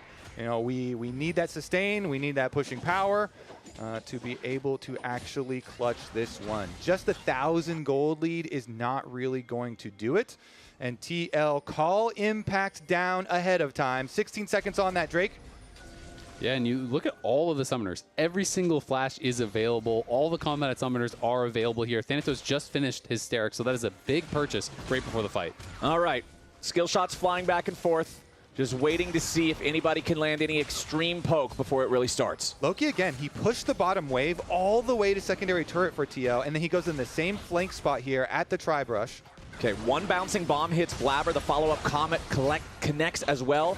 So Blabber already chunked by about a quarter of his HP. Yawn taking some big damage, though. The Dredge line about to follow up with a depth charge as Thanatos wants his way onto the enemy AD carry. Yawn is successfully peeled for, and Umpty's got a beautiful counterattack. Loki and Blabber have to scatter as C9 is now in some serious danger. A beautiful ultra fire kick from Milio takes down the enemy carry as as C9 are collapsing. Loki, Blabber, and Thanatos trying to get away as Team Liquid have controlled the objective beautifully. The Ocean Drake is smoked down, and TL wins a critical fight at a critical moment in a critical game. Huge peel there. Team Liquid are able to keep Yon safe. Umpty's able to charge them away, and then Impact from the bottom side put out so much pressure. Yeah, absolutely. I mean, it's all about this initial engage, and honestly, it looked quite good here from C9. Yon has already been chunked. Thanatos is on the side. You think, okay, he is in a lot of trouble. He dashes back. There comes the ultimate from Emilio before the cleanse, and then Loki on the flank here comes in, can't quite finish him off, gets peeled by Umpty. Core JJ's knocking them back. Sven is in trouble, and it's Messi here knocking him down on the Emilio. It's the kick right to the face, and it does get a kill. Oh, man. Umpty driving through the wall to basically tackle the Nautilus as he's hooking through and then get the two-person ult. Critical stuff there. The team fight from Team Liquid when the pressure is on here. On stage with the Spirit Blossom set up, everybody anticipating this game all week long. And we are back to 6-6. Baron stands. Maybe they look for a little bit of a play here, try and get some deeper vision and look for a pick, because we were mentioning all the flashes were available for that fight. Almost all of them were used. APA is the only one to hold on to that safety net. So the next big pick here that could come through would result in tremendous Baron pressure. You have to be incredibly careful when you're trying to get your wards down here. Absolutely, and I think that's part of the reason why Core decided, you know what, take that gold, he got a shutdown, and he invested into the Mikhails. So he grabs the Mikhails, he now has the Mikhails plus the ultimate, so double cleanse available there. It's incredibly unlikely that he's going to get, you know, Yon stuck in any CC, right? Yeah. So it is going to be about them just being able to kill him 100-0. You're not going to be able to get him stuck in a sleep. You're not going to be able to get him stuck in a Mega Gnar stun or anything like that. He is going to have that mobility, and he's going to be having people coming in and peeling for him. And if you have a really strong carry, one thing that York can do well in a team fight is just kind of clog up areas. You can drop the cage to actually be able to slow down people from coming in. Your team can walk through it. Their team cannot. You can really make it difficult for people to actually pile in, especially through small corridors, where the cage completely messes up pathing as well. All right, Umpty has taken the blast cone over the wall, and Team Liquid has started up the Baron. C9 obviously aware that something is going on here. Control ward down in the pit, but the Baron's already just about to half HP. Team Liquid is not stopping. C9 will have to challenge and find a way in here. TL now got the Baron down to 4K. Dredgeline misses from Vulcan. Baron down to 3,000. Umpty ready to maybe go after Loki here through the wall with the Estral. Impact tries to catch him, but Loki bounces back to the other side. APA finds him on the very edge of the bomb. Loki can't escape it, and with C9's mid laner down, TL's got a 5v4 with Baron still aggroed at 5,000 HP. C9 falls away, and APA Ziggs seals the deal. Quick, cut to that fan sign that said APA greater than Chovy. He found Loki on the flank. He basically soloed out Loki by himself, and he wins the Baron. I mean, APA has been going crazy this game. This is almost 1v9 from him. The rest of the team is on Baron. He sees Loki here. Whoa, one bomb. Then he goes for the satchel. He follows it up. The minefield plus this bomb. And then the ultimate into the brush here. Loki goes back just into it, barely trying to jump over the Krug wall. And APA basically gets them the Baron. Now Team Liquid fighting back in this game, fighting back in this series. A massive performance from APA, the biggest individual gold lead in the game. The entirety of the Team Liquid gold lead is the same as the entirety as the APA gold lead. This guy is Team Liquid. Every once in a while, people forget about the APA Ziggs. They let it through, and he finds these situations where he just punishes you so heavily. Where they think they can counter it, they think they can deal with it. But APA Ziggs, okay, let's see about the Siege, because this is where you really shine. Baron buff plus tons of poke damage here from Team Liquid.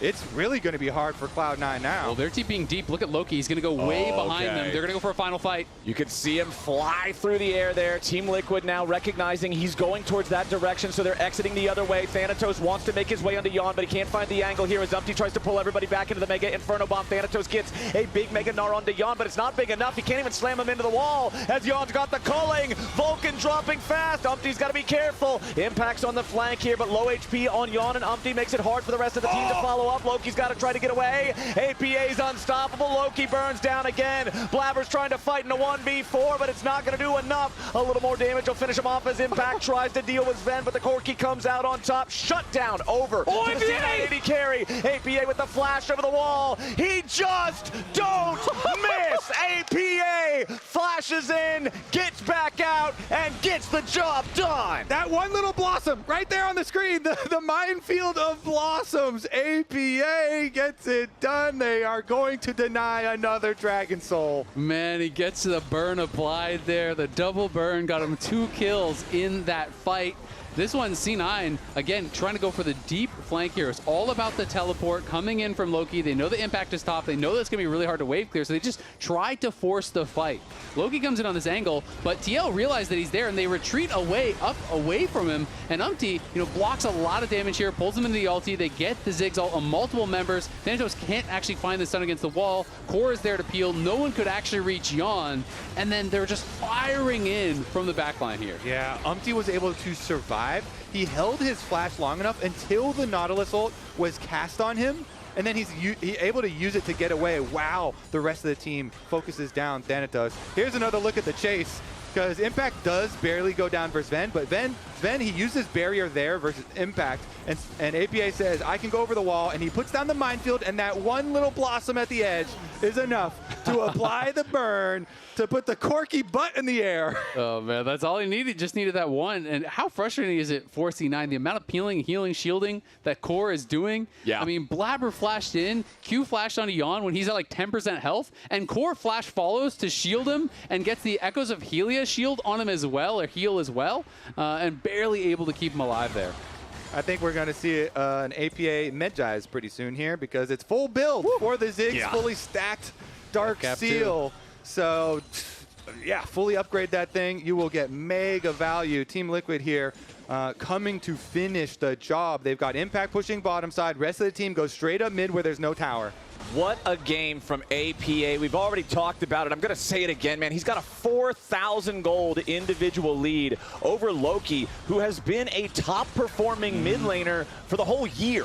APA on this Ziggs is just an entirely different monster. And C9, you already called it out, Isaac. They forgot about it. They let it slip. They weren't doing their due diligence, and Team Liquid were happy to punish. As now, C9 has to try to scramble to defend their mid lane and hit Yon. That was a very, very relentless pursuit. He goes in way too far, or does he? The follow-up isn't there. He can't be punished. It was a bait all along. And Team Liquid get the 1 kill of the fight and continue their pressure as Yon backs away. The remaining 4 players take out the mid lane inhib. They'll walk top to put the pressure onto the top lane inhibitor, since that turret is already gone here too. Should be able to grab both of these, and with 1 minute left on the clock until Baron, all the extra pressure is going to help them a lot as Yon has made his way back into the fight now, healed up off of the camps. Core JJ's in a killing spree. Blabber is down. Thanatos dies to Yon's bullets before he can go mega and try to heal up a little bit.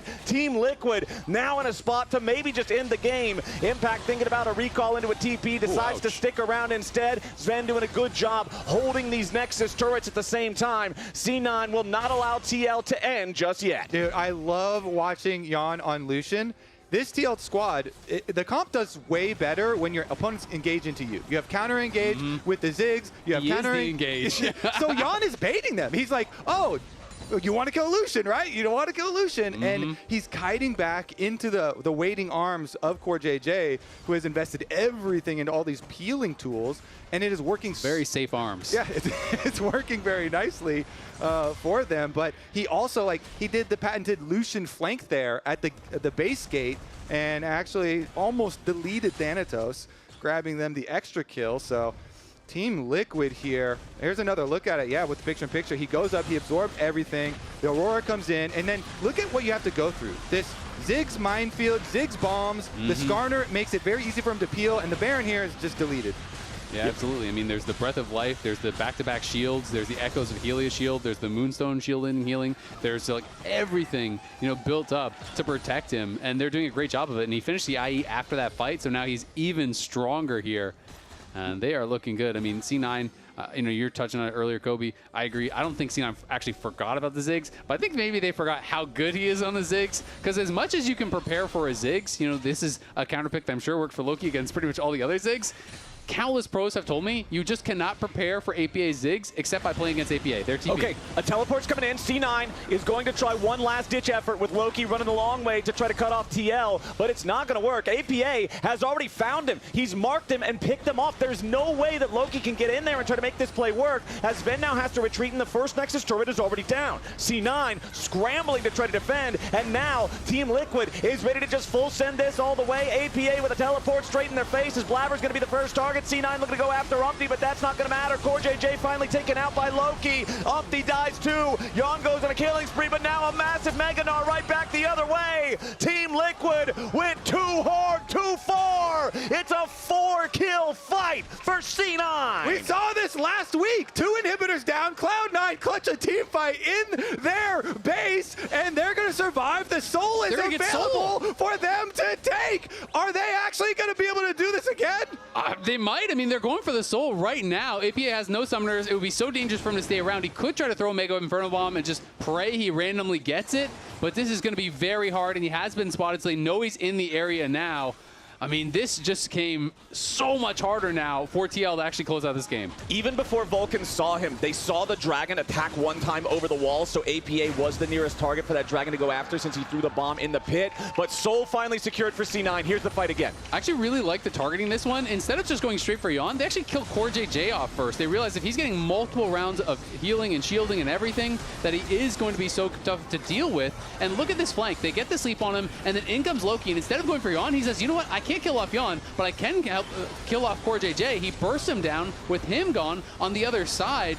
Umpty's being free hit by Sven the entire fight. Thanatos jumps in, finds a really good Meganar ult, and they just created so much space for their carries. They focus down the squishy Enchanter support here, and they win the fight. Get the soul. I think that APA should have kept marking Loki to keep the Aurora out of the fight. He opted to teleport in with the team to end it, but then his positioning was compromised, and there was too close to Nexus at that tower.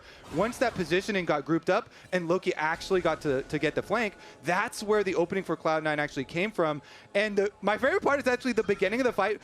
Vulcan flashes to get the angle for the hook onto Yon to follow up on his ult, and Umpty flashes to block it, but then they still get the burst damage for the first kill. We're back to the action though, because TL still want to push forward and finish. They've still got super minions in top, in mid. And you can see it in their items. Yes, you've got the arm guard for the Ziggs. That makes sense, but there's arm guard on the Lucian. Yon is ready to full send for the Lucian bait yet again. Yeah, absolutely. And you can immune the Nautilus ult very easily. That is quite strong, but you got to say, the gold lead basically means nothing at this point because you have Soul on the other side, which is worth a good 4,000 gold in stats. So this game, yes, TL have the pressure, but C9, I think, are just as ready to go. Okay, C9 defending their respawned middle inhibitor. Thanatos has the Gnar bar charge at the perfect spot. It's at 95%. A single hit will get him into the Mega Gnar form. Boomerang connects, and the bar goes red. Team Liquid backing up a little bit here as Blabber does get taken to half HP by the culling from Yon. Impact hanging out on the flank, trying to mark Loki and make sure that the Aurora cannot find that angle yet again. Another Swirl Seed misses. Team Liquid playing a little more cautiously this time, but now again all the way into the enemy base, looking for that middle inhib. They'll find it. Yeah, good caution there from Team Liquid. While Mega Gnar is popped, they back off on the minion wave. As this is expiring, they move back in to get inhibitor number 1. Now shift over to the other exposed inhibitor in top lane. Get the easier one done for themselves. They're actually going to call it after that. It's also worth noting the only real healing debuff that TL has is the Mortal Reminder from Yon. You know, they don't have a Morello or Oblivion Orb or anything elsewhere. So it is going to be really important that whoever they're killing, he's got to be hitting, or that Ocean Soul is going to get insane value. It is going to be very difficult to beat C9 in an extended fight now with this Ocean Soul. And TL are pretty dependent upon poke to actually win the fights. Like your ghouls, that's poke.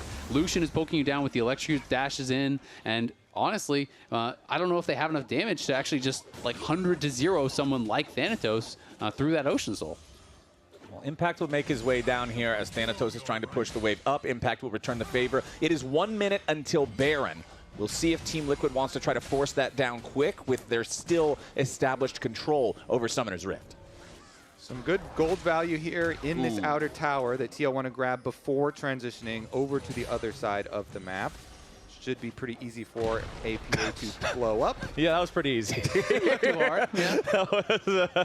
I don't think you get much. You can miss, maybe throw it backwards over your shoulder. Yeah, Whoops. just toss it in the basket. No worries.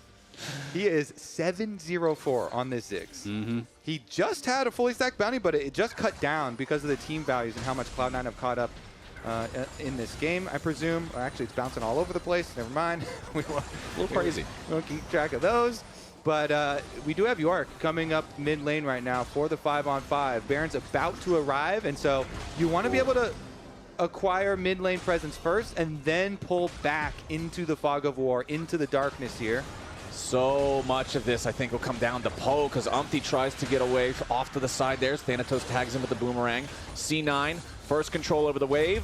They'll get theirs shoved up a little bit further, and that means that Team Liquid falls back just slightly. C9 first into the topside river, as Blabber is already starting up the Baron. C9 wasting no time on this one. Team Liquid is going to have to try to answer. Thanatos, most of the Narbar charge. He's going to need to pick his moment. He does not want to allow Team Liquid to play around it like they did in the C9 base, as Umpty and Yon now stepping closer into the Baron pit. The Baron is still being focused by C9, but it is not dropping quickly. Impact going after Thanatos for the 1v1 off on the right, while the 4v4 in the river might just erupt, as the Baron is already down to 3,000 HP. Mega Inferno Bomb! APA steals it away! He just doesn't miss this game! As Blabber versus Umpty starting to fight, Vulcan has to flash away to try to escape, as Team Liquid now trying to deal with Loki in the middle of everybody, but Loki has already killed off Core JJ. Yon with a flash out, Sven with a flash follow. C9 has found the enemy AD carry, but Impact also killed Vulcan. C9 has only lost their support, and Impact dies to the rat-a-tat-tat of the machine gun blast, as Blabber chases after Umpty.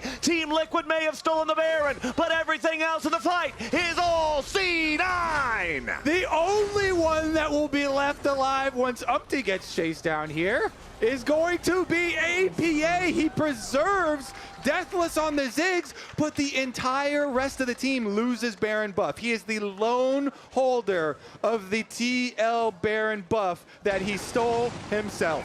And the hard part here is that the Elder is going to be spawning during this replay, so they can just go straight to the Elder. Look at this. Okay, 2K. Where did it get down to? 1,500, 300. Early smite. Early smite there. He tried to combo with the W, but the W was in the air. Would have done that extra damage, but the smite came down slightly early. But this is the follow-up. There's no way. He does it twice in a row. Yeah, okay. So it's very early. He has no vision. It is going to be Elder. It's Elder plus Soul now for C9. And Loki has completely changed his strategy. All these earlier fights that they're losing, he's going for Yon. Back-to-back fights they have won. He focuses Core. It's all in on Core. You just kill off the Emilio. It's way easier to do. You know, Yon used his Seekers. Well, now Seekers is nothing for you in this next fight. He doesn't have a Zonia's. That's kind of gold that is just dead in his inventory. And Sven is becoming really, really strong. It's just Loki's job. You kill Core. Sven, his job is kill everyone else. And I love the fact that Loki made that pivot. He's not just ramming his head into the wall over and over again, typing IDK what to do, Lucian too tanky. He's finding solutions to solve these problems. And now C9 is feeling great. They've got this Elder buff for the next couple of minutes. They really want to try to force a fight with it if they can, to force this one over the edge and turn what should have been, what looked like a Team Liquid victory, into a Cloud9 reverse. Thankfully, though, for Yon, he was able to sell the Seekers. He got a full Bloodthirster, so he did have a lot of gold in pocket, so that's big. He's true 6 items, APA 6 items here. And the carry's still very, very strong. It's going to come down to execution, and Core's got to find a way to both stay safe, himself, but also still stay close enough to Yon that he can protect him if they're going to go for him. And Cloud9 are spreading into the 1-3-1 with their Elder buff. They're bringing Blabber over now from the top side to close the loop, push down the tower. Bottom side, Thanatos will be able to push in as well versus Impact. Even though in the previous fight, Impact was able to actually push Thanatos away. Oh, big calling on Blabber. That's most of the bullets hitting again. Blabber down to 25% HP. Forced away from that tier 2 turret. Ocean Soul's going to heal him up, and Thanatos, all the meanwhile, was left alone in the bottom lane to remove that tier 2 from Summoner's Rift. There's less than a minute remaining on the Elder Dragon, so Team Liquid has done a good job avoiding a fight so far with that condition. However, C9 has forced down these objectives. They have retaken the gold lead alongside the objective advantages they have with things like like the Ocean Soul. I mean, I truly believe APA stealing the Baron there was game saving, because if they had Baron stacked with the Elder, then you can't just clear the waves and avoid the fight. Then you're forced to fight into the Elder, which you're going to lose. So we'll see if C9 tries to force their hand here and just look for a dive. Okay, Mega Inferno Bomb trying to clear the wave out. Thanatos jumps over the wall. C9 ready to force down the tier 3 turret, and they've already got it. Team Liquid scrambling on the defense to hold C9 at bay. Mid lane inhibitor down, and C9 falls back. Just as the last remnants of the Elder are going to fall off. That was the must push wave for Cloud9. They do it, they get their objective, they even up the inhibitors here, opening up mid lane, taking that one down. Their mid lane inhibitor has respawned. We are getting banger after banger in LTA, man. We're already almost 45 minutes into this one. TL and Cloud9 at the top of the group, looking to go the distance. And look at that recovery from Cloud9. It was up to 6,896, the TL gold lead. Yeah, a reminder as we're watching Cloud9 own the Rift, force their way into the enemy base, make sure they take the inhibitor. Team Liquid was at the Nexus. They had a Nexus turret down. They were pushing straight for the win. It seemed all but guaranteed. And then the botched fight at the Nexus, the recovery of C9 through the focus on the core JJ has turned everything around. It really has, and I do like the build adaptation here from Umpty, you know, not just continuing to build kind of these more selfish items. He goes into Redemption, he goes into Locket. I think that's really smart. It's not about you at this point, it's about keeping your teammates alive. Well, Dredgeline from Vulcan is immediately going to say it's all about Umpty as the Impale doesn't find anybody for the counterattack. C9 stepping out of the way of it. The Redemption keeping Umpty alive as Thanatos now has to make sure he doesn't get caught out by the Impact cage. Team Liquid doesn't lose anybody. Cloud9 continuing to look for angles. That was a clutch satchel charge from APA to stop Thanatos when he was looking for the flank to go for the engage. Bomb goes wide. Looks like TL will be okay here for now, but Cloud9 can't wait to pounce. This Baron is up in only 35 seconds, so we will get the reset. And the only huge cooldown was Umpty's flash and Vulcan's flash used in the previous engage. Yeah, and I mean, I think we're just going to see C9 do the same thing they did last time, though. When you have the Ocean Soul, you just go on Baron, you pull it, you force them to come into you because you're not really threatened by that passive damage. Good chunk on his Sven, though. Yeah, Jan really wanted to find C9's AD carry there with a little bit of damage. You could see that Loki looked for the angle, but he couldn't find any sort of a real meaningful counterattack. Jan playing aggressively on this Lucian with the 6 items, knows that he can make the difference if he finds the right chance to go in. Swirl Seed from Blabber. Thanatos is zoned away from the rest of his team. C9's going to try to rush the Baron. Team Liquid is barreling down the mid lane, going after the C9 base. They have to get through an inhibitor, and then they have to go straight after the Nexus turrets. The Baron's going to get taken. Thanatos has to hold the line here. He's all alone. Team Liquid might just be going for the end of the game. Thanatos has to try to escape. The culling making its way into the C9 top laner, but it ain't going to do enough. Now Team Liquid is very far ahead, and everybody from C9 is already here. Impact down. Umpty on the run. Jan locked up as Blabber goes golden. A double kill back over to Loki. Umpty will be next to die. C9, they make the call to go for the Baron. Thanatos can hold on long enough. The Nexus turrets won't die fast enough, and Team Liquid is staring down a 2v5. APA barely escapes, but he's got a hell of a job ahead of him. Yeah, there's only 30 seconds on Elder Dragon, so even if they couldn't go straight for the base, they could get that. It's APA against the world right now. Cloud9 on the brink of another miraculous comeback game. And C9 have the Baron this time. It wasn't stolen away. APA cannot just Mega Inferno Bomb the wave to save the game. There's no way. He has to find some kind of a crazy outplay here, but C9's got everybody. Thanatos with the Mega Nord back into the Nexus. APA's first death will be the death of Team Liquid, and C9 in a come-from-behind victory take this series 2-0. Back-to-back weeks, Cloud9 delivers some insane comebacks here. Last week against Lyon, this week against TL. APA was smurfing on the Ziggs, but it just was not enough at the end of the day. Some big fights, some good adaptation in the game to change their focus towards Core JJ, to take him out, wins in the fight, in the base, gets in the soul. That allows them to really start getting back into that game. TL are going to be looking at that base push over and over this week in review. Cloud9. Do not underestimate them when you're in their base, 2 inhibitors down. It doesn't That's where they love matter. to be. That's their comfort zone for the C9 side. Finding these victories, finding these angles, finding these pivots in strategy like you guys are talking about, and it really is the difference maker. Team Liquid was looking so good for so long. I thought we had game 3. They had some beautiful team fights going on, but that one big mistake in the base, that's gonna haunt them. I also would really love to watch that final playback because they killed off the last Nexus tower. At that point in the game, when you have like 1,000 AP, they could have killed that Nexus. The left one respawned. The left in game, maybe it's just spectator. It doesn't show in spectator.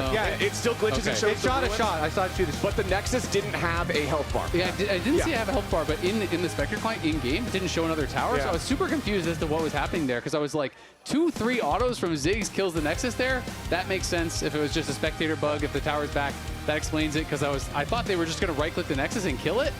So the tower respawning. Yeah. I think that might have just saved the game. Yeah, the tower respawn timer isn't that long because remember, the first tower died all the way back when Team Liquid had that initial botched fight that led to the C9 comeback. But hey, enough of hearing from us. Let's hear from the victorious team themselves. We're joining Jat at the fan zone for an interview. Kill fast. Yeah, it's nothing, guys. Don't worry. Yeah, they have no way. They're trying. We can recall though. Yeah, go. Go. They have no minions, guys. Don't die Thanatos. Okay. Ziggs no ult, guys. Nice, Scar. Look for fight. We took place. Lucian, no flash. I'm running. I'm gonna chase anyone. Chase anything. Scan out, Ziggs. I'm walking Lucian. Lucian is ulted. No flash. Lucian, no play.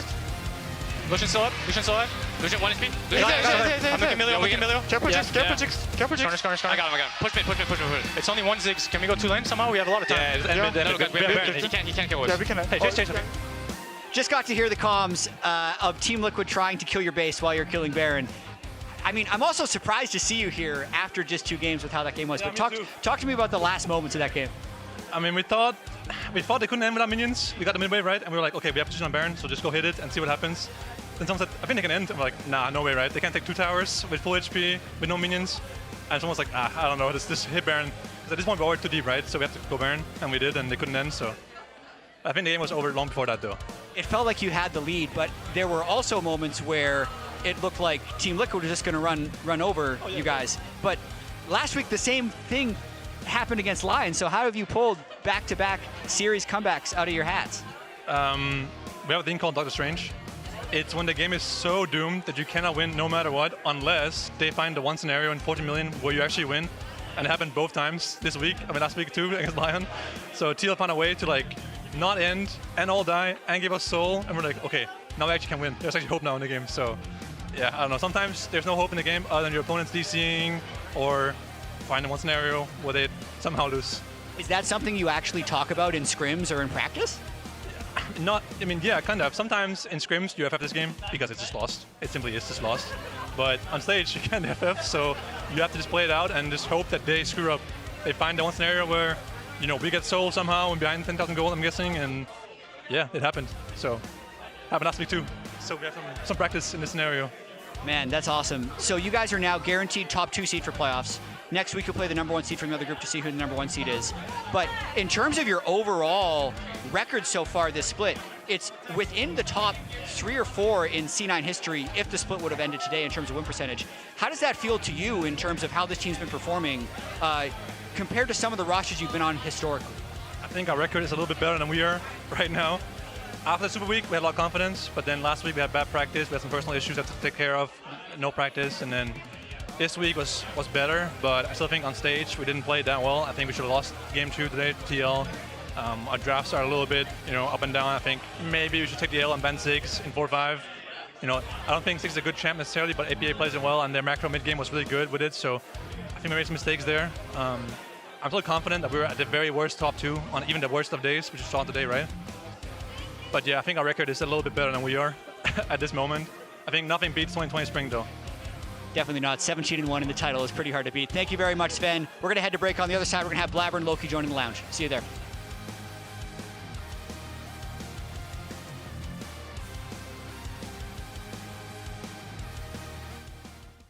AT&T has a new guarantee because most things in life are not guaranteed. like common courtesy. Really, Brenda? I know you can see. When they say, I'm on my way. no way. Pretty blue, though. Or a fun night at the movies. Yeah, that's not guaranteed. Hold on. Let me put you on speakerphone. You know what AT&T guarantees? Connectivity you depend on, the deals you want, and the service you deserve. Or we'll make it right. That's the AT&T guarantee.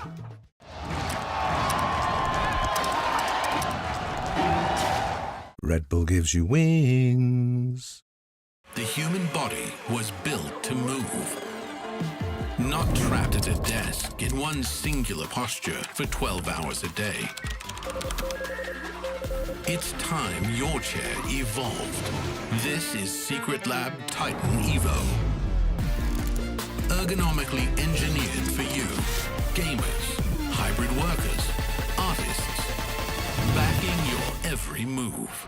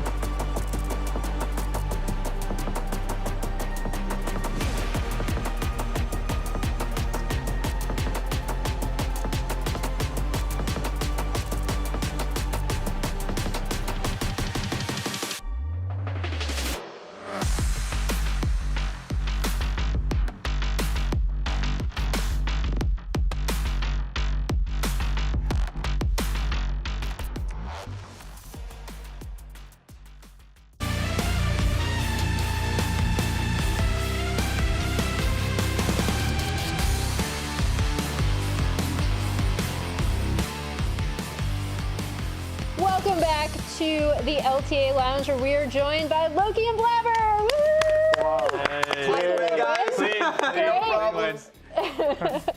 Yeah, how are you guys feeling after another comeback, come from behind victory? I mean, I think we played pretty bad in the game 2. I think game 1 we played well, but I thought we could have pressured our lead a bit more. I think we were playing like a bit too reserved today, to be honest. In game 2, I think it was really bad that we gave Ziggs Herald. It let him snowball the game really hard, and then there's this one point where, like, after we got the 3rd Drake, we just let them push us in 3 lanes, did literally nothing, lost Otacon, did nothing, and then, yeah, I mean, I don't know if Loki can't get pushed bottom versus the Yorick, but we should have done something different than just sit there and wait for the next Drake. Yeah. But, yeah, I think we played game 2 pretty bad. Loki, what are you thinking about that? I didn't meet Yorick that much, so I don't know that matchup. Yeah. Yorick versus Aurora, and then I have to call him, and then Yorick hit me E, and then I was like, what the fuck is damage? So, yeah, I'm not sure I can win Yorick, so Yeah. It's always a bit of a surprise, but I have another surprise for you.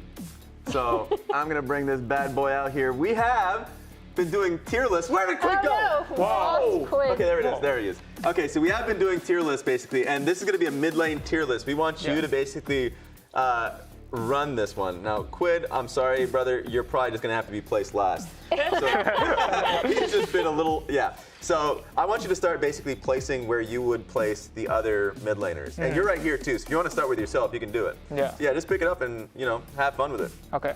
Where would you place yourself? I think my performance is big. I can be S. Nice. My performance is just also, I think A and S middle. And then chord, next chord. I think chord is pretty good. I think obviously S. And then I can go Saint. Okay. Ooh. I think he's pretty good, but this says his performance was like just so I can be A or mid. Since you faced him a lot in challengers, how has he is the matchup different now between you guys? Because obviously you're winning a lot more now that you're on C9. I think he's pretty good lane phase, and then he's pretty good team fight, but he is kind of worried about use flash faster in lane phase, something. Yeah. Yeah.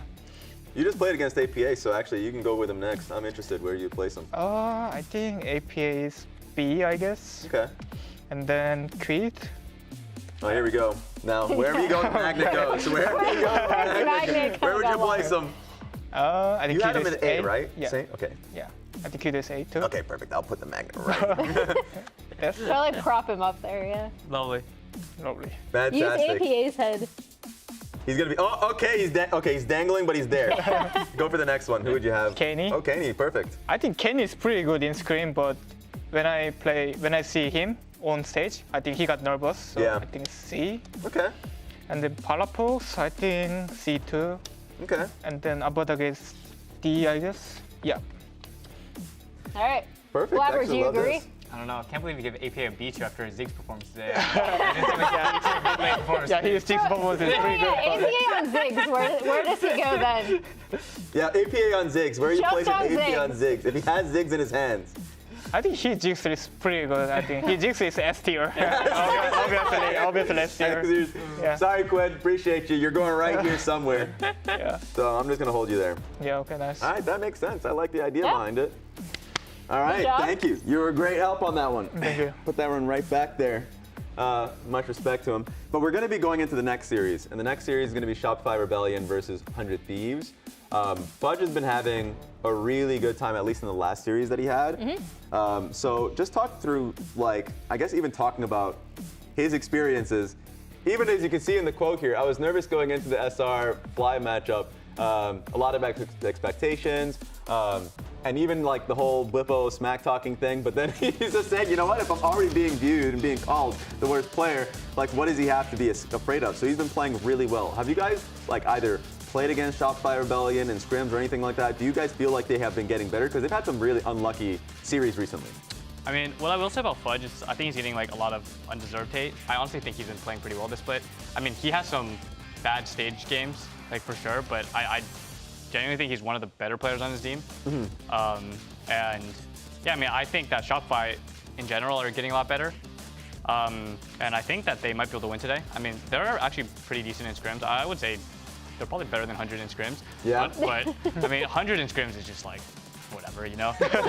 So it's, I think it's going to be a close game today, to be honest. Loki, what are your thoughts, especially with the mid laners facing off against each other? We just went through the mid lane tier list. It's going to be Quid going up against Palafox.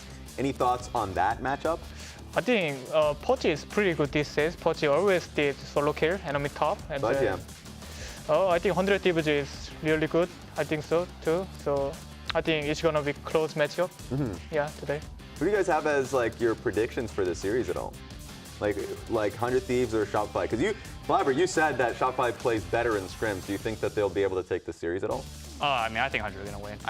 I mean, from my point of view, unless Shopify can actually prove to me that they don't choke on stage, that they have to prove that to me first. They almost always get in a good spot and then have no idea what to do or completely throw the game. So if they get over that, I'll start thinking they're better. Yeah. But I think they're actually pretty good. They just need to get over the hump of you know, being able to close out the game. And I think if they show that to me, like today or versus any team in the future that's semi-decent, then I'll have more faith in them. Well, thank you both so much for joining us. Raz, I know you caught up with, we have a small stage delay actually, but you were able to catch up with the coaches ahead of this series, so let's take a look at that interview. What's up, guys? I've got both Coach Tanner DeMonte Williams and Golden Glue right here. Question for the both of you guys. I want you guys to just talk about your friendship or relationship, because especially when you guys were on stage and chest bump, first of all, what the hell happened with that? Like, did you guys talk to each other on that? Yeah, Grayson just honestly, he said maybe we should do this, and I was like, why not? That's my boy.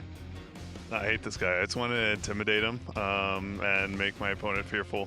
And I hope it also carries on to today's match. There's no power in your voice. You obviously don't mean it. You obviously don't mean that. A little shakiness there. Oh, just a tiny bit. Talk about you guys' relationship though, just a little bit. You know. I mean, we competed against each other for more than 5 years. So I think over that time, I don't know how we exactly met, but we slowly were just like mutuals, and then I don't know, we just like had a group of people that like started going out and then became friends. Confirmed? Yeah, I mean, we've just been playing with and against each other in solo queue and in person in LA for, I don't know, like a long time, like 6, 7, 8 years. So not many of our friends are still around in the scene, so it's good. It's good to be able to still hang out with your day ones. You guys are going to be fighting against each other basically to get out of the group in the best position possible.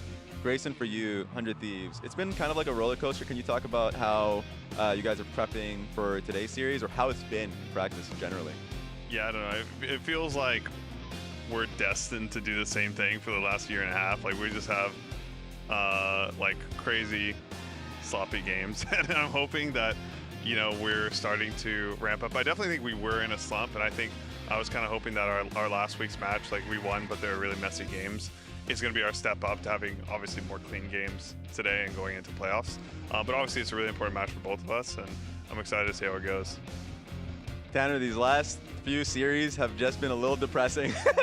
This is going to be a therapy session, so just talk through like how it has been for you guys. I mean, so the Dignitas series was extremely depressing because we feel like we're much better than them. But I would say the FlyQuest series was actually pretty positive for us because we took a game off them and we were pretty competitive in all 3 of the games. So I would say Shopify right now, we're just crawling slowly, like inching up into like our potential. And I feel like we're actually taking 100 Thieves' spot as like that underdog team, getting that underdog buff, because I feel like 100 Thieves have been underdogs for a year and a half, which doesn't really work because they are now like finishing first place in regular season and having good performances. So I think they're feeling the pressure of like, okay, maybe we're not underdogs anymore and this is not acceptable. Versus us, I think we have more of a buff on the teams, or people think 100 Thieves are better than us. So okay, we're keeping the underdog. We're keeping the underdog. You can't take that away from us. Double underdog, maybe. We're both the underdogs today. All right, good luck for your games, guys. One more chest bump just for the server. Just why not? You ready? Yeah. Send it straight to you guys. Thank you very much, Raz. Awesome hear from the coaches right there. Golden Glue saying they're going to keep the underdog narrative, Jet. They don't want to lose that one. They're trying, and if they keep winning, they're going to lose the underdog narrative. What we have seen is teams below them in the standings have been devastated by 100 Thieves. That doesn't sound like an underdog. Not been. It doesn't, no. But that has been the narrative this whole time. Yeah, interesting to think. Maybe underdog compared to the other top 3 teams around them, but Shopify Rebellion, they've been so close so many times, Jet, and they just have not gotten over that 3rd game curse. They really have been so close. To me, they are, and this is going to sound really like it's going to sound like Limbless not. They're the best winless team we have. Like, they are so good considering they haven't won at all. That's disrespect on Lions right there. But I mean, it's strange though, because I watch their games, and in the 2 best-of-3s they've played, they've picked up 2 games. So they've been 1 game away from winning both of their series. I've seen a lot of improvements from the guy you see on screen, Fudge. He had such an insanely strong week last week. Contract has been consistently making a bunch of things happen, and maybe it's a team fight that goes wrong or a game 3 draft that doesn't line up, and then they fall short at the end of the series and feel really dejected afterwards. But I can see the progress happening under the surface. It just hasn't manifested in series wins yet. There's always just that one moment late in the game where the wheels kind of fall off for Shopify Rebellion. And if they can play a clean game of League of Legends, we've seen how strong they look. It's just, playing that clean game. Yeah, one of their coaches, DeMonte, was kind enough to share their internal scrim board as well. So I want to throw this up on screen. A little insider information. A little insight on their practice. So this is the board they have in their office. Okay. The ratings you see on the bottom right. Every single thing you do makes you better or worse on at the League. day that they are scrimming.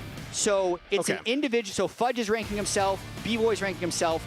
Based on their individual goals, how they feel like they played each day in scrims, and then they kind of look at the whole week. Plus, you can see all the other goals. Palafox has additional goals you can see there on the bottom left. But I just think it's an interesting insight into what they've been working on. Like for us, Palafox has been the biggest underperformer.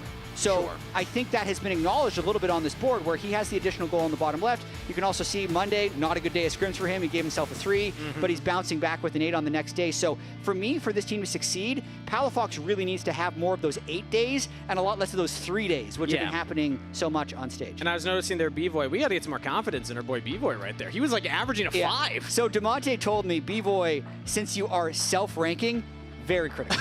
Okay. Like, for him, a 6 is kind of a 9. All right. So if he dies once, it's like no higher than 6. So graded on the curve, I think that may be like averaging a 7 or an 8 there then for him. Who knows? I just know that I was trying to count. I was like, B-Boy had the worst week. No. B-Boy is just extremely self-critical. Yeah, but I think that's an interesting way to coach. I love seeing those kind of behind-the-scenes things because we don't get to do that often in League of Legends esports. But when you get to see how the team actually grades themselves, some of those fun quotes on the board as well. I mean, I think there's some truth that everything you do does make you better or worse at League of Legends. So making sure that your eyes are on the prize. If your goal is to perform, because Shopify Rebellion find themselves in a really interesting position right now, Jet. If they lose this, they're guaranteed to have to play for a match next weekend, which could either mean the end of their entire split or a lower bracket into playoffs. Yeah, as we're into draft right now, there is still a lot to be decided in this group because the other 2 teams will play tomorrow with FlyQuest playing Dignitas. But what we do know is that if 100 Thieves win, they will be clinching top 2 within the group. Okay. So that will be the most important thing. It gets really crazy if Shopify wins because it would mean they're not 4th, but it could also still mean they're 4th or 3rd or somewhere else. Okay. Everything is a possibility depending on if some crazy stuff ended up happening tomorrow. So Shopify, just win and hope, and 100 Thieves, just win and you're in. I think generally that's the goal for teams, is if you win, it gets easier for your playoff chances. Losing makes that a little harder. But game number 1, we're into pick and ban, so let's catch up on what we see on the screen so far. Ari plus Sejuani plus Jace banned away on Shopify's side. Vi, Varus, and I'm waiting on that last one because there's one specific pick that they always seem to ban in the first rotation. Is it named It's Rumble? still up. I was actually going to play a little game with you and say you used to do Jet stats. Well, I got a little stat for you. What's the one champion that Snipers never played this year? Rumble. It's Rumble.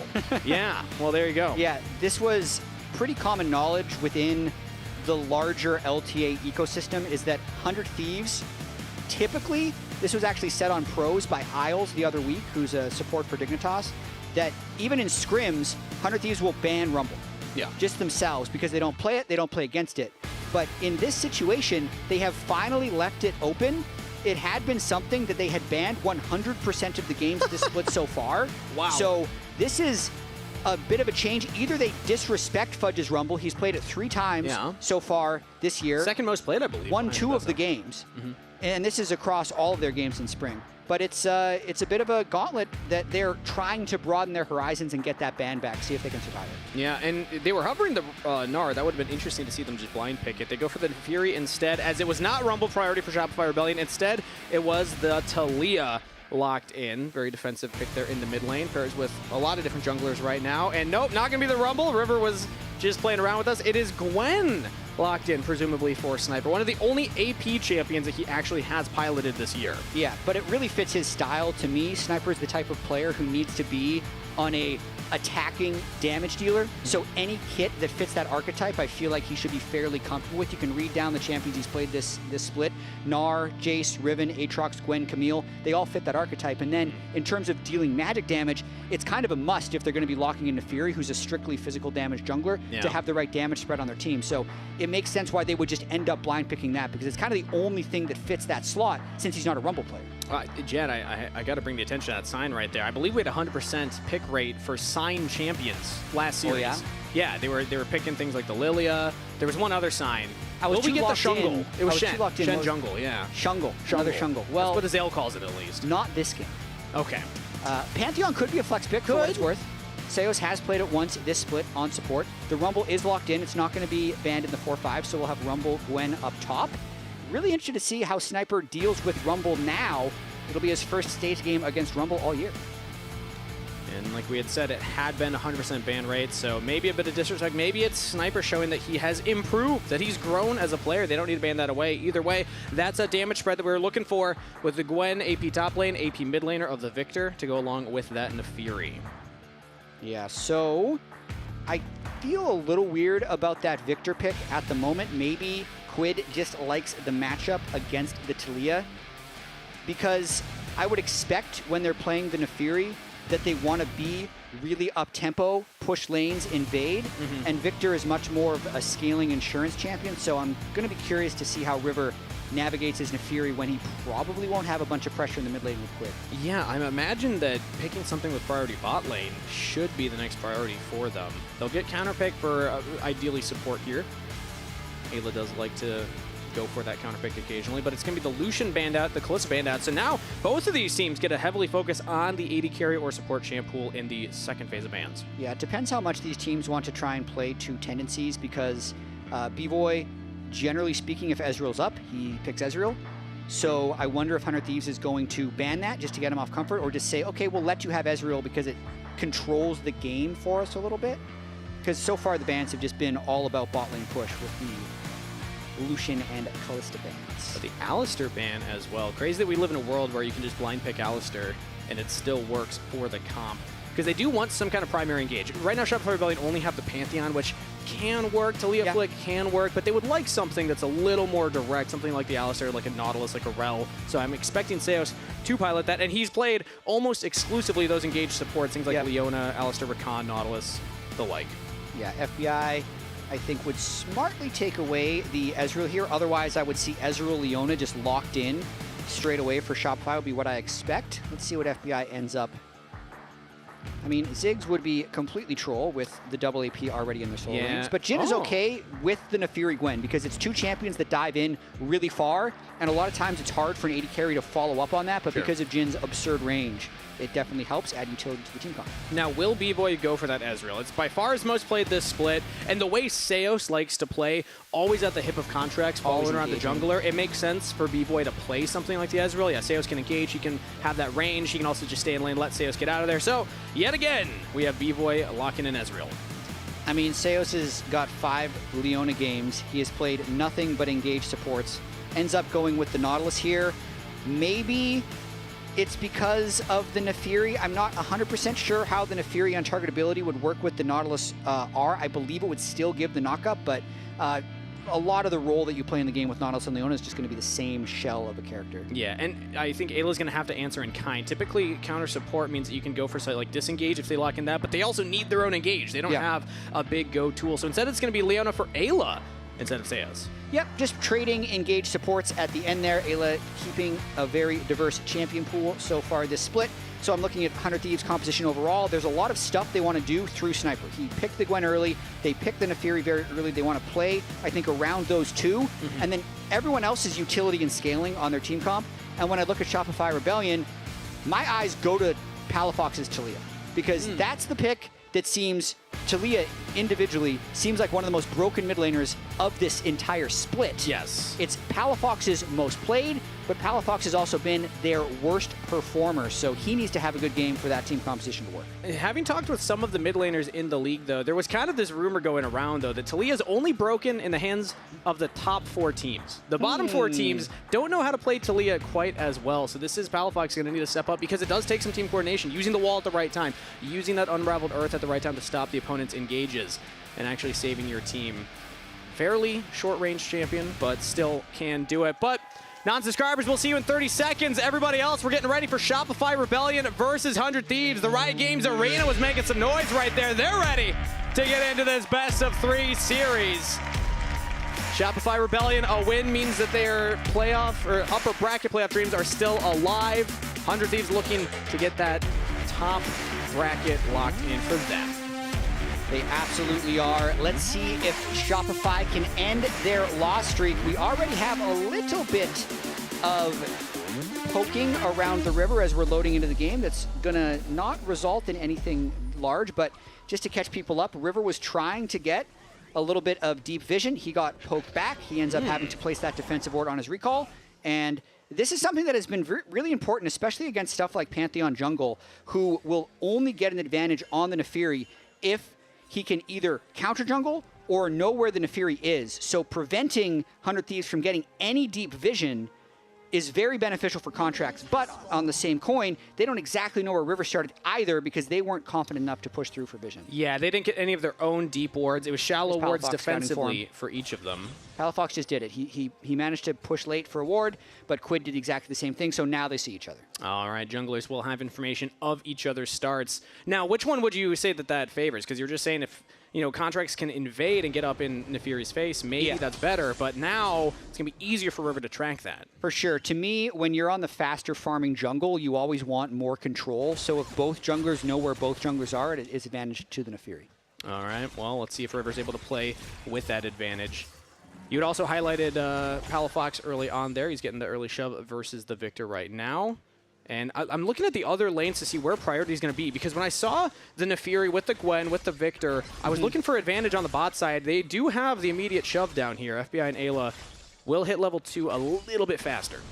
Yeah, you never know how aggressive these guys are going to be willing to get. Level 2 should be hit by 100 Thieves. You can see over on the right side here, but B-Boy and Seos are just very respectful of that. B-Boy, as we said, has the most Jezreel games, and that's a turret. That's a turret, Ayla. Be careful. Yeah, takes a little bit of damage. It hits level 2 first, gets the Aftershocks. It didn't actually take that much from the turret, thankfully, but FBI poking heavily. Also, one to him. Okay, all right. 100 Thieves really playing the line right there. That's what we call that one. Yeah, and we just need to see how this new patch ends up manifesting in-game, because the complaint about 5-minute grubs is that it limited jungle creativity because there were so many objectives. You just had to full clear a whole bunch, swap around 4 minutes, 4.5 minutes, and then fight grubs. And that now that that's removed, maybe we'll end up seeing more. But we were watching that Team Liquid C9 game 1, and it just meant that they farmed until 8 minutes. And then they swapped and went for the grubs. So we will see if Contracts or River make anything happen early, because they are two of the most creative junglers in the league. Great hat from that fan in the audience right there. But I'm happy you bring up that fact that Contracts is one of the players that even before the change, actually, as there's some trade bots, that shouldn't lead to any kills either way. Contracts is one of those junglers that would go for the early ganks regardless. And so far on the Pantheon, something that in my opinion can look for early action if you have the right lane set up for it, has just been opting for that full clear yet again. We see both junglers just doing opposite starts and ending up on the opposite sides of the Scuttle Crab spawn. Yeah, both junglers, 7 camp, clear so far. There are not great ganks available. Contracts is getting this deep ward. He was wondering if River, I mean, he knows this isn't respawning immediately. He's trying to get a cheeky Raptor counter jungle in. Yeah, this is interesting. And Palafox is getting a heavy trade onto Quid right now, so they should have advantage right now. River will catch Contracts at the Raptors. Contracts can stick around. Quid's gonna have to back and TP in, but Contracts, it's like, I don't know if they really want to go for this. Yeah, smite from River. Secures that. Contracts cannot get it. Walks away frustrated. River laughing. Yeah, I mean, small thing there. When you do the Raptor first start, it means your Raptors will be spawning faster. Contracts didn't do the Raptor start. He did a red start, so his Raptors are on a later cooldown. So essentially, he's trying to cheat River right there out of Raptors, but then when he failed, it doesn't actually cost him that much because you can see his Krugs are what's spawning on the bottom side. He's going to be pathing up. It costs him in actual time, but it won't cost him a huge amount of experience. Sure. But Palafox really didn't seem like on the same page right there. Did not want to walk up, even though Quid had to back and TP in. Palafox had gotten that earlier reset for the tier. Means that no action early game for Shopify Rebellion. Instead, we're going to have another little snoozer here. This is where the grubs would be spawning, but or would be on the Rift already. But Dragon's now up. Maybe that's the magnet to cause action. I mean, you can see Quid with the defensive build already with a null magic early on Victor, so he's just looking to delay this out. River's going to be trying to go for the enemy Raptors now, pay contracts back for his little invader, Ruski. And he's got Ayla behind him, so with the benefit of the support, Seos is going to be a little later. They're trying to lock down contracts, big damage to start off, but not enough to threaten a kill. Contracts walk away half health. Yeah, Quid came over as well as his lane got shoved in, so Quid has to go back and catch that wave. You would think that maybe there's a dragon timing here, but not quite, I think, with how much River invested and how he wants to keep his camps not alive for too long, so he can keep over-leveling the Pantheon. That'll be how Nefiri wins this matchup against Pantheon. Kind of like we saw this exact matchup in Game 1 today. True. With Blabber and Umpty. Blabber just continued to farm against Umpty's Pantheon, and as long as the Pantheon wasn't getting off successful ganks, it was a little inevitable that the Nefiri would end up being stronger. So it is more on 100 Thieves here to just keep farming, and it's on contract to try and make things happen. He's still looking for that level 6. Should be able to get it well before the grubs spawn, but no focus on that dragon yet from River. They did have that priority in the bottom lane to play around. Now he's actually in that bottom river. Let's see maybe if he goes for it here. I mean, it's a really good timing for him to think about Drake. He will lose his Raptors for this. Contracts is already seeding that. He's got a control ward in. He's taking his Raptors, and instead River's looking for a play. Interesting. Not level 6 yet. Sees the control ward in the Tri-Brush, just hovering around to make sure that they can get that lane in. Makes me think that he does not realize Contracts is on the top side. But Contracts will take away the Raptors, and now, I mean, the buff is spawning soon. Krugs as well. Contracts is actually going to get a lot of counter jungling done here, and River does not have the same camps to take away. Yeah, you'd want Contracts to be able to make a play after this, but River really just, he's almost like he's hoping to run into Pantheon, but now he decides, okay, he's definitely not here, time to start Drake.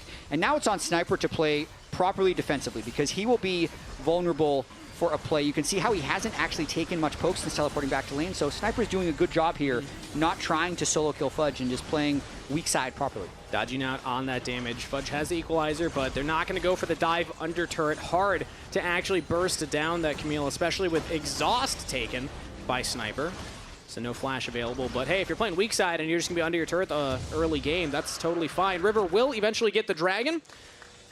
So objective picked up now for 100 Thieves. Risky invade here. Contracts actually goes towards the bottom camps. Yeah, River is on the buff right now. Level 6, Contracts as well. He's doing this without his bottom lane. His bottom lane reset. He's going to look to jump over the wall, but he's going to jump straight into Seos and B-Voy if they want to collapse. Okay, but nope, they're not going to go for the trap. River will get out. He will get out, but Pantheon will have the tempo advantage off of this. River still hasn't reset after the Drake. Contracts essentially got a leash on his red buff. Yeah. And aside from losing the Drake, is going to be fairly comfortable for this upcoming fight that we will probably see at the Rift Herald. And just to update on what's happened here, Sniper is in the bottom lane. Palafox's teleport is going to be up before his, so Shopify would be able to move first, and they're going to play in the mid lane instead. Gravity Wall goes down, flash out of Quid, stuns up Seos over the turn, stuns up Contracts as well. Big damage from Quid onto the jungler and support, and gets away with his life. Quid absorbs the play. And that's the Mercury Treads in action. Look at that incredibly defensive build by Quid, but if he didn't build that exact item, he's probably dead in the CC chain. And he needs that because the Pantheon Taliyah combo used to be a one-shot combo when Taliyah did more damage, but it's still an extremely effective combo when you can put them in mid-jungle. And since that turn was spent by Contracts and Seos to three-man gank mid, it will mean an uncontested grub for River and 100 Thieves. Yeah, 100 Thieves benefiting from more inaction here. Oftentimes a team that makes the first play that doesn't go right means that you give a window to the other team to make a play like this uncontested. Fudge will walk up here, but River's already gotten two, has Smite, gets it, jumps out. That's all 3 grubs over to 100 Thieves, plus the earlier dragon. So they are on track to get that early, objective feat picked up. Yep. 2 objectives towards feat of monster slaying. Yeah, we still haven't named that one officially, Feat of monster slaying. No, is that it? Feat of monster slaying. Feat of monster slaying. Okay, fair enough. Yeah, I don't, and I know feat of warfare, and then the other one is just I don't know. Okay. It's like feat of first turret. It just doesn't. Yeah. Feat of Someone turret. probably knows. Please tweet me. Feat of brick. I'm close to knowing all 3. The patch has only been out for 4 months, so please correct me. I guess the term monster is just a little subjective for me. So dragons are kind of cool, right? What are the other monsters? Well, I think grubs are monsters for sure. Okay. Harold, what's ambiguous about this? Well, dragons are like kind of cool, right? They're not monsters? I don't know. I don't know if I'd put them in that category. You're losing me. I put them in like the animal category I more feel than like you're monster complaining category. for the sake of complaining. Yeah, you're just trying to make conversation here, Jap. But as we get back into the game, the point is 100 Thieves are closer to picking that one up. The feat of monster slaying. There we go. But other than that, very slow game here. Now, this isn't what I expect from Shopify Rebellion. A lot of times with the Shopify games, Jet, I've been conditioned for high-action early games. Where are the kills? Where's the aggression? They're coming. Yeah? Just give it a minute. All right, I'm going to hold you to that. I've been told by our producers it is actually called Feat of First Turret. It is Feat of First Turret. So we have them all. It's Feat of Monster Slaying, Feat of Warfare, and Feat of First Turret. That just doesn't have the same ring It doesn't to have it. a good ring. Yeah. We'll have to crowdsource the audience here to see if there's a better one. Maybe Twitch chat can help us out with that. We'll just get a community vote, but we have Shopify with multiple members bot side. Seos and Ayla are both hovering around their mid laners just in case anybody makes the play. Ayla backing off now means that Seos will walk up to clear that vision, but Dragon's not going to be up for another minute and a half, so I don't expect a hard force right now. Definitely not. I mean, Quid's build is just so slow. Not only did he rush Mercury Treads, he took the detour for Dark Seal, and he's building towards a Catalyst. Ooh, River here to defend a dive. I mean, 100 Thieves is playing full defense, and it's interesting because the weak side sniper has been properly respectful, but that also has taken away any edge or solo kill look he'd go for, as they might go for a fight here. Seos could be in trouble. Instead, it's actually Grand Starfall from Contract trying to get damage onto Quid. Again, kind of tanky right now. Do they have the damage to kill him? He goes down. First blood to Contract. Straight up for Palafox. Contract's on the Pantheon now, trying to trade back onto River. Seos locking down Ayla. River just doesn't have enough in the tank. That's a double kill to Contracts as the curtain's been called. Oh, but the dredge line cancels it out. Seos stopping FBI's ultimate. That's 2 on the board for Shopify Rebellion. That was such an interesting re-engage there as 100 Thieves was just kind of lazily playing defense. It looked like the 3-man dive had been called off, but then Contracts just walked out of Fog of War and ulted in. He never left, but he had so much damage with getting the extra cycle of his Q there that he was able to really win that fight in the later stages. That's when the Kangol goes right, everybody. Yeah, Pantheon so you've been work. playing a lot of Pantheon. When we get into this replay, tell us if Contracts did it exactly right. So it's all about the combo to get maximum damage, but when you have somebody like Palafox there, that obviously helps out. So yeah, you're right. Walk us through Contracts' Kangol here. So well, usually the Kangol's a bad thing, I suppose. But Yes, here we this go. is the angle. So Quid in the brush right now. Drops the ward down, goes in, clean combo. Q. Oh, and we're back to live, actually. We don't get to analyze that one any longer, as Ayla might just be caught out, but the Gravity Well from Quid buys a lot of time. Still kill over to Contract. Shopify Rebellion claimed the Feat of Warfare, and they're going to look to scrap at the Dragon. 100 Thieves have 3 members pretty healthy here. Palafox will push the mid wave, but River, yeah, he doesn't want to hard commit to it. They control the banana bush. They're in pretty good shape. Seos has to be a little bit careful because of his low health, but Shopify is a stronger team, I think. FBI going in and just gets punished for it. That was a flash forward, I believe, and he goes down. River trying to equalize, get 1 out of Contracts. That's a 1-for-1 so far for Vivo yet again. Oh, but River with a double kill as Quid just doesn't quite have enough damage with the help of Ayla. That will be enough. Now Quid gets it. 100 Thieves turn the play. That might be what pulls 100 Thieves ahead in this game. We're going to watch the start of this fight one more time. And my concern with this 100 Thieves comp is that the Victor is so weak early, especially with his build. And it looks like this fight is going to start well for them. But as Contracts jumps in over the Talia rocks to try and just one-shot, how does this get turned around? River ends up getting the reset, pops the double kill. Palafox misses his seismic shove there on Quid that allows him to walk it off before Ayla arrives and closes the deal onto B-Boy. Bit of an overchase there at the end by B-Boy. And to me, that is just 100 Thieves outhandsing Shopify a little bit. That felt like one of those moments that B-Boy could have been the hero, but instead, slight misplays. River's able to get in, get the resets, get a double kill, and now a completed item here on the Nefiri.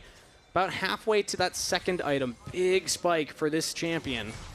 Now Shopify Rebellion maybe looking at FBI down here. They have Contracts, and again, the ultimate's available. They could just look for the dive. No flash, no barrier. Yeah, Summoner list. Ghostblade Swifty. He's a quick boy, but... they're not going to do it. He's able to clear the wave too fast. Dragon's going to be the name of the game now, though. 100 Thieves will start it up yet again, and Shopify Rebellion, I don't know if they're going to walk up and contest this. Yeah, it's pretty tricky. Contracts, I don't believe has his ultimate just yet that he'd want to fly in with, and they don't have any river control, so just danger zone. Flash over the wall from Ayla. Chain CC. Where you going, Palafox? Answers nowhere. Grand Circle onto FBI, though. Still no summoner spells. Contracts takes him out as River's locked down by Seos. Flashes away to safety, but Fudge has joined up with the rest of Shopify Rebellion, and now River with the knockup will make it out. Quid, Gravity Well yet again stopping Fudge, but 100 Thieves cannot go for the Dragon anymore. Shopify Rebellion strike back. I mean, they lose the battle, but if 100 Thieves probably wins the war because they just got the feat of first turret to secure their overall feat of strength, and sorry, they will when they get another objective, so that's still on the table, but Sure, they get it's 1-1 now. Basically, last week, Sniper was teleporting into every single play, even if it had been lost. The start of this was Palafox literally getting one shot, but multiple ults used, and then B-Boy gets a lot of damage onto FBI as Contracts ults in, so a nice counterattack by Shopify with the teleport coming in on top of it. I do like the proactivity that I'm seeing from Shopify. If that one Dragon fight earlier had gone a little bit more in their favor, I feel like they'd be running away with this game. Quid reacted to something there.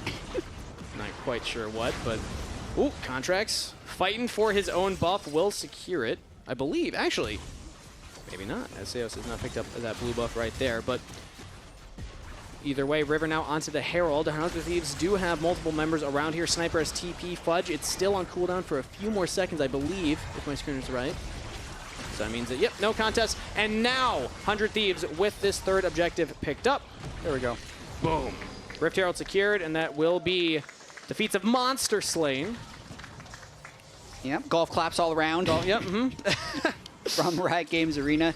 Quid is beginning to become online right now, which will be a big thing to track, because the awkward stage of this game where Neferi is trying to run around and make things happen when your Victor has little damage and little pressure is over. So now I think River can play with a little bit more confidence, and Shojin is completed, so the 2-item power spike of Neferi is here. And I gotta say, oh, actually, Contract's looking for a play right now onto Sniper.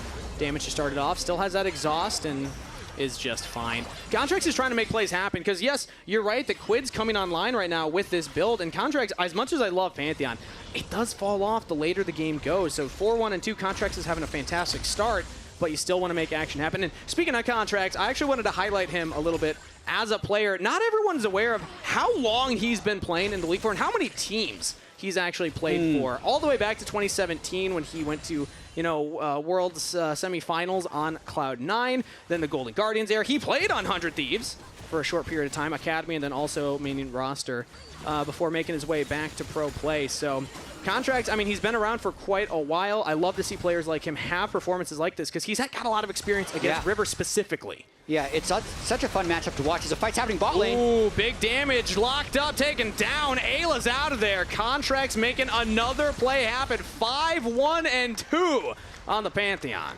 Palafox teleports in at the end, which actually means mid lane is unprotected. B-Boy's jumping away, but Curtain Call, and River's just diving under the turret. That's flash out of B-Boy, but he's out of there. River with the kill credit. Palafox jumps in with a Weaver's Wall, but River escapes. Clean plays from 100 Thieves to make a pick in the mid lane. Maybe more. No, Seos should be fine. Yeah, this is so close. I mean, this game has been very back and forth. That was a good play by Shopify, followed by an overcommit by Palafox, and now Contracts is looking for more plays. He would have Talia behind him, but just ends up pushing him out of the jungle. Yeah, not going to commit to it. I mean, you can try and go for the flash, but there's just no way that you have enough damage on your own, so not going to commit to it. Yeah, it's been back and forth here, Jet. Both of these teams just slugging it out here. Feats of Warfare picked up by 100 Thieves means that they are in the lead right now, but Dragons are dead even. Gold is close to even. It's not even 1,000 gold advantage for 100 Thieves, so I'd say Shopify Rebellion, this isn't the cleanest early game we've seen from them, but it's still looking like a decent winnable game from their perspective. Yeah, it reminds me of a lot of Shopify games we've seen so far where they feel really close to being able to win as Sniper goes for There's Fudge the exhaust, here. River's nearby, and Fudge is still just zooming out of there. Through the exhaust and everything. I think he's going to get the safety. Contracts nearby. River cannot chase, so yeah, River spending a lot of time up there. Sniper using the summoner spells. Fudge gets out. Yeah, Fudge much improved from last week, but I want to look at some of the gold graphs from Shopify so far this split, where these are not necessarily the gold graphs you would see in a winning game, but we'll have to be able to get those up in a little bit as this game is very close, and Shopify has just been so close so many times. So close so many times. Now they're against 100 Thieves. And again, a reminder that if Shopify lose this series, they will be 0-3 in series scores overall. So a lot on the line here. They want to give themselves at least a chance of dodging that lower bracket in the playoffs. But 5 seconds here. Big objective spawning. Otacon has spawned, which now triggers a special Uber Eats offer that you can check out in chat or the Twitch extension. Make sure to check that out, everybody. And Dragon also up in 5 seconds, so a lot of action could be happening on this bot side of the river. And with this Drake coming up soon, we'll see how 100 Thieves is going to make the setup. I'm looking at 2-item power spikes on both FBI and River, and they have the original setup, so it'll be very difficult for Shopify to brute force their way into this one. 100 Thieves control all the vision, but they don't control the backline vision. There's actually a lot of flanking wards that Shopify Rebellion could look at. Fudge has teleport, Palafox does not. But the rest of the team just is not set up to actually capitalize on that. 100 Thieves, yeah, just kind of brute forcing their way in, and despite Shopify Rebellion doing some homework, not able to catch it. So another objective, but here's that gold graph you were talking about, Jat. It's closer than you think. I mean, look at it 20 minutes, how close all those games are that all ended up in defeat. And we might be seeing the same story here if they can't defend this Otacon, because not only did the Drake go over, they're still not in position. If 100 Thieves can just clean both these objectives, this is such a long turn. Shopify must fight this. We're around that moment where the wheels fall off for Shopify Rebellion, as it's instead Palafox engaged by Ayla. Does he have friends, though? No damage following up right now. Now Sniper comes in, flash out from Palafox, trying to get the safety, but over the wall goes River, trying to dive onto the back line. What are we doing? River goes way too far forward. Will at least get the kill through the bleed. 1 for 1, losing your jungler for the mid laner. And it did stop the Otacon, so Shopify at least averted the big disaster. And you could see Ayla was just locked in. He'd already picked Palafox a couple times this game. He's just going for another one. It's personal at this point. Jhin and Nefiri were so far away that play just didn't have time to work properly. So his team is still on Otacon. When he goes for that Leona ulti, Fudge is closer than his nearest teammate. So a very ambitious look there from Ayla. You could tell Ayla was saying, we're going to peel off of Otacon, whereas the people hitting Otacon were thinking, maybe we can actually finish it. Right? I mean, they even just saw the teleport come in from Fudge right there. So even if you just back off of Otacon and get the teleport, that still feels good for 100 Thieves, but because they lose River, they cannot go back onto it. So back to a state of pretty even game state. It's barely a gold lead for 100 Thieves right now. It's only 1 Dragon in the lead plus the feats of strength. I'd say, when I look at these comps too, it's always hard to immediately identify the scaling advantage. I like the Nefiri into the Pantheon much more, so that's what I want to focus on there. I feel like River is in a very comfortable position right now. Yeah, I think so. And it's going to be a little bit of a hands check. I just look at Quid, though. Former MVP, maybe best player in the game. He's online at this stage. Level 13 Victor, 2 core items. He's only going to be getting stronger, and it's very difficult for Shopify to kill him. Yeah. He has the Mercury Treads. He can walk off the majority of the engages. The Locket from Leona will be able to help him live. He's going to have 3,000 or 4,000 health by the time this game is over with, and his health AP items keep coming in. So he's the one that I look to really carry team fights, and he's the one that Shopify is going to have to find a way to either fight away from or actually kill in a team fight. And at this point, he's about 30 seconds away from that Roa fully stacking. He's going to get a level up. Going to have a little more HP and health, and it looks like they're going to start it up yet again. Seos does spot this out. Now, still no teleport on Fudge, but he's on the bottom side, so he's actually nearby. Palafox has Weaver's Wall and teleport. 100 Thieves, they're spotted on the objective. Do they want to commit? Taking that debuff, the armor shred, the magic resist shred, makes the fight afterwards very difficult, but getting the Otacon is a huge buff right now. Flash forward from Seos. Trying to get Throws out the ultimate onto Quid, and now in comes Contract, but now teleport deep. That's going to be Sniper going into everybody. Seos is already down, and now Sniper can continue the chase. Curtain call. Contracts throws up the shield. Aegis Assault trying to keep himself alive as he's logging out Quid, but again, the damage is just coming through. Locked down Quid with the kill. Cred has Ayla on the flank, gifting a kill over to Shopify Rebellion. 1 for 2 in favor of the Thieves. I love watching Otacon in these fights with what he ends up getting himself wrapped up in. He was shredding 100 Thieves that kind of probably stopped them from backing Ayla up at the end of this fight. But to get back to the beginning of this fight, 100 Thieves is just using this Otacon as a fight creator. Yeah. And they're doing their best to avoid the shred for when the fight starts. So in that fight in particular, it was pretty much just River who had the debuff on him. Nobody else did. So when Shopify ended up going for Quid, he flashed over the wall, and that was the engage that they used. So like, look at this. River's almost just soloing it, using the dogs to tank a little bit and not getting chunked. So it's not the normal weakness that a team would have when they've started Otacon, which means this turns into a bad engage because it's not a weakened team that Shopify is engaging in on.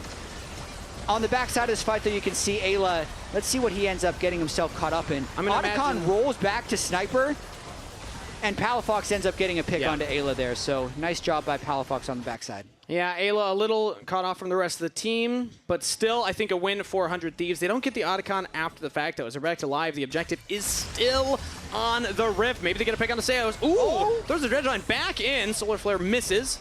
Seos walks out. Seos does not pick himself, but it was close. He almost ulted himself into the team, but Ayla has now been down the Leona ult, which makes Shopify a little bit more comfortable. I love this vision toggle by the observers to show how little information Shopify actually has and how dangerous it is for them to walk into this Drake. And this is a lot of times what I see from Shopify Rebellion. In game states like this, they just group up. That is the name of the game. All 5 members get together. No one's pushing top. We have 2 teleports up. We're not interested in that one. We're just going to force our way into the banana brush. Seos taking a lot of damage again. Curtain Call should be able to block a lot of that damage. Shopify Rebellion's jungler keeping Seos fine. Oh, no, the 4-shot does hit. Nautilus very low now. Weaver's Wall used. 100 Thieves still in fine position right now, so Palafox not really stopping anything with that one, and 100 Thieves will just get the dragon. Yeah, Shopify going to try and counter by getting this mid-turret. They likely will, but they got to be a bit careful of Ayla flying in there. Putting themselves on a soul point, though, 100 Thieves is going to be happy with this overall exchange. Yeah, Infernal Soul as well. Very powerful one to pick up here for somebody like Neferi who just wants to jump in and one-shot people. You like Sniper as well in that side lane. It's going to be even harder to deal with. And here we go again. River is just soloing this Otacon. Yeah. No one has touched that top wave in like 5 minutes. I don't think it even exists in these top laners' minds, solo laners' minds, anybody's minds. It's all about the objectives. It's all about the Otacon. Shopify Rebellion going in yet again. Seos dredge lines the wall a 3rd time here. Not punished immediately this time, still alive. 100 Thieves taking a lot of debuffs there. Flash away from Fudge, now turns back around. Contracts jumping into the Otacon pit. River there, but Otacon's getting low. Who's gonna get it? It's Contracts! Shopify Rebellion with the steal as 100 Thieves, they can't chase down. They're not gonna find anything for that. Contracts can just run away. Heist successful, but it's the Rebels that get it this time. It's not a Baron steal, but it's an Otacon steal. Contracts the master of taking things away from underneath the enemy's nose. And that was River clearly just running the same play over and over again. But I think the difference here is 100 Thieves ended up actually getting caught in the pit this time, so they weren't that confident in the overall fight, had to pull off, and that's what allowed Contracts to go. Because the start of this was great. Sniper immuning the Nautilus hook, so Seos hooked the wall, seemed great, but ever 100 Thieves tries to walk through, the Otacon shreds them a good bit, and then Contracts' ultimate kind of zones River away, and since Otacon never fully reset, don't mind if I do, Contracts just secures it with the Q Smite. And you gotta say, yeah, that Q, the empowered Q Smite combo. Golden Glue thinking, okay, what happened there? The empowered Q plus Smite, you can't hold that against River. You're not going to be able to out-smite that. It's just so much damage from the Pantheon.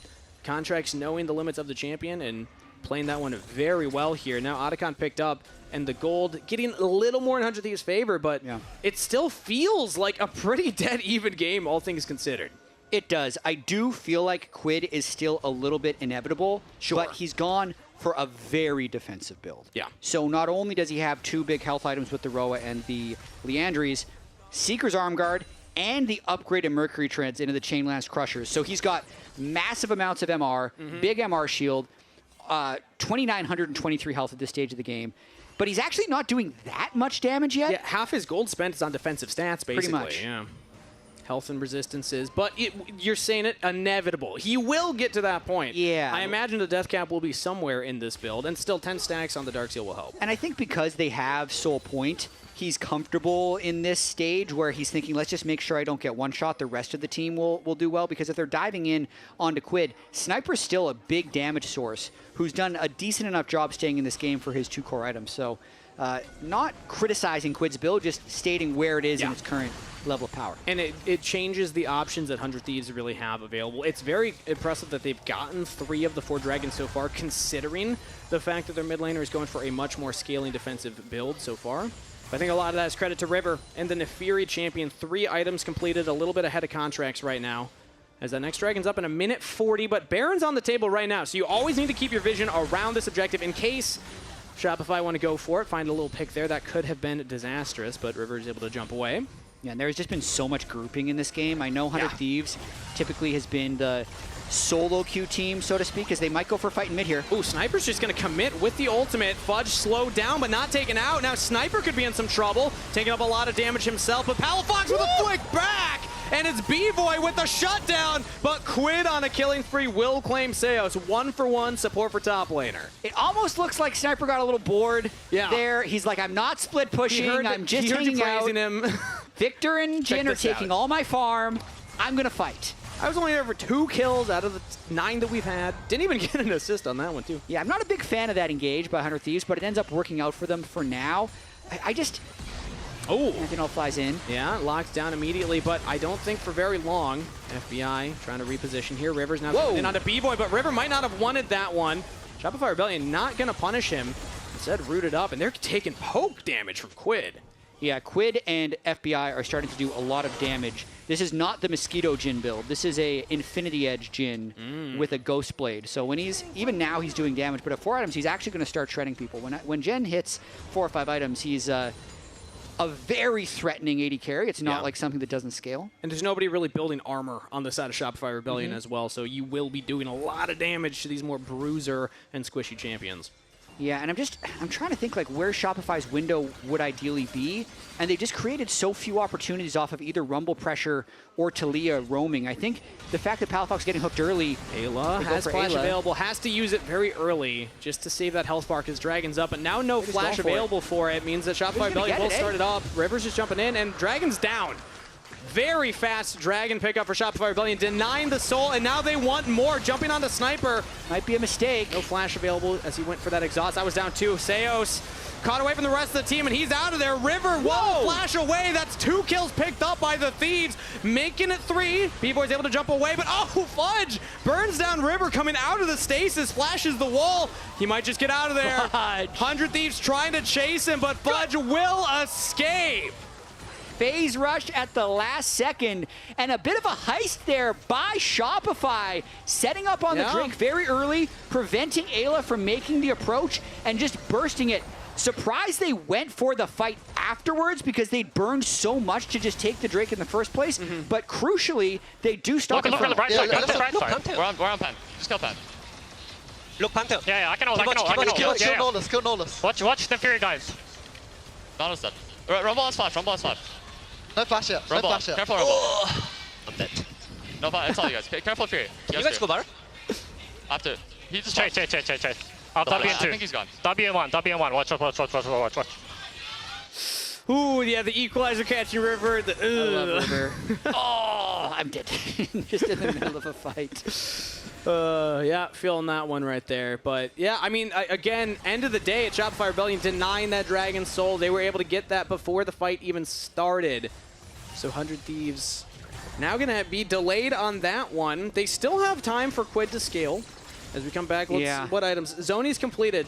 I mean, the gold says one thing, but the inventories are saying another to me right now. 100 Thieves, to me, feel very strong. 3 pairs of upgraded Merc Treads for the double AP of the Rumble and the Talia.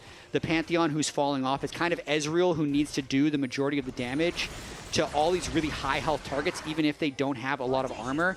And he's zoned out of a lot of these fights just with how much dive that 100 Thieves has with the Gwen and the Neferi. So 100 Thieves not able to close this game out yet.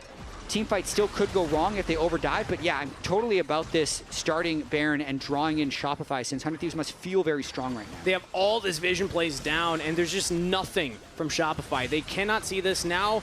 With the far side alteration, they will notice it, but they're going to have to approach into Fog of War. There's a second one that goes down. Baron's getting low, and they still have the Baron steal, maybe? Neferi ability to burst it. Contract's trying to get in there with the Q smite. He might just be able to take it. Contracts with the Baron steal. He just walks up and claims it for himself. The fight afterwards might not go their way, though. The Thieves have the first kill. Contracts gets the objective, but he gives his life for it. Now Fudge got to get out of there, as Seos fell as well. Fudge trying to escape. B-Boy on the flank right there. Quid goes into the stasis. Fudge has the shield, but Sniper claims the kill. Quid's still alive. The Thieves stand Only 2 members with Shopify claiming the Baron, but what a steal from Contracts. The Baron steal god of North America keeps them in this game, but they do lose the fight because they are the weaker team. So watching this one more time, 100 Thieves just do not set up a good line of defense. They let Contracts just walk right in with fully charged Pantheon Q. It's actually the Q that gets it as they're both trying to smite it at the last second. But then when the fight actually does play it, you can see how Shopify doesn't have the tools here. They're not flanking with Talia. They're not comboing with Talia Pantheon. The Rumble ults aren't catching people in choke points. So it does allow Quid and FBI to just free fire on the back end of these fights. What a play from Contracts, but again, the Thieves are just so strong right now. I cannot believe into Contracts, I guess. Yeah, Contracts is the GOAT of Baron steals, as it turns out, as he now ties Xmithy for the most Baron steals in NA history. Do not contest this guy for the Purple Worm. I mean, 4.5 minutes, and we could see the record actually be broken here with the way this game has been going. They've tried it twice to go up against Contracts Pantheon. River's been beaten both times by the smites, and it's really what's kept Shopify in this game. They now have Baron buff to try and push up mid lane, and I think 100 Thieves is going to flank him and try and fight. It was only 2 members, but those 2 members are on the wave right now. Instead, it's Shopify Rebellion looking for the engage onto Ayla, but it's Seos that could get caught out right now. Quid's in a safe position, knocked up, but they're pulling Ayla in. Ayla has to flash defensively. Curtain called. Seos is down. FBI picks that one up as Quid throws out the Chaos Storm. River looking for more on the Fudge. No flash available, but he gets back to the safety of his team, and 100 Thieves will only claim the trade of supports. Will shut down the Baron push, and now with both supports dead, the Drake is still very important. Who can get the first setup on this? Let's see. Quid and Sniper both have TP. They're going to be teleporting on this bottom wave and approaching through there. I love that angle for them. Shopify might want to start this early as Contracts is coming Contracts up with has the Grand Starfall. He could look for the flanking ultimate. If you catch somebody like FBI, no flash available. Somebody like Quid does have the flash, is pretty tanky as well. So you're probably going to be looking at Sniper right now. Zoning ultimate, now jumping onto River. Uses the Hound's Pursuit to get away right there. Untargetable. A Sniper goes untargetable as well. 100 Thieves just push Shopify away from the Dragon. Equalizer goes down, but not a lot of damage. It's just stopping River. He jumps over the wall. It could come down to another smite fight. Can Contracts get it? Not this time. It's River securing the Dragon Soul as now they throw the ultimate in. River looking for the damage. Can he get the resets? Quid with the kill. River with the resets on the Fury. And the team fight slaughter for the Thieves. Seos joins in just to die. It's only Palafox. Weaver's walling away from the fight. The Thieves crush it. That might end up doing it here. Cannon Wave in the bot lane. 40-second death timers across the board. Quid and River, I mean, River especially just flew into everyone. Yeah. Goes untargetable at the most inopportune moments for Shopify and just wrecks them in this fight. That's only Palafox left alive. No flash available. Curtain call slowing him down. No chance of escape. Ace for FBI. The Baron steal was cool, but winning a game feels a little better. 100 Thieves will go 1-0 in the series. 100 Thieves was inevitable in this game. I gotta shout out the 350 CS for FBI's Jhin. They just outfought them, even if Contracts outsmote them, and they take game 1. 100 Thieves getting it done. Shopify Rebellion again struggling to get over that finish line, Jad. They can get so close, but closing it out is the difficulty, and the Thieves still just looking like the cleaner team when it comes to these later game objective team fight setups. Yeah, I mean, to me, this was actually a pretty promising game for 100 Thieves. It may sound backwards because they were in so many winning positions and almost messed up the objectives, but winning anyway means they should be pretty confident. But make sure that you don't miss any LTA action when you get your favorite foods delivered on Uber Eats for less gold. Scan the QR code on screen, click the link in chat, or the Uber Eats button on lolesports.com to access the Champions Shop featuring exclusive deals and 50% off Uber Eats. Plus, keep an eye on the new Uber Eats Twitch extension for additional time-sensitive offerings across the weekend. That's it from us at Game 1. Now let's head on over to the LTA Lounge to break that one down. Yeah, look, you can set up W. Just kill North. Just kill North. North. We're looking Pantheon, guys. Let's go now. No flash North. I'm fine. Kill North. Yeah, he's dead. Look, Pantheon no flash, Pantheon no flash. Rombal's flash. And Zanya's. Don't overchase, think Dragon. It's all you. The flash Pantheon. I'm gonna base the TV. I'll base the TV. Think Dragon, guys, come back. Yeah, I'll base the TV. guys. We heard from Tanner before the series where he was talking about basically Shopify does a lot of things right up until, a certain extent, up until a certain point, and it all goes awry. And it felt like it happened in this game. So even though, congratulations to Contract being able to hit, tying Xmithy with the Baron Steel thing, didn't ultimately net them the win. And I want to focus on the early game just a little bit, because if we actually look at the composition that Shopify has, Pantheon to Talia, it's really strong early game, a lot of damage that can come up from it, a lot of setup there. One thing that I thought we saw negatively from 100 Thieves is they ended up taking this fight 3v3. Ulti in from Contracts made it really difficult for Quid to be able to position here properly. So even though, yes, they do kill Quid, you also see a trade going from Palafox, but there's just a lot that 100 Thieves here have to deal with in both Pantheon and Nautilus, CC, Shane, also B-Boy from the cross map, from mid, being able to nail a really good Ezreal ulti. So a lot of things here go right from Shopify, even the cancellation from Seos. But the next play for me is what's impressive, because then we see the bases come through, following in from Pantheon Contracts, and they recognize both teams are eyeing for this dragon. So guess what Contracts is going to do? He's hiding a little bit. Mission Impossible. Places the control ward. Knows that Ayla is going to be able to come in here just to be able to place a ward. Nice catch. So now you go into a dragon fight, and you're down a number if you're 100 Thieves. And you should be happy about this. But the next step here is crucial, where 100 Thieves are really chunking down Seos. They're making it very difficult for them. Even the dog making it hard for Seos as he hooks the dog in. FBI makes himself a target, but you are diving way too deep into 100 Thieves' vision. A lot of damage they're able to come in from there. And then this is now a reset from the Nefiri. So if I take a step back and look at this fight, this would have been great if they played it slow. But they really launched in for a fight, especially with Seos being as low as he was. And so what was a positive play from the bottom side of the map, and an even more positive play being able to take down Leona, turns into a negative when their numbers up and lose the fight around Dragon. And this is what is sometimes really infuriating about watching Shopify, because they do have really good runs of play, right? Yes. And they do recognize what to do in some of their setups, and they just go a little too hard, which is also a quality of 100 Thieves. True. As well. That's why we had such a banger game. Yeah, the thing that I wanted to pull up was River actually predicted how this game was going to go. True. Last week on Pros, where he said this: I think we're going to beat Shopify easily. I think Sniper is going to expletive deleted on Fudge. I'm pretty sure. I believe in my team.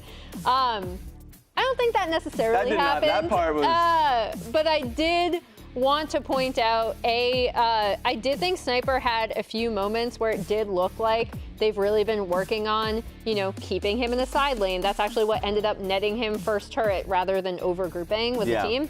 I think he still did a little bit of that. But then this matchup absolutely came down to both junglers, in my opinion, and what they could do for their respective teams. Yeah, because honestly, I felt like Shopify within this comp were going to get outscaled. I mean, you're going to be going up against Nefiri and Victor specifically. And if you have Pantheon and Talia, those plays that I showed, they have to work.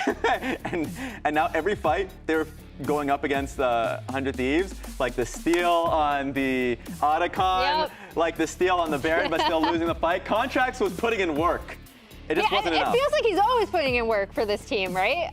And we are now going to break down this week's Pagoda moment featuring 100 Thieves' final fight to win the game. We were going back and forth a lot on what this moment was going to end up being, but it did end up being this fight, which really sealed the deal for 100 Thieves. In the middle of 4 people, by the way. This is why people don't like Nefiri, because the moment they'll eye you, it's well, no, now I'm invulnerable. But he was so fed. I thought he recognized that fight so well. He tried fights like those. I think there was one time behind the Dragon Pit where he just instantly died. Yeah. But that one was an amazing engage, so well done from him. I also love his recovery, right? And if you guys see a Pagoda moment worthy play, let us know by spamming the Pagoda emote in chat. True. Yeah, I just love how even when you heard his comms, right? He's like, yeah, oh yeah, I died, giggling. Sorry about that. They seem to bounce back so well, and we'll see if Shopify are able to bounce back. They're selecting blue side. Ooh, all right. So we'll see if they can do it. Right now it's going to go to break, and game 2 is on the other side.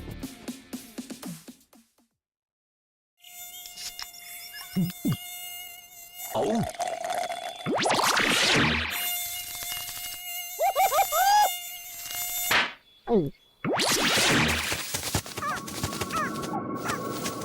Huh, nature sure is full of wonders. Red Bull gives you wings. The new Red Bull Zero is here.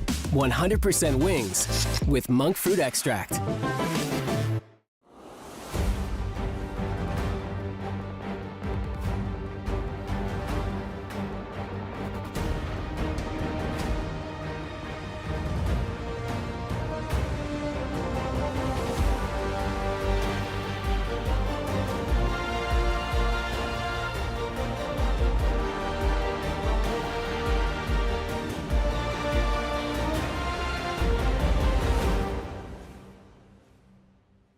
Rich in the ground before Dub can even get there. In time to try to knock out as Impact gets burst. Don't feed.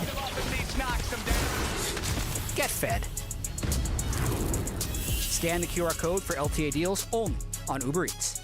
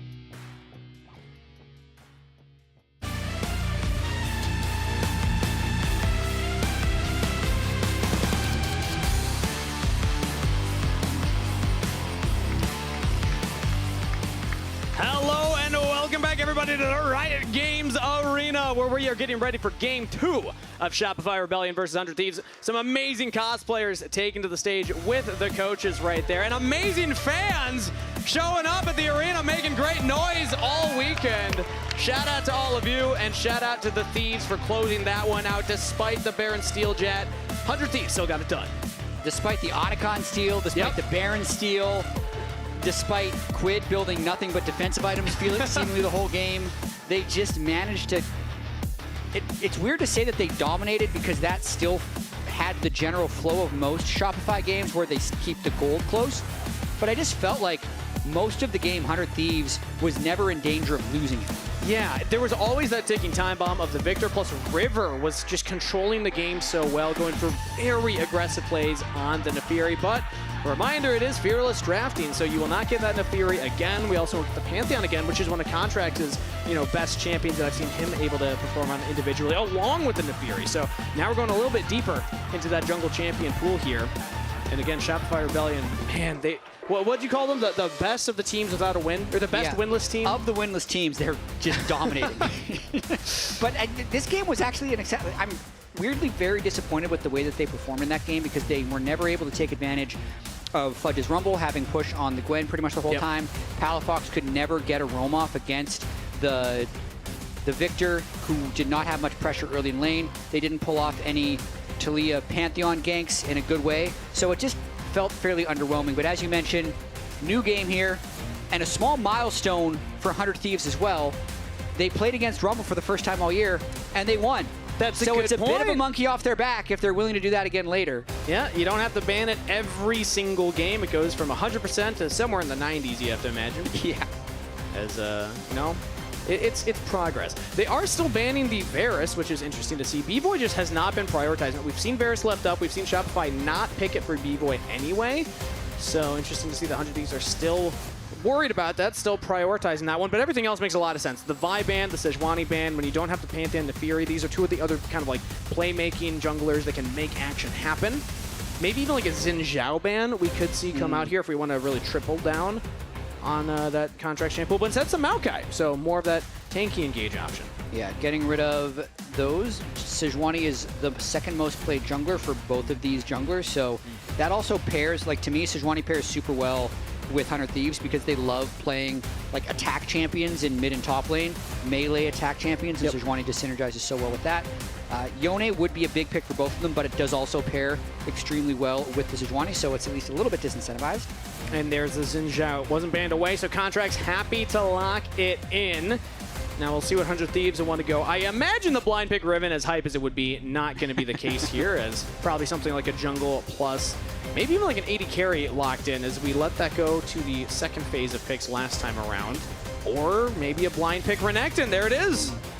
Yeah, weirdly enough, it's actually Sniper's first Renekton of the split, but very good Renekton player historically. It fits into the type of archetype that he loves to play. Wouldn't be surprised if we see a Gnar at some point by Fudge. He might wait longer for his pick, though, because there's a lot of potential things he could pick up against the Renekton.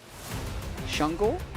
Shungle could work, but Nidalee! A classic combo, Renekton, Nidalee locked in. Renekton stuns you up, Nidalee lands that spear, a lot of damage all up front.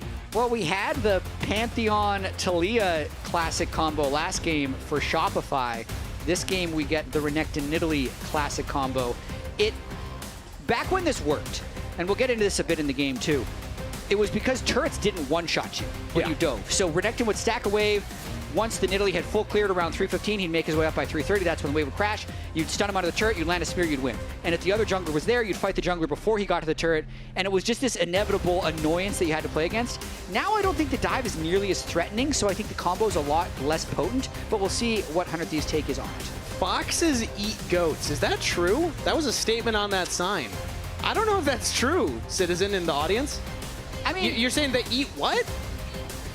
Kids? What are you saying to me right now? I'm confused. I'm concerned. I'm going to avoid that conversation. But let's see what they paired with the Nidalee plus Renekton. Looks like Yone coming up. My mind is stuck on foxes eating goats. I can't get off it either. I was hoping you would save me. The babies, the young goats. The baby. Oh, yeah, that's what she's saying. Okay, before a kid is a child goat, isn't it? The goat is a baby. Okay, I caught up. Yeah. Thank you, audience member. Takes me a while. I was going to say everyone can eat goats if it's prepared properly, but that's a different... That's a different topic. And they do get the Yone, so they're doing double physical damage with the Nidalee. It's not a bunch of setup, but it still fits double physical damage, a little bit of mixed damage with Yone, and full AP from the jungle. All right, and you'd already highlighted it before. It's something that 100 Thieves plays a lot of. Quid loves this champion, so makes a lot of sense. But yet again, we have AD carry and support still on the table for both these teams, so expect a lot of ban focus down there. It's the Poppy here, which is very annoying for all three of these champions to play against, so happy that Golden Glue spotted that one out. 100 Thieves banning it away, but maybe less focus on hard engage supports like we saw in game number 1, because when I see things like Renekton and Yone, I know it's not like immediate primary engage, but it gives you options for flanks to actually find those and opens up that counter pick support for Ayla for more defensive options now. Yeah, not surprised if FBI takes the AD and they wait for Ayla to have the counter pick support. I think in this game, at least, Shopify has taken better scaling than they did in game 1.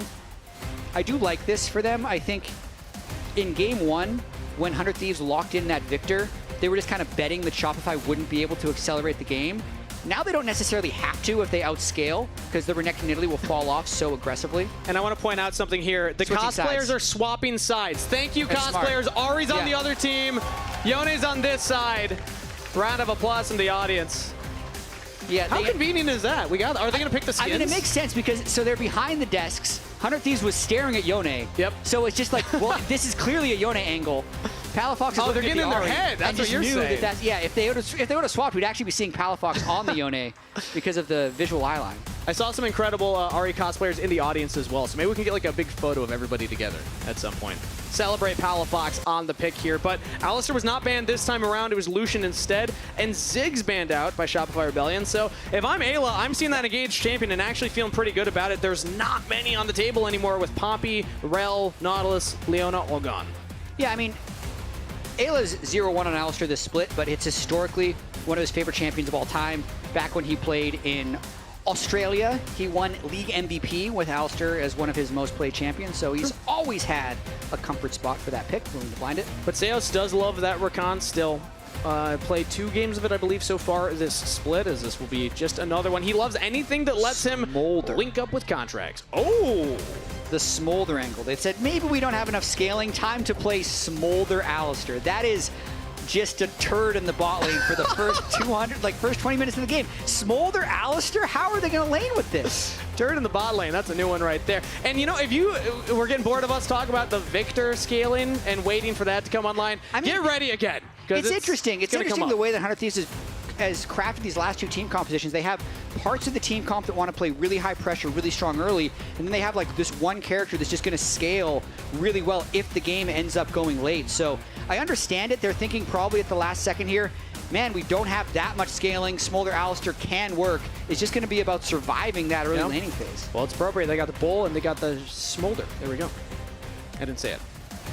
100 Thieves now. Huh? That went right over my head. Yeah, I'm sure somebody in Twitch chat got it. I'll tell you about it when you've grown up. Good. 100 Thieves versus Shopify Rebellion, getting ready for game number 2 as the coaches give a little fist bump on stage, getting ready. Shopify Rebellion looking to reverse sweep this series to keep their upper bracket dreams alive. Non-subscribers, we'll see you in 30 seconds. Everybody else sticking around.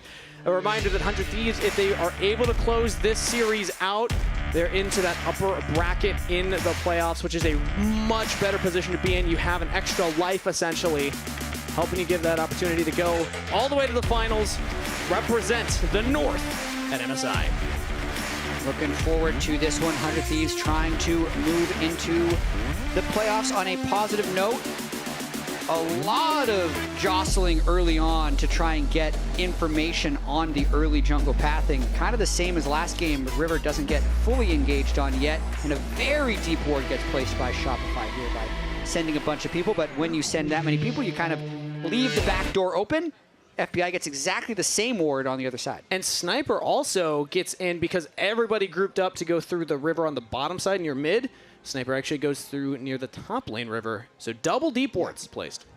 Last game we saw a pretty slow start, but I want to focus in on what Shopify needs to do to win. And this means focusing in on Palafox. Because I feel like with how close this team has been to winning, if Palafox performs better, they're going to be a lot better. We only have 8 mid laners in the league. So kill participation, damage percentage, damage per minute, kill plus assists, and a bunch of other stats. He is dead last amongst all mid laners in the LTA. But when he has his good games, he is still quite good. And we know he's a former LCS champion. So I feel like with the way the rest of the team is performing, if Palafox steps up to his previous level, that's what is needed for them to get over the edge. And you know what, Jet? I'm not a big reading guy. All those numbers on screen, I don't like them. I want to hear what the audience thinks. We saw people with the Palafox sign. We're still cheering them on? That's what I pay attention to, Jet. The real heart and soul. The hope. The hope. Exactly. I mean, that's what Shopify pays attention to, too. Like, Palafox had a pretty bad year last year at the end of NRG, but they kept him together with contracts. They brought DeMonte in, who he had worked with on NRG back when they won the title. Like, they know this guy has potential and has shown it in the past. He just needs to show it on stage this year. And, I mean, like you said, highlighting him, especially for this comp in particular, really one of the champions that can make action happen, as we just saw some action early bot side. B-Boy and Steos get the early push, as you would call it. We're gonna dub this one maybe the toilet bowl bot lane, level 1, maybe one of the worst bot lane combos. Alistair doesn't do much. Smolder doesn't do much.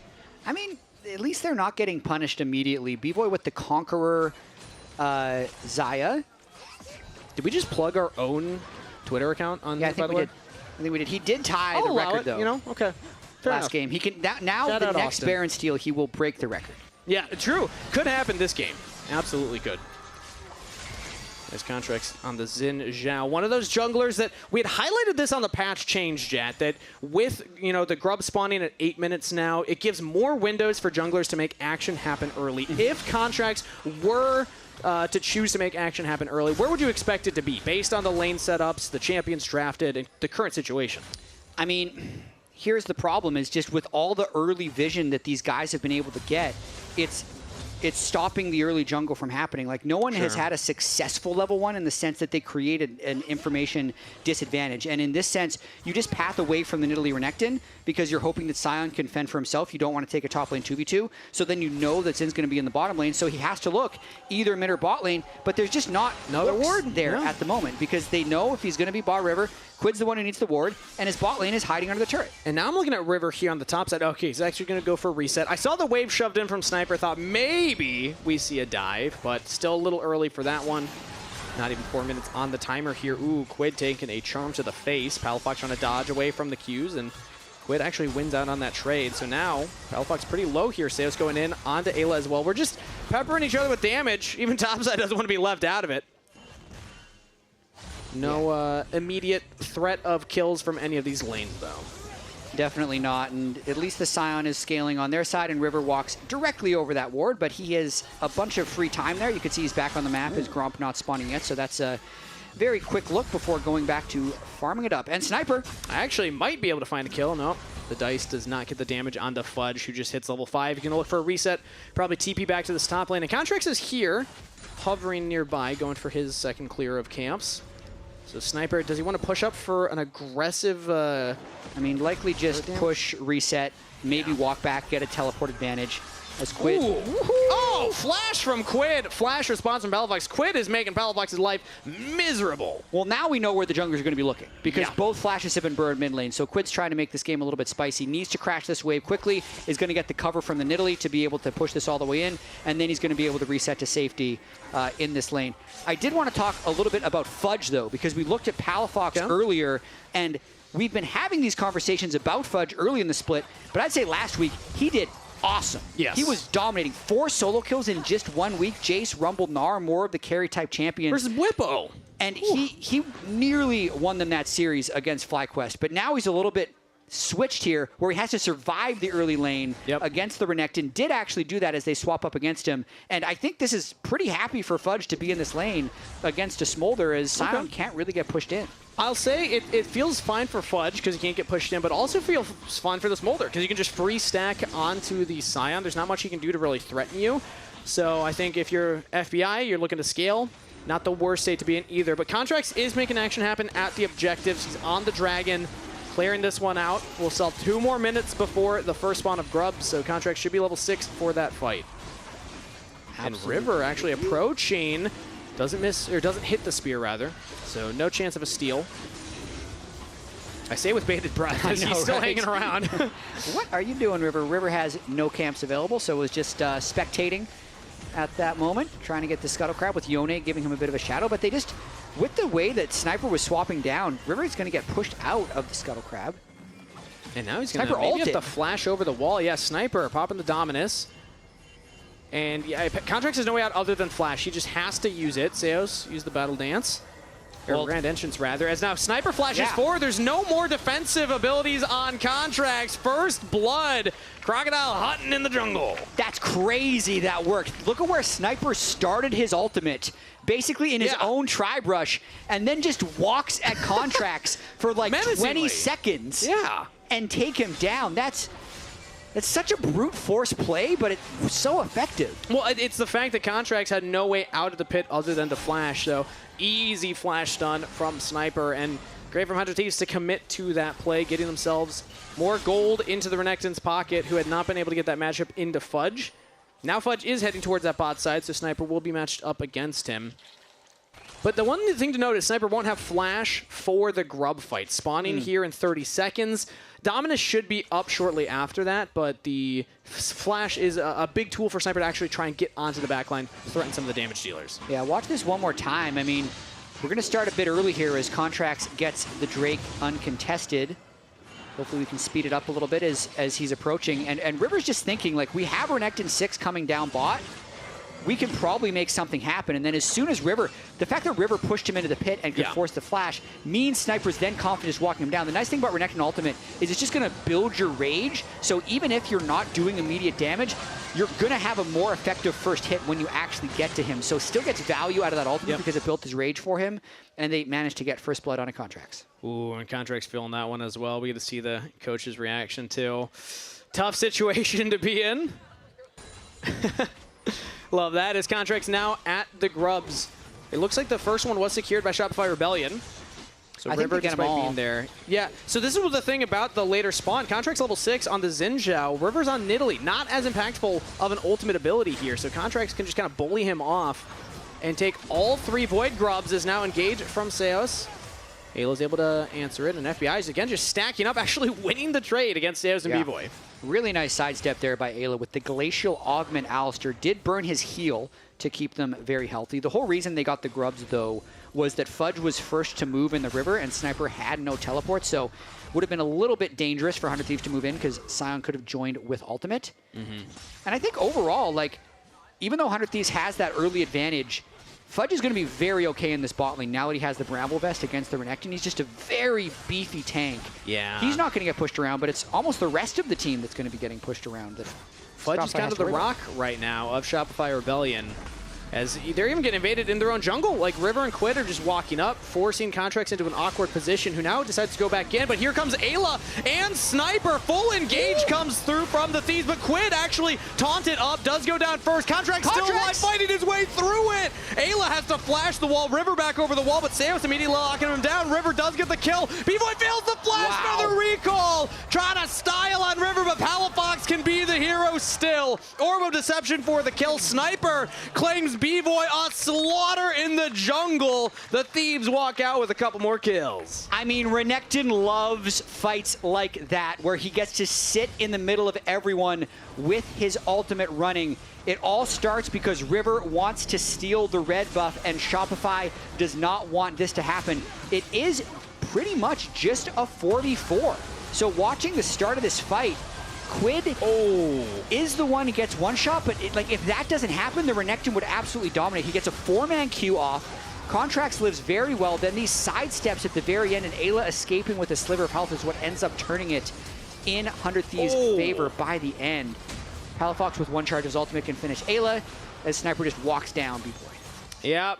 Awkward position to fight in these really tight corridors against things like the Xayah. As the Thieves laughing it off right there. Like, that was a crazy one. I'm doing that too, Grayson. I'm scratching my head a little bit off of that one.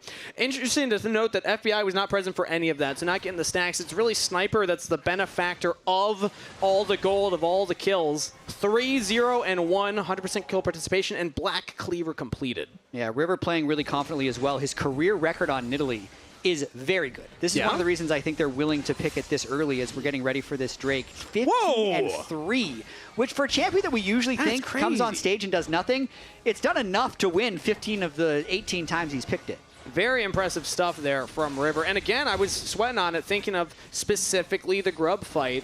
But I guess there's a lot of League of Legends to play after Grubs, as it turns out. So River still feeling just fine right now as Palafox lands the charm. Buff. Quid taking some damage here. Uses the Mortal Steel to jump away, as well as the Fate Seal defensively. So well done there by Palafox, utilizing his red buff to get a little bit of slow and poke down onto Quid, which enables him to land that charm and just completely pushes him out of the river. Like, Palafox is the reason that 100 Thieves hasn't been able to approach this Drake. Quid could maybe reset and teleport in, but it would still be pretty dangerous. I'm not surprised if Contracts just starts the Drake right now. And this would be the feat of Monster Slain if Contracts is able to pick it up. Man, it still just doesn't roll off the tongue. We're going to have to... Hard to contest. Sniper's walking all the way down, though. They're going to go for something. On the B-Boy. He does have the Feather Storm. Recall, not going to land. Ayla gets out just fine. Now Sniper on the flank here. No more Summoner Spells or defensive tools on B-Boy, but Seo's trying to play Savior. Taunting up onto the turret. B-Boy's alive! Locks him down, rooted up. Sniper, one more turret shot would have killed him, but he does get out. Now Palafox looking for the resets. He gets one. B-Boy picking up that kill. FBI has to flash away from Fudge, who's diving under the turret. Shopify Rebellion. This is their fight. They pick up 2 and get the Dragon. Wow, that was so clutch by Seos. It looked, at first glance, as we're going to see this again, that Ayla messed up his headbutt pulverize, but as he was headbutting, he got charmed by the Rakan, so they couldn't get the execute on that fight. 100 Thieves try to make something out of this when Quid was forced back to base, but it gets completely repelled. So, watching this again. They get the Zai ult out early, which then makes Sniper think that he can just go straight for B-Boy. So watch Sniper's approach. Dashes in, gets charmed initially, so that's the first charm. Ult is still running though, also charms Ayla. So they can't chain anything onto B-Boy. Oh my goodness, Seos, the hero of the play. Palafox is then able to join in, try and clean it up. B-Boy gets the first kill, and FBI even going down, and along with the Drake, like Contracts wasn't even there for this. He's dancing with Yone on the side, so a big pickup there for Shopify. 2 Drakes and equalizing the gold lead. Solid stuff from Shopify Rebellion. Really the first punch that they've landed in this game. Still early on, so a lot of fighting yet to come, but that's a big one for Shopify Rebellion. Fudge now on the board with a kill, and importantly, B-Boy 2-1-2. I mean, we said at the top of the series, Jad, he ranks himself low in scrims. Where would you think he would rank this performance so far? I mean, B-Boy, he's died once. So I heard if he dies once, it can't be higher than 6. So at the moment, it's like 5.5. But he's down in CS, so 4. That's where he'd rank himself. I would rank him as like a 7 at this point, but he self 4. Hey, he's got time to bring it back up. Let's see if B-Boy's able to do just that, as FBI is also still that ticking time bomb on 100 Thieves' side. The Smolder scaling is always going to be a threat in the late game, but he's only at 1 item right now. Still in a fairly comfortable position. The fact that he is ahead in CS is good for the Smolder, but... Yeah, 120 stacks as of now. Yeah. It's going to be a little bit about if Quid can make anything happen in side lanes. Palafox has had that good game. We talked about him needing to step up for this team to succeed because a lot of the other players have been having big games. Also got to look at the Group B standings. If the season ended today, this would be the top 2. That clinches playoffs. And then 3rd and 4th place could be eliminated next week because they cross-play against 3rd and 4th from the other group. Exactly. Everyone's going to play a series next week, but some of it's just for seeding in playoffs. Some of it is for your life this split. Shopify Rebellion definitely don't want their split to end early. A win here gives them a chance to avoid that elimination match. Yeah, it's crazy that Shopify at 0-2, just the way this group has fallen out, isn't actually out of the top 2 yet. No. If they win and they get a little help tomorrow, it could still be beneficial to them. But getting ahead of ourselves, we've seen Shopify keep games close and lose them many times. So let's see if they can pull something off. We saw that gold grab. We showed it earlier. Yeah, it's we've seen it happen a few times now. But even to say, like, keeping it close, they haven't gotten the gold lead over 100 Thieves. Yes, they had a really good play there, but now 100 Thieves making their own play, engaging here onto Contracts.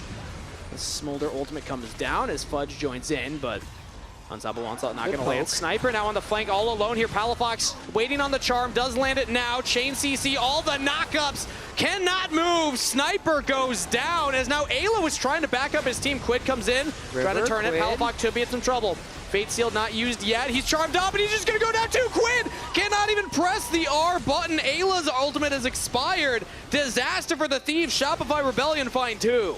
I mean, that was just Shopify overpowering 100 Thieves. 100 Thieves really trying to brute force their way in, but they have a level 9 Smolder as a lot of their damage, and Quid is just not finding effective ways of doing damage within these team fights. Yeah. I mean, it starts off with the pick attempt from the Thieves, but Contracts, it's hard to kill him that fast. Yeah, I mean, they get poked out onto Contracts, but they don't get the ultimate up. Yes. So he's still going to be able to last a long time if they end up having a fight. Sniper gets kind of picked off, but thinks as a level 11 Renekton, he's going to be able to overpower them. He ends up being wrong. And then the fact that they just kind of keep piling in at the end of this fight makes the situation go from bad to worse. Contrast can fly back in because he would still have ultimate, not going to be a threat once he flies in. Yeah. It's a wipe for Shopify. Shopify Rebellion just chain CC Quid, turned his glasses into contacts to hit him so hard. Whew, that was a rough one to watch, as it was basically back-to-back there. First it was Sniper with the chain CC, then it was Quid with the chain CC. Shopify Rebellion, they got that synergy right now, Jet. They got that mojo back. They do. The biggest thing that I see is Palafox at 2-0-4. Can he push the solo laners around from 100 Thieves? Can he win the 1v1 or even a 2v1 against a Yone in the side lane, or can he stop Sniper from pulling anything off? Sniper's going for his own 1v1 right now. Fudge has Flash and Ultimate available, so Sniper popping to Dominus will not threaten the kill. Only half of a health bar away. I mean, a little strange there, because a Drake fight you'd think would be where a level 12 Renekton would want to use his ultimate. Makes me think that 100 Thieves is going to be most likely conceding this next Drake, and Sniper's just going to try and get first turret down there in the top lane. Quid now taking another 1v1 He's got to be careful. Palafox. Yeah, Soul Unbound used already. Still has a Fate Sealed and the Flash, so Palafox is going to look for a little hunting here. But Quid realizes he is in danger. Max range charm almost lands. Quid able to sidestep it. It's now the Dragon started up by Shopify. Yeah, they probably get this unless 100 Thieves wants to be really ambitious. Sniper gets the turret. If he teleports in, he wouldn't have his Renekton ultimate.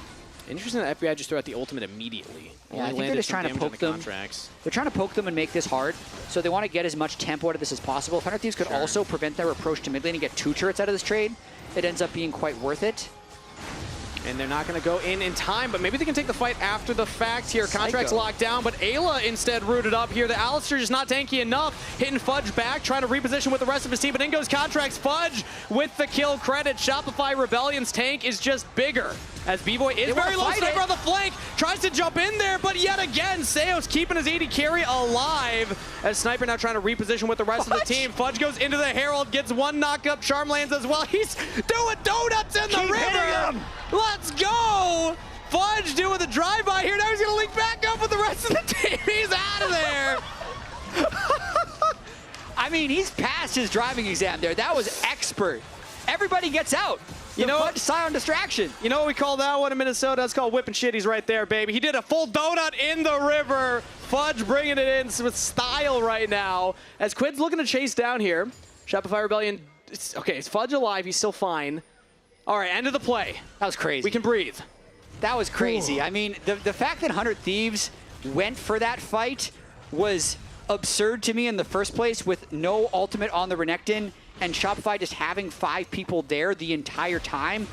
Then it looked like they almost made it work as River landed a few crazy spears at the back end of that fight, but the Zyra Khan is really clicking for B-Boy Seos this game. The Zaya is dodging the most crucial abilities, and the charms have weirdly not been engages, but have been like the perfect counter engages for Shopify to help peel. One of Seos' most played champions, and we're seeing why. He's so proficient on this Rakan and just buying space for the team, engaging or counter engaging for the Rakan, rather peeling for his AD carry. And right now, Shopify Rebellion do control the vision around the bottom river. There's really nothing to fight for immediately. Dragons spawning here in 3 minutes, but the Otacon is up, so I suppose maybe if they want to go for it, and actually they do, on vision. Yeah, this could be the turning point of the game, Kangas. We've seen a lot of games thrown at Otacon, Jet. Sniper is ready to fly in. They know they're here. Sniper has getting shredded. He has no flash, so he can look for the flank here, but he's going to be just walking in. Seos all alone right now. Otacon down to half health. Dicey is the name of the game here. Shopify Rebellion, I think they're just committing to it. They want to go for it, but instead they flash in. Contracts looking for the engage on the FBI. Sniper with a long flank, but yet again, taunted up by Seos. B-Boy's alive. Palafox is not. Quid gets the kill. Sniper's limping away, trying to survive, but will be taken down eventually. Contracts gets that one, but Fudge is taking so much damage from FBI, just free firing. The Smolder is eventually doing it. Quid now in some trouble. Has this all about back in, but Fudge gets it with the decimating smash. Goes into the zombie form. FBI with the kill. River over the wall now. Seos and B-Boy are there. Yeah, he's got to get out of there. Fudge can just beat him down. I mean, River wants to delay these recalls as long as possible. FBI is going to go bot lane and try and take this turret. And that's a big win for 100 Thieves. That was so risky by Shopify. Yeah. They end up not getting the smite. So you can see now the Flowers 27-6 for the adaptive force. Plus they'll have that buff for the rest of the game. Yeah. Whew. So the objective goes over. Kills go over. Let's take a look at that replay here, because this was Contracts just trying to get onto FBI immediately. Yeah, they do not get the strong engage at the start, and Palafox misses his charm and has to run out the backside of the fight. With the steal, River gets a little bit of revenge for the 2 steals that happened against him last game. And then I would say on the back end of the fight, it is clutched out a little bit by Contracts and Fudge, making this fight last a very long time. And Quid going down on the back end with Fudge having a nice pre-charge on his Q before falling. But overall a disaster, because I think Shopify was in a very good spot. Hey guys, don't ever touch the Otacon if the bot waves are pushed, please. Okay? We're dragging in 2 minutes, okay? I mean, that tells me that was a mixed call. Guys. That was a big-time mixed call. The bot wave wasn't pushed, which meant Sniper had an easy approach from the side, so they couldn't stop the way that 100 Thieves funneled into that. Trying to move on from that one, as Soul Point could be the next thing that can secure them the game. That would be a big pickup for Shopify Rebellion. It's all about not getting too shaken by those plays when they go poorly. I like that Fudge, that was the call. Okay, next time, that, but refocus up what's coming up next immediately. Dragon in 2 minutes, now in 30 seconds. As Shopify Rebellion currently are controlling the river access. They have control over the banana bush with their control ward. But FBI is landing some poke here. The Smolder is doing damage. He's at stacks. He's 233. So he's got the execute online now from his Smolder. Ooh, big charm from Palafox. Will chunk out Sniper to start off the fight. Fudge also looks like he got chunked down a little bit. Engaged from Ayla. Chain CC. They're just taking out Seos. No defense this time. B-Boy's going to have to do it all on his own, and he just gets heavily chunked. Has the ultimate available. Flank from Sniper. B-Boy's out of there. Sniper's down. Shopify Rebellion will equalize the kills. Top laner for support. 100 Thieves maybe looking to engage more onto Palafox. The charms used. FBI's just peppering Fudge with damage now, but 100 Thieves control the access point to the Dragon. I think they'll be able to secure this because of their clean engage onto Rakan at the very start. Yep, they stopped the Soul Point, and it could have been much worse. I mean, they got a clean one-shot off onto Sniper, which surprised me. Sniper was in the middle of all of them. Sterix popped, could never get his Q off. Otherwise, I think he actually turns that into a bigger disaster, but still a very large win for 100 Thieves. Still so much CC to get through that Shopify Rebellion can layer on top of it. But at the end of the day, like you said, win. They get the Dragon. They even get kills onto FBI. The turret taken bot side. FBI's at 2 items plus stacks. As let's see what he's even able to purchase here with this back. Picks up the Zeal, and that's it. But on his way to that 3rd item, really, really comfortable position for a Smolder to be in. Yeah, walking towards that rapid-fire cannon could allow him to play at a nice poke range now that he has that execute. But man, this is, you can feel the scar tissue from Shopify's previous losses seeping through in these games. They just do not have a cohesive idea of how to close out the games. It started with the Otacon, then even though they had the Soul Point, they didn't have clean setup. Seos was caught away from the rest of his team. And now it's Baron is probably the next thing that is on the docket, mostly just to make sure nobody sneaks it, because I think the biggest priority for 100 Thieves is to continue scaling and get the next Drake in 4 minutes, but they'll take a pick if it comes to them. Right now, Seos is trying to control this banana brush around the Baron buff. Very important for this Baron setup right now, but 100 Thieves will actually walk up and just take it themselves. Hard to push Ayla out of that situation, and Sniper still has that teleport flank, but Fudge is actually hovering around the mid lane. Might look for an ultimate in if they just want to start the fight outright. 100 Thieves was in a dangerous spot there. They had both solo laners showing on waves, but the fact that they got away with it means now there's no tempo for Shopify. They have to either give up a full lane of minions or just, they're going to give up a full wave on the top lane. Bot lane is getting caught by Fudge, but that means they lose mid push, maybe even lose mid turret. That was a really nice macro play by 100 Thieves, not getting engaged on in the mid lane there. Yeah, and now they're actually going to look for this mid turret here. FBI, one auto should take it down. It's actually Quid that will go for it as Sniper holding the flank from Fudge and Contracts. Slices away. Objective taken. 100 Thieves now with a 1.8 thousand gold lead, and again a Smolder that just continues to stack, continues to get more gold in his pocket. The Dragon is becoming inevitable at this point. I mean, Fudge has had a great game. Palafox has had a great game. B-Boy, Seos, like, they've played these fights so well to this point, except for that one that Seos got picked. But at a certain point, like, it just becomes too much. The Smolder will just take over. Yeah, I mean, right now it's about side lanes, which is a weird thing to say with 100 Thieves, because they've normally just had to brute force their way back into games. But in this game, they are out farming in all solo lanes, despite being weaker for a lot of the game. Yeah. Which just tells me that they have a better sense of when they are in danger or not. And Shopify hasn't been able to capitalize in those moments that we saw there where, like, River was right in that bush that Ayla's in right now.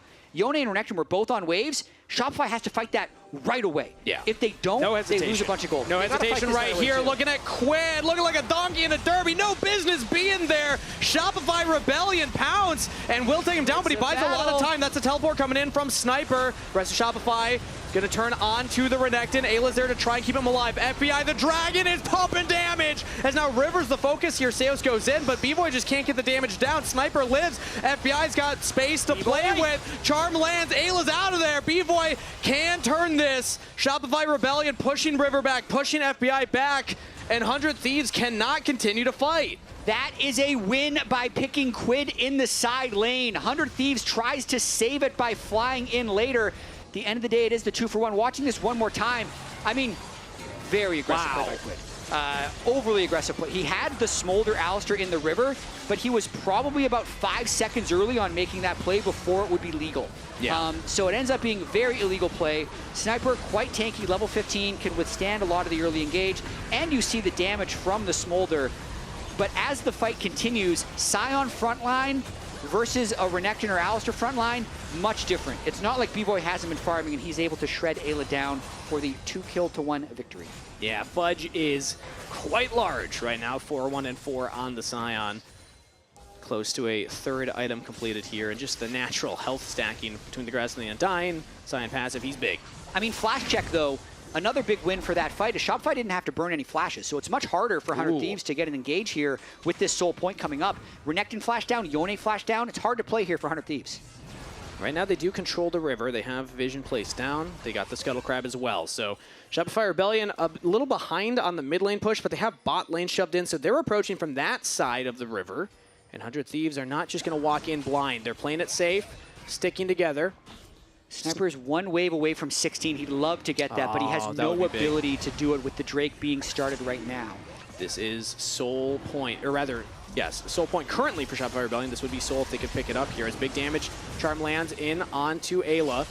Burns his ult. Flank in from Sniper. He's looking at Contracts. He's looking at B-Boy. B-Boy has to use the ultimate very early, and now he's knocked up. Ayla gets in onto the backline, but he's taken out immediately. And yet again, the front line for the Rebels holds, but Quid with the Fate Seal takes down 2. FBI on a rampage. Sniper buys a lot of time, but Palafox and Fudge will take him out. Not in time to get the Dragon. 100 Thieves deny again. Oh, Kangas, this game is so close. They want to chase down Fudge. I think he's fine. He's got Flash available, plus the Charm, but he's actually locked out. Can he take out River? Almost gets him. Stasis use. FBI getting another one. The burn?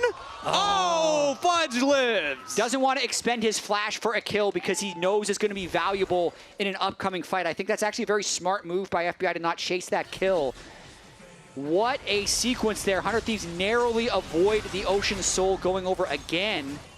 Get the turret at the back end as well. See, that's just as valuable as the kill. These Dragon fights are so close here, Jet. It could go either way, but the last two have gone in favor of the Thieves. I mean, the fights are just so chaotic, so you need to just be playing so many of these off instinct. Again, no flash on the Renekton, so he has to just kind of walk at them, take a bunch of damage. Ayla flies in, but no one on 100 Thieves. FBI and River are stuck behind the pit.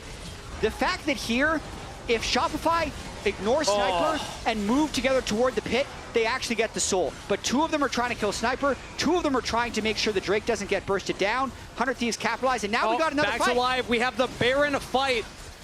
River can get over the wall with the blast count. Sniper already pops the Dominus. Ayla gets charmed up, has the Unbreakable Will still, and now uses it onto Seos, getting chunked out heavily. Seos has to try and go back in, but he's getting burnt out. B-Boy in trouble as well. Shopify Rebellion burning! The Smolder passive not going to get any kills there, but Shopify Rebellion have to run all the way back to base. 100 Thieves, they could start up the Baron. They probably have enough damage for this as long as Quid is full hitting it and using his spells. Man, Smolder's becoming a problem. Yeah. And this is what we talked about during the draft, though. These last 2 games, 100 Thieves has had that insurance policy. In game 1, it's the Victor. In game 2, it's the Smolder, where it's going to look a little rough early, but if the game gets messy and long enough, we're going to have this thing in our back pocket. Yeah. And the thing this game is that 300 CS, level 16, 361 stack Smolder. It's like that test at the end of the semester that you know is coming, you're dreading it, but you got to take it regardless. I think that we saw Shopify Rebellion playing fast early to try and fight around those windows that FBI wasn't super stacked, wasn't super strong, but they weren't winning all those fights. They got the early dragons, but then they kind of hit this wall eventually. And now that wall's turned into a cliff. 100 Thieves are coming right back into this game with a 3,500 gold lead now. Yep. They've been able to maintain that for most of the game. Sniper has his GA as well, so he might try and suicide a bit in the next fight to just buy space, knowing that FBI is actually cutting through the Scion. Oh, picking Rivers, huge! Shut down over to Contracts, and they might even look for more. Ayla has to use a Pulverize, trying to keep himself alive. Uses the ultimate. Headbutt to safety. Does get out as Quid now trying to draw battle lines with FBI. Sniper even teleports in, but Shopify Rebellion, they found one pick. And 100 Thieves are still looking to fight. They have Baron and Powered Wave plus FBI on the Smolder, full stacked. 3.5 items here. 100 Thieves, they feel like they don't even need that in Italy. They are very respectful of this Smolder and the Renekton TPing in behind them. It is a flash barrier Smolder that is very fast with the upgraded Boots of Swiftness, but even so, they're going to try again because it's still 4v5. Yeah, Fudge gets interrupted by Ayla right there, and there's just no damage to follow up on his engage onto the Alistair of all champions. So Shopify Rebellion, they thought maybe they could find something. Not going to get it in time, and River's going to spawn in 4 seconds, so end of the day, they just deny a little bit of that Red Bull Baron buff time. Yeah, I mean, with no Recon ult, Shopify didn't have a clean way of engaging. So just a little bit strange when you see that the jungler gets a bounty shutdown and then 4v5, the 4 just easily push in the 5. Doesn't Welcome bode to well. Smolder. That Welcome doesn't to bode well Smolder, for everybody. Shopify. Yeah, that's a tough one right there. And again, it's not for lack of trying from Shopify Rebellion. They've played a decent game. 4-1-6 on Fudge on the Scion, 4-1-10 on Palafox, close to 100% kill participation. Even B-Boy as well. So if you just looked at KDAs, it's going all right. Unfortunately, that's not how you win games of League of Legends. You win games of League of Legends by taking out the big crystal in the enemy's base, and it looks like FBI is going to be the reason 100 Thieves could do that here. Another dragon fight, another chance. The Bloodthirster being completed by FBI makes him very difficult to take down. Palafox, got to be careful here. Just some damage in onto Ayla. Using your Spirit Rush to get away from an Alistair engage before the dragon spawns would be rough. So, big heal there by Nidalee onto the Alistair. Looked like Ayla had been poked out of the fight. Then one heal takes him back towards, half the way back of his health. AP scaling, baby. Yeah, Shopify's just not in a good spot here. Like, it's so hard for them to make an approach. Sniper and River are holding the flank. This is exactly how the last fight set up, but this time Shopify are wise to it. They see Sniper on the flanks. They're going to push him away immediately. Dragon is started by Quid right now, and Seos is looking for his own flank, but he is spotted as well. I mean, I don't love that 100 Thieves is starting it. They can't let it get into smite range, so they're probably going to hold it around like 2,000 or 3,000 before hoping for a fight, and then burst it down, and Shopify gives it up. Yeah, Shopify Rebellion not feeling like that was their moment. They will just back off and allow 100 Thieves to get to their own soul point. 6 dragons taken. We're going the distance here. And 100 Thieves wins every war of attrition. They have 3 Ocean Drakes. If they get the soul, it's going to be ludicrous. But the Nidalee heals plus the 2 Ocean Drakes was just making it so that any poke just got completely erased. So Shopify would have had to completely commit to a fight. They never saw a clean angle because either the Alistair would block it or it would leave them vulnerable to a Renekton or Yone flank. So 100 Thieves, with patience again, was able to kind of win that extended duel at the Drake Pit. And at this point, FBI with 4 items is a poke champ. If he hits you with one ability, you're going to be down to like 75% health. Basically getting hit by Ezreal Q's here. As observers are highlighting Sniper here. He's all alone in the top side. Important to note, Guardian Angel picked up from Sniper. Usually once you get that, you're deciding that the game will be over soon. River getting picked again! Shopify Rebellion making River's life misery right now. As now they look in onto FBI. Summoner spells are available. He uses both, but B-Boy straight on top of him. B-Boy the hero! Vivo catches FBI in retreat and claims the Dragon's life. Now Sniper's all alone. Fudge pushing him away. Now the rest of the team jumping in. Shopify Rebellion trying to lock down the front line. Sniper's out of there. The Crocodile will go down. GA wasted. And you have to imagine he's not getting out of here either. Tries one-ditch effort onto B-Boy. Taken out, though. Shopify Rebellion with a huge play. I mean, massive that they were able to get River and FBI down, but it's a question of what does this actually give them? Because if you could just hope to die at the right time, this would be the time to die. Baron's not up, Drake's not up, the waves aren't necessarily pushed, so they lose one outer turret. The bigger thing, I think, is losing the GA on the Renekton and losing the flash barrier onto Smolder. But we're watching this one more time. It's the second time River just kind of wandered into a bush that had all of Shopify. So his awareness is not his normal level of awareness in this game. And then FBI just feels so strong, but with B-Boy walking up behind him, he just gets absolutely shredded by the 4-item Xayah, who also does a bunch of damage. Yeah, and Ayla had already used the cooldowns of his Q and his W, so cannot keep B-Boy out of that. And then, like you said, the bigger thing, it's the summoner spells on FBI, and it's the GA here. Getting that off of Sniper's huge, as you can see, the duality of man, as it really is. Yeah. It really is. The 15-3 River Nidalee record is in danger at the moment with the way he's playing, but maybe he turns it into 16-3. He's doing his best whip boy impression this game if it ends up working. Yeah. How hard can my team carry? As again, FBI is poised to do just that. Look at that damage there onto B-Boy, by the way. One spear, I believe, from River. B-Boy will have to heal that back up. FBI without summoner spells means that Shopify Rebellion actually do have a little window here to force a fight. If they can start up the Baron, I like them using that as the magnet to pull FBI in. You see where Rakan is? Oh. You know what? I'm happy Rakan you is just looking pointed for that a out. flank here. He's on a control ward, so 100 Thieves doesn't know he's back there, and here's the fight. And now Fudge going in for the start of it. Now, Big Fate sealed onto Contracts, taking a lot of damage. Snipers onto him, but now the flank from Seos. Palafox joining in as well. Damage onto the back line. Snipers out of there. Shopify Rebellion. The long con from Seos pays off as Contracts goes on a killing spree. FBI's out of there. Double kill to B-Boy, and the Rebels win the fight. This might be the game. They're going to be able to kill River here as well. All 5 are alive. They got a wave in the mid lane. I think they're setting this to a game 3. You have to imagine. Now, can they get the wave there in time? They got to do damage to the turret first. Now the wave arrives. 40 seconds on everybody. It's only Ayla left. This is a game for Shopify Rebellion, keeping themselves in the conversation here as they'll take a game off of 100 Thieves. B-Boy, 719, Palafox steps up. Ayla tries in vain to stop the push, but he will not be able to. Justin Alistair, Lonely Cow, he goes down. GG, Shopify Rebellion. It was in doubt for a bit, actually. This game started strongly in the favor of Shopify. It swung back. It felt like it was just going to be another one of those Shopify games. Yep. But they find enough picks onto River that they can take him down. Sniper checking the damage. A lot of smolder damage in this game. A lot of smolder damage. It wasn't enough to get the win. Yeah, what a battle from Shopify Rebellion. It felt inevitable that the smolder would win it, but it was back-to-back picks on River. They just played these death brushes. Let the Nidalee walk into you in positions that Nidalee feels that they're safe. Not safe. Turning that game of League of Legends into a horror film. As, yeah, that was one for the history books right there. Now, let's head on over to LTA Lounge to break that one down. You guys go? Can you guys go? Yes. I can catch Smolder if you guys can come. Yeah, I can catch. Yeah, I'm Smolder, Coming.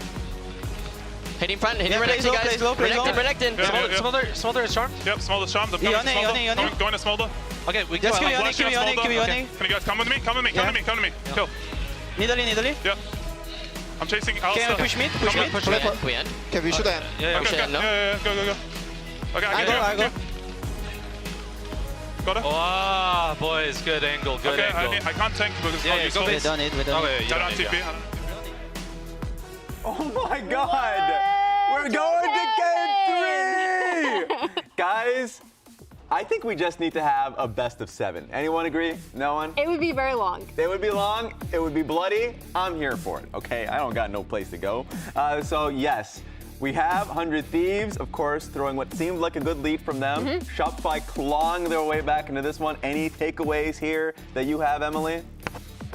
We're gonna see it in our B-roll that's coming up, or in our highlights. But yeah, basically that Seos flank, they talked about how comfortable he is on this Recon. True. Coming in after they'd picked River off a little while ago. This was the game-winning fight. I didn't even have time to draw anything else, just a little arrow on the map where he's like kind of coming in, you know, the jungle entrance is here. You have to use your imagination. This is not a good drawing for me. It's actually crazy to see how basically tenacious I would assume. This is one of the many plays that happened. So yes, you can take it away from here because they ended up catching River a few too many times this game, by the way. Yeah, he got caught out a lot, and this was kind of the fight where I was like, oh, okay.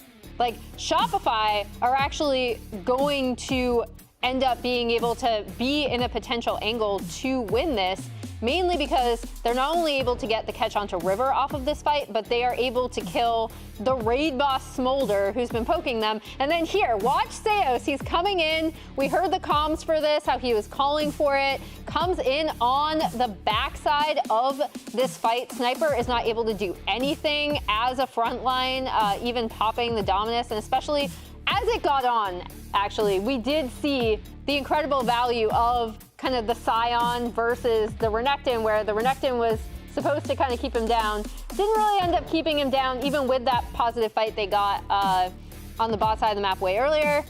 And yeah. That fight was a lot, and yes, I was working. I was going at yeah, I know. No, I see it. I've been spoiled on Raz's drawing, and it's great. It's a callback. I'm very talented, guys. Don't ask what the hell this is supposed to signify, but Fudge is a brick! Just even in that replay, where the Recon has that huge flank, it was the one that followed it up on him. It was what looked like a 3-man Scion Q.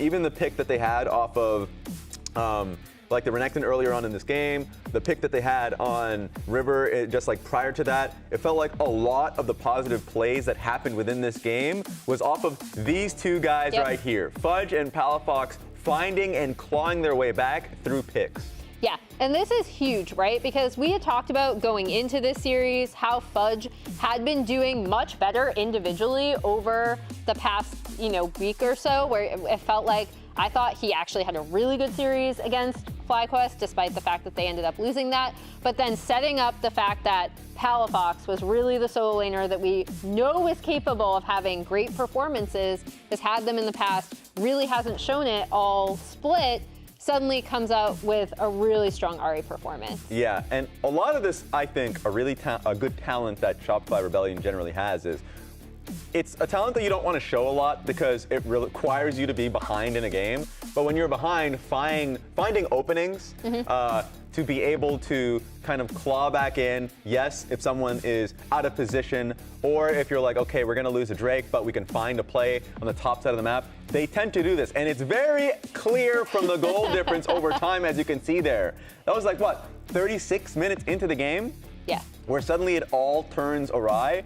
If you are 100 Thieves, and even just seeing glimpses of Golden Glue in the back, just like face palming, you're like, we have an extremely fed Smolder. We can play this slower. Yeah, most damage in the entire game. But I think also off of that gold graph, you see another thing that we've talked a lot about with Shopify is that they are able, and again, this is also a 100 Thieves special as well, but they are able to stay even with opponents. Even opponents that you'd say are stronger than them, are higher than them in the standings. So yeah, I mean, shout out to Shopify. They really got the picks they needed, ended up turning the game around.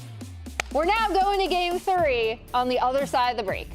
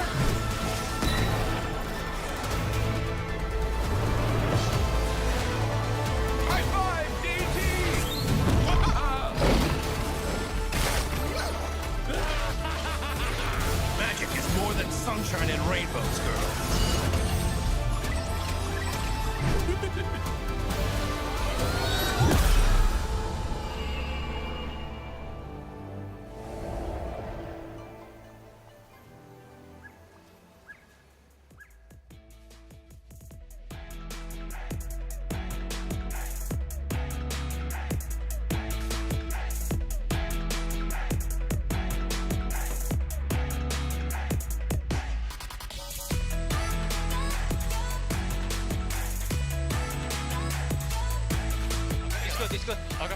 I'll tell you. I'm looking Rakan. Yeah. We won. Look Xayah. Whoa. I kill. What the fuck? Careful. It's cancel now. Yeah, base and I'll get top, okay? Yeah. Fine. I'll Just base. base. Yeah. Good shit. Yeah, good job, guys. This is good. Alice on the flash. Yeah, I go Alistar, okay? Yeah, I will ulti. Alistar. Ulting. Yeah. Has everything smolder.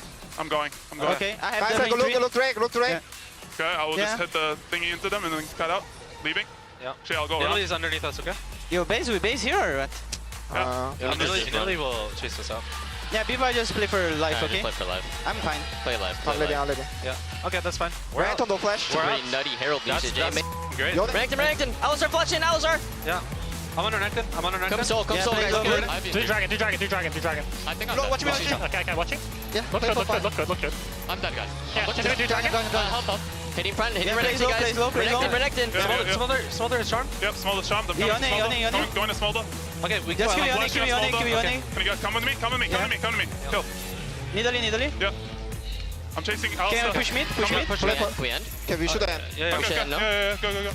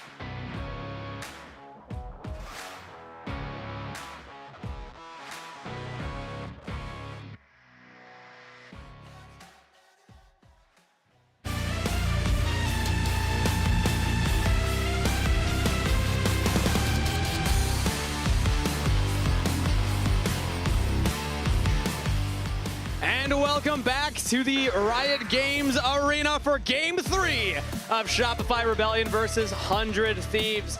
The Rebels, they finally did it, Jet. They were able to close out that game too. They've been close in all of their series so far, and they're making this one close as well.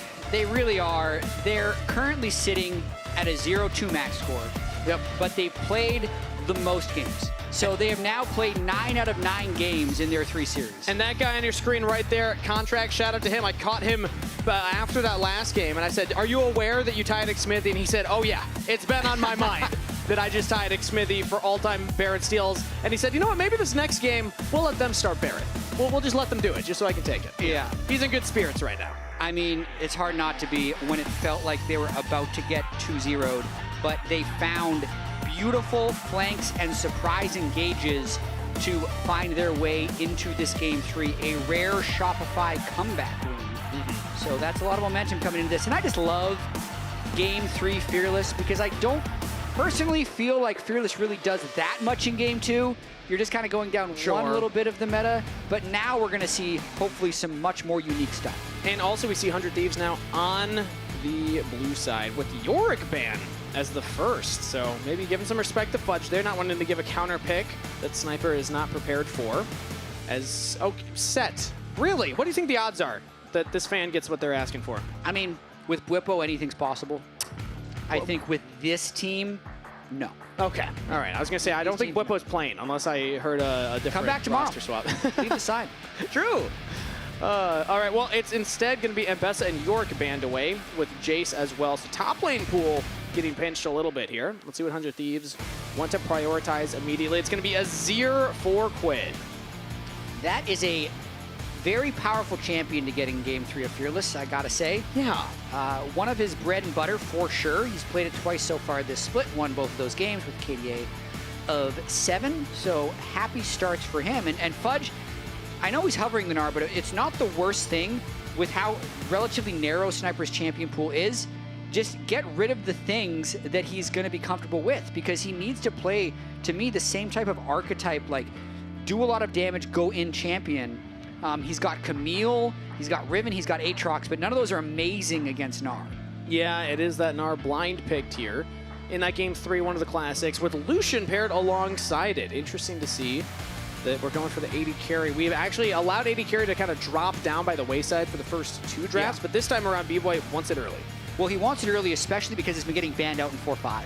True. So with all the other AD carries out already, Ezreal, Jhin, Xayah, Smolder, Varus, he just feels like it's going to be pretty difficult to match. It's going to be Misfortune then set up here for FBI. Pairing it with something like the Rel would be a classic pairing. And when we already have 4 engaged champs banned away because of Fearless, the Rel's kind of that last remaining premier pick. This does raise the question, though. The bread tastes better. Do you do the Lucian Melio? Do you do the Lucian Melio? Because it's not the engaged support that Seos has been playing so much of, but it's extremely powerful early on in the lane phase when you go with the Electrocute Lucian. 1 million action per minute FBI. Can we test that? Do you think that we have the numbers on that?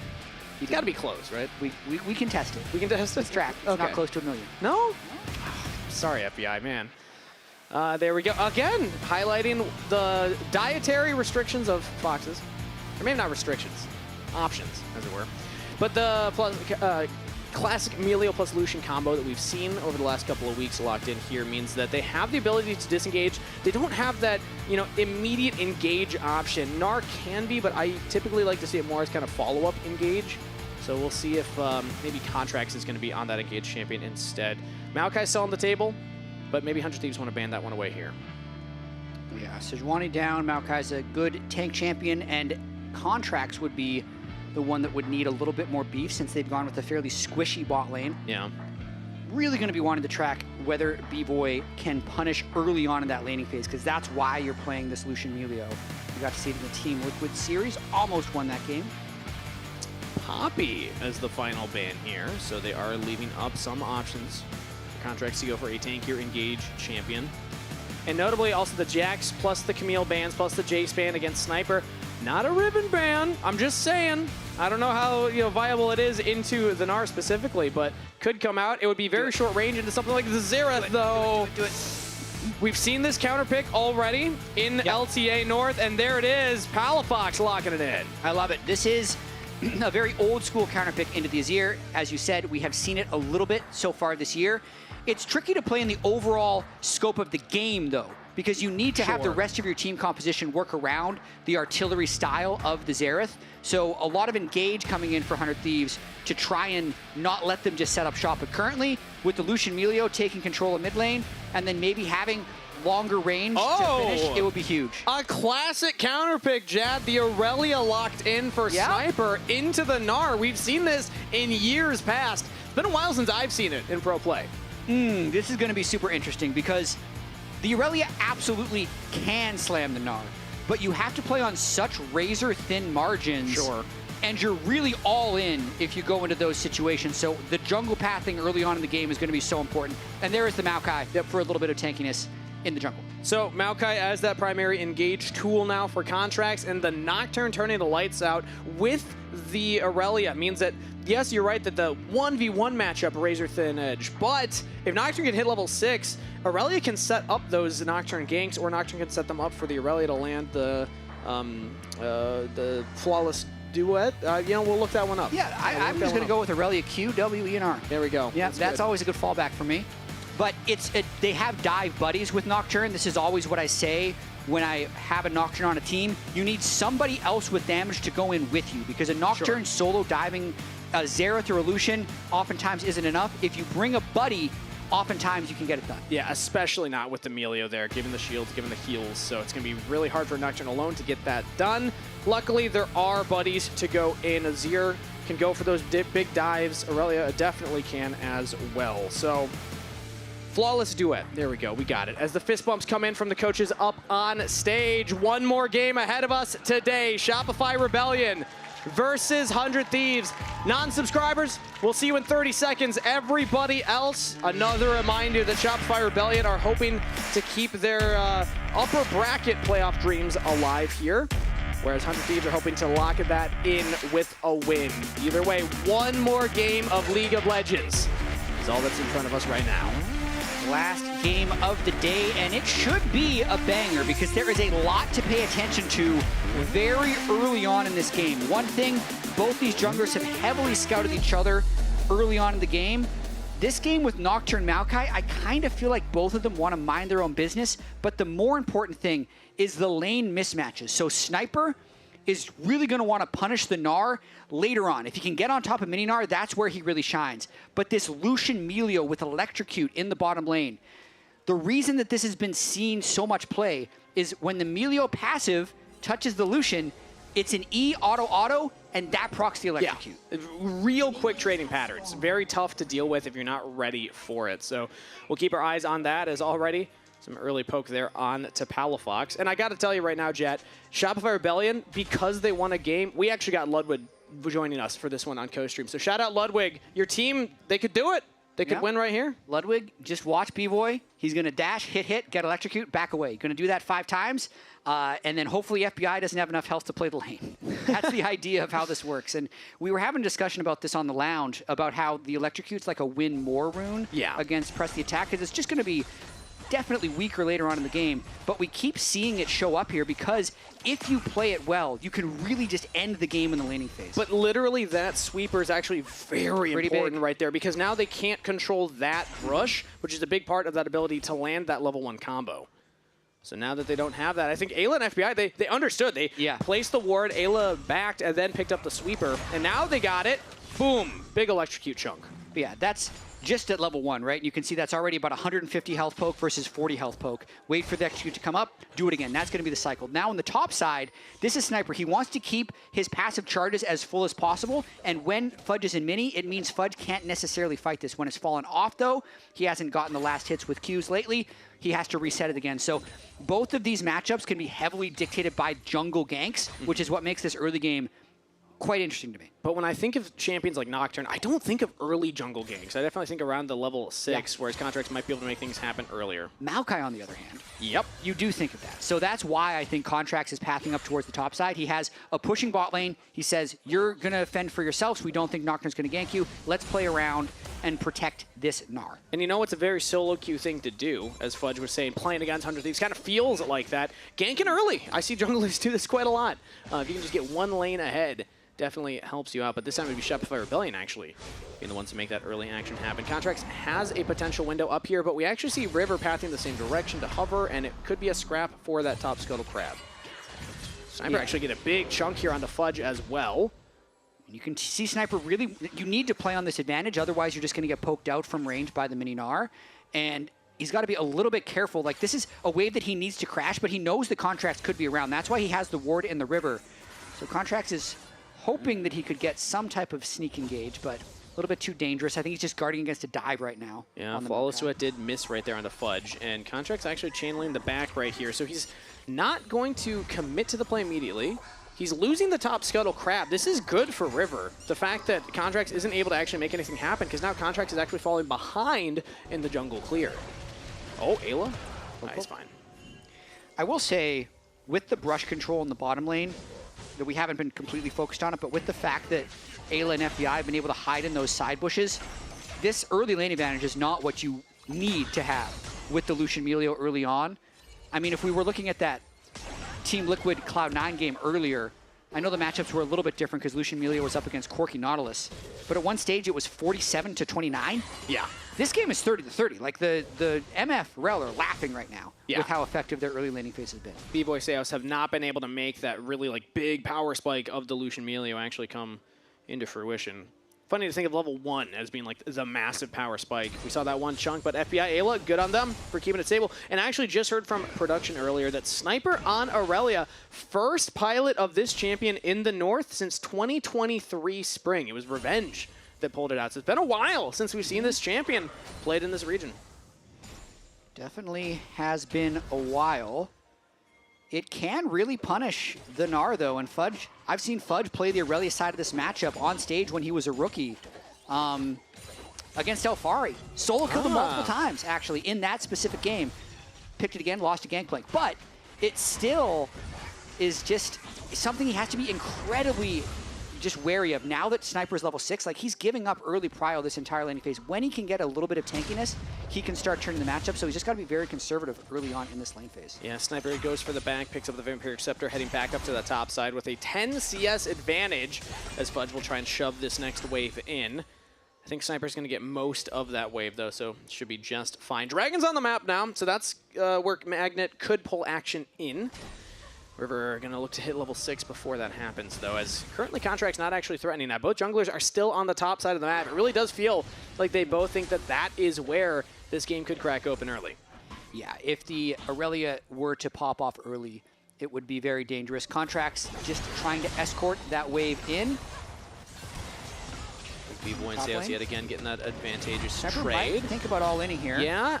Doesn't get the stun into the wall. Sniper has the ultimate available. Stunned up, knocked back. Sniper in trouble, but jumps away with the flash. Fudge following, taking the turret, but first blood to Contracts. And that's just playing around his timings extremely well. Contracts and Fudge were completely on the same page about him needing to crash that wave. Sniper at level 6 is thinking he's on a power spike. He has an item up on him, so he really wants to get aggressive, and they turn the kill. It will be essentially a trade for the Drake, but I feel like Shopify is going to be okay with that, since making sure that Aurelia can't just bully the Gnar forever is going to pay off more than just in the short term. As we get another look at that, it felt like maybe the Nocturne being up there earlier was going to back up, but yeah, you just wanted to go farm. River was not interested in this.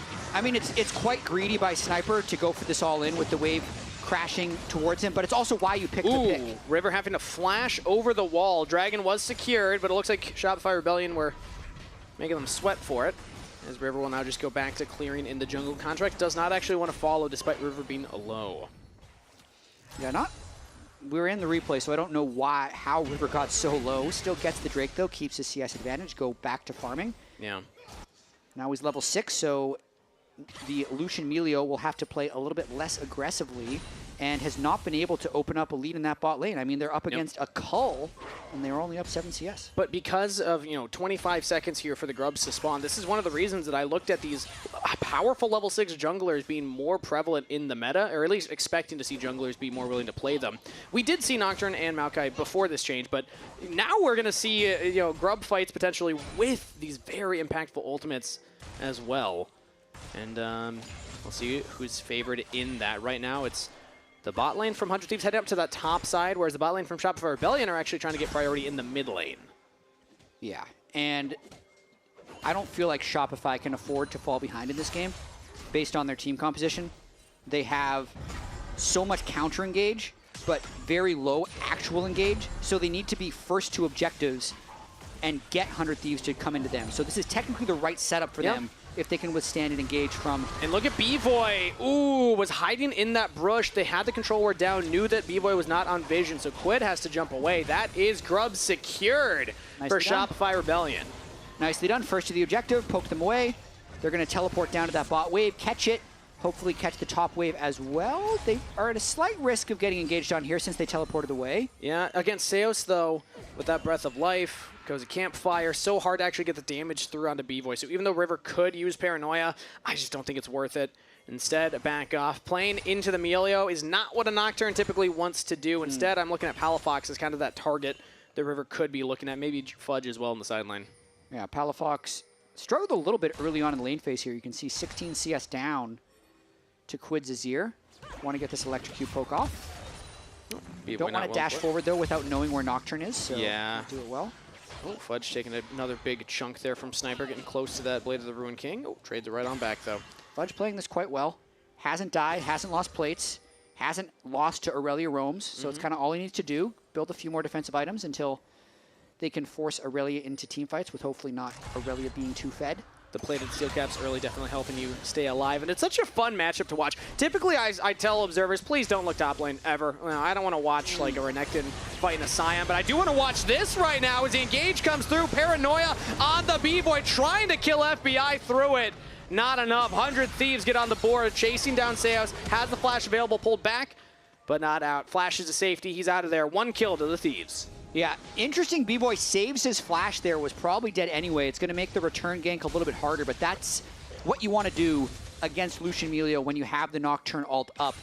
Get him to dash in, immediately ult on him, and just kind of end his life at that moment. Yeah. I'd say Ayla and River on the same page to pick up that nice kill. But right as I was saying it, I mean, that's not where I expect River to go. I expect River to go onto the Xerath, onto the Gnar, not onto the Lucian with Sums, with Emilio with ultimate and Sums as well. But the fact that it was Ayla that started it off, I think, is what allowed them to go for that, because it's the crash down, it's Magnet Swarm. That's the CC they needed with Bolt Time over the top. At the same time, though, unless they're willing to turret dive, that's the only place he can go. Because it's the only lane that's trying to play with any sort of pressure. I mean, Quid is keeping Palafox under his turret, extending that CS lead as much as he can.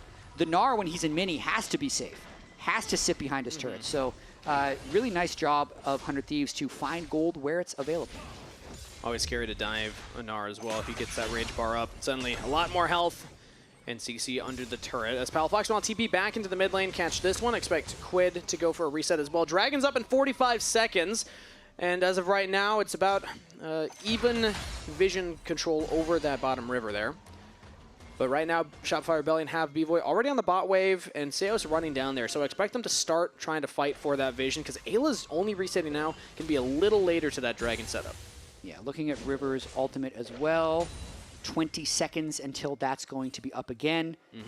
Shopify actually temporarily has pushed out the waves, not at any big item disadvantages. They have the full tank Maokai, so not the Leandry's one. He's already gone Unity Despair.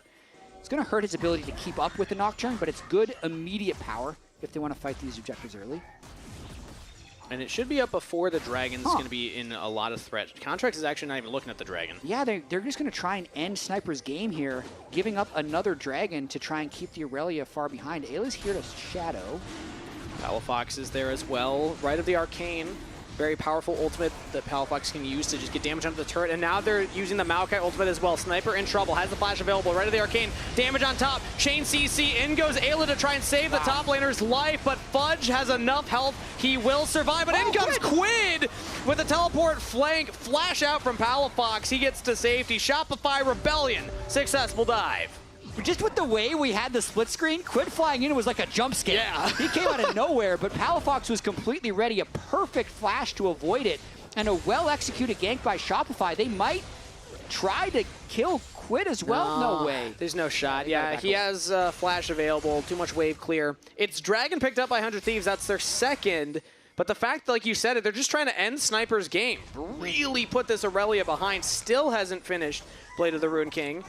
0-2 and 0 right now, and this is putting Fudge in a much more comfortable position in the laning phase.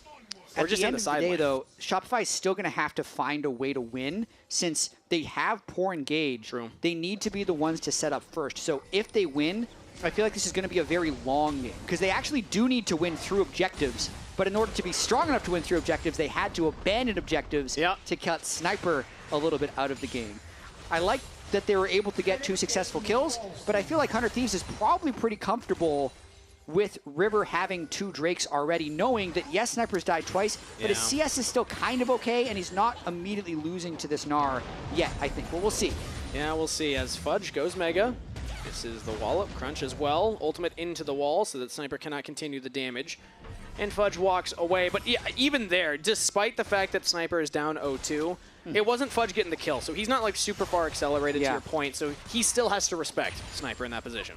Yeah, would have been much preferable if Fudge got those 2 kills, because that's the whole reason they're doing it. It's so that they can actually get side lane pressure with the Gnar into the Aurelia, since they need to win by, it's going to sound stupid, by being ahead. Like, this is a team comp that needs to be ahead in order to actually start getting its path laid towards victory. You telling me that 2 kills on a Maokai isn't ahead? Not really. No? Okay. Xerath, who's... What is he even doing? Just hiding in down, his jungle? Down, 34 CS a little bit. He's really worried about being dove if he shows on this wave. Which, to be fair, River is there, and Palafox does not have flash, so... I think this is wise of Palafox. They want to dive him still. Hex Flash from Ayla to get over the wall. River does have the Paranoia. Ayla just has to set it up, but Palafox not interested in that. Paranoia is now used. No stun available, no flash. That is a dead Palafox. And it's Quid that's picking up the kill. He knew it was dangerous, man. Yeah. It's one of those moments where it's like, you know, you know that you're going to die. You don't want to walk up and do it. But you also know that if you just do nothing, then you're going to miss the wave, you're going to have to go for a reset. Which for many solo laners, they feel is worse than death. Yeah, true. But it's not. Death is the worst because then he dies and loses the wave. What's worse than death? Dying and losing the wave. Yeah, exactly. Yeah. Shopify Rebellion currently still on control of the Herald, though. River's nearby, but no Paranoia available. Contracts does have the ultimate for the Maokai, so I think that they should be able to secure this unless River can just walk up and smite it. Shopify Rebellion surely can push them off and make sure that River does not have an approach here, but I'm also looking at FBI and Ayla on the bottom side here. FBI's a little too far away, and that is Herald secured by Contracts. So Shopify Rebellion, they lose a member, but they do get the objective. Nice, but they have so little pressure on the rest of the map. They've lost top turret. Sniper trying to get back into this game. He's going to get it. Oh, he's got to respect the Meganar. Okay, fair. Doesn't know where the rest of the team is. And it's Blade of the Ruin King completed, but also Trinity Force completed on Fudge now. So this is the moment where the Gnar damage, again, you do have to respect it as the Aurelia, because if you don't have a wave to heal up off of, you can get poked down. And also, Seo's hovering that bottom side as well. Dragon's going to be up in a minute, so I think they're getting their preliminary wards down just to spot when 100 Thieves walks up to try and take their vision control as well. And a reminder of the stakes of this game. If 100 Thieves win, they're guaranteed top 2 in the group. If Shopify win, even though they're 0-2, strangely enough, there's still a path for them to be top 2. So Shopify win, and then tomorrow, a Dig loss. Shopify could earn second in the group, and if Dig upset, SR will earn third in the group. So they really just do want to win this game, and their whole group stage could be safe. Yeah, all they have to do is win. And that's the expected outcome tomorrow, is FlyQuest taking that victory over at Dignitas. So Shopify Rebellion do have a very legitimate path, despite being 0-2 in series right now, to still get that top seed based on how the rest of the group looked out. But it's 100 Thieves in the lead. 1.9 thousand gold lead. A Sniper took that bottom turret and can now reset, pick up a Tunneler, and the Dragon's spawning soon. And here's that setup. Can Shopify have the right setup so when 100 Thieves move in, they turn? Fudge is at a good state with his Trinity Force. Everyone is kind of on their one-item spike, Melio with the Moonstone, but it's still tricky. If you spend too much time on the Drake, all your side waves get pushed, and you're vulnerable to every flank that 100 Thieves could throw at them. They're already losing minions top side because that's getting shoved in. Quid gets to the bot lane first, but now Fudge is actually catching him. Quid's got to be careful right now. Trinity Force on the Gnar can try and chase you down. Going Mega, right of the Arcane as well. Quid already used the flash. Sniper's nearby, but Quid is such low health, he's got to back and look to TP into the fight. Nicely done. Now B-Boy looking for a little bit more poke onto River. Big damage onto River. And I think that's just dragging over to Shopify Rebellion. They didn't need to get a kill. They just needed to get the damage down. 100 Thieves have to back off. Yeah, really well played. Part of that was Fudge getting the fight started down on the bot side. And then even just with an Essence Reaver BF sword, a huge amount of poke from B-Boy's Lucian. Insane. River does not have a lot of defensive items, just some health and magic resist. Quid did go for the teleport off. It's taking so long. Contracts is like, guys, I know I have 2 kills, but I built tank items, guys. Tank item, man. This is not Leandri's Maokai. Missed those days as, B-Boy takes one big chunk right there. Should be able to catch this wave just fine. Yeah, Quid opted to teleport topside and get that wave in as River just goes straight in onto Contracts. What a jerk. Gets the blue buff away. Culling used by B-Boy to try and clear out the mid wave, but doesn't get all the minions. Gets enough. Oh, the pressure has been so sacrificed. I really do feel like if more people were just hitting that Drake, it took them like 20 seconds to kill it with Maokai. They could have been back on the map a little bit sooner. With it being said now, Contract gets his blue stolen away. They lose 2/3 of this mid turret. Now 100 Thieves might be looking for a dive. Ooh, they use Contract's ultimate right now. Good 100 defense. Thieves set it up, but yeah, good defense from Shopify Rebellion. Seo still has a breath of life. Contracts actually decides to go in. Ayla's taking some damage. Paranoia, Sniper on the flank, but he gets marked. Turret goes down. Teleport in from Fudge. Shopify Rebellion have to back off. 100 Thieves are okay just taking the turret and backing away. It is a trade of Nocturne ult for Maokai and Lucian ultimate, and they're just going to kind of take their gold lead back to base to spend, I think. I think so. Very patient game from both of these teams. They know there's a lot at stake for seeding here. A Sniper actually throws out the ultimate. Fudge in trouble, does not have Meganar, but he's got backup! Palafox helping him out. Feats of Warfare claimed. Wow. Why was Palafox there, and how mad is Sniper that the Zerathon flew in? He's just between Blue and Grom. The unseen Xerath gank that ends up happening there. Sniper thought he had an angle. Wow. Okay, wait. I've been told that we have this little stat here. Otacon Heist. Contract stole game 1 and lost. Yeah. River stole game 2 and lost. Ooh, so it's a curse. Don't steal it. You don't steal Otacon, everybody. Just give it over. Give it over. Bad advice. Interesting. Well, again, Contracts did say he might allow 100 Thieves to start Bear in this game, just so he can take that number 1. True. He might have been joking. You know, in hindsight, I think he probably values the win, but it would still be cool if it happened. Yeah, as a reminder, Contracts got his 18th Baron steal all-time, which ties him with the all-time North American record. One more makes him the sole owner of the record. Currently, he's tied with X-Smithy. Which, again, such a cool stat. I love that we have historic players like Contracts playing in the league right now. We showed earlier how many different organizations he's represented, how many different jerseys he's worn.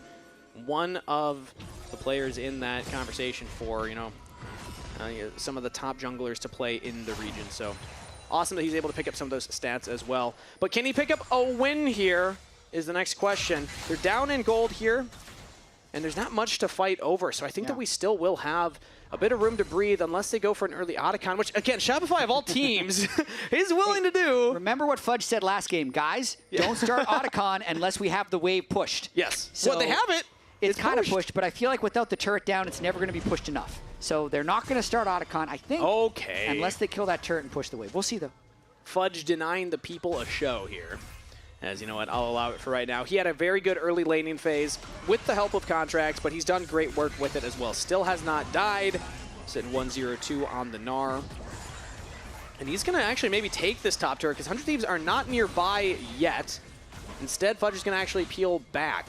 It's always scary to push up into a Nocturne, so Fudge does not want to do that. He'll just get the wave to crash, and the wave will not have enough damage. That turret is just barely hanging on. Yeah, this is a bit of a lull in the game because the engage tools by Shopify are pretty low, but the counter-engage tools are very high. So they're just almost hoping that River and Sniper go for a bad team fight in between the objectives. Otherwise, Shopify want to find a way to get to the objective and then kind of push them away. The ticking time bomb here for Shopify, though, is Quid. He is very farmed. He has good items, and he will be able to carry this if he goes untouched in team fights, which Shopify doesn't have great ways to get to him other than some long-range Xerath poke. So, and Quid is the carry this a reminder that this is the Xerath counter pick into a Azir. This is now, I believe, twice that we've seen it just not have success. Yeah, the theory is that you outrange, that, in team fights, like, you're able to find that pick onto Sniper in that side lane. Azir can't do that, Xerath can, but just when it comes to pure stats right now, I would rather have the Azir on my team with that 2 items completed. And Quid just doing a fantastic job staying in this game right now. Dragon's up in 10 seconds. And guess where Quid is? Hanging right around there. They're utilizing the power of the Azir to try and take this objective. Yeah, but I mean, B-Boy's not able to be first one to clear that mid wave. That's really going to hurt Shopify's ability to actually get set up on this Drake. And they don't have, I mean, Contracts is the one that needs to face check, but if they try and come in without vision, that's when the gank, that's when the team fight for 100 Thieves is actually going to be devastating. Ooh, big damage on Contracts. Traded actually onto Ayla as well. So both of the primary engages getting chunked out. It's going to be scary for Ayla to go for the big engage now. Yeah, 100 Thieves is in here, though, so they're just going to start this Drake and hope that Shopify moves in. And then I think River's going to look to turn. Where's Aurelia? They need to find Sniper. Sniper is on the flank. Ayla as well. They throw out the Maokai ultimate to root everybody up. It's only 2 members. Quid taking a big chunk right now, but the Paranoia plus the bullet time. Combo goes in. Quid goes deep into the backline. He's taken out. B-Boy's still alive. Finally will fall, but Shopify or Rebellion have done so much damage as Fudge jumps onto FBI. It's all down to Sniper. Can he dance around? No. Contracts on a killing spree. Shopify Rebellion did it. What a fight by Shopify. They counter the engage by 100 Thieves. That's exactly what they want to do, but the approach was very difficult. They have to funnel in through this small zone.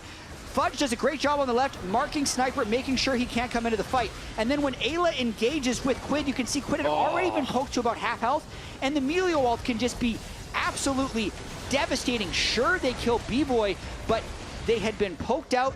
The original engage was repelled well enough by the Melio, and then Fudge gets all the work done before Sniper can even approach the fight. Yeah, and Sniper doesn't really have a great escape there, so he decides to go back and just gets blown up. And that shows it's hard to kill through the melee of Palphox. Like, all right. Okay. All right, yeah, sure, we'll take it. Demonte as well.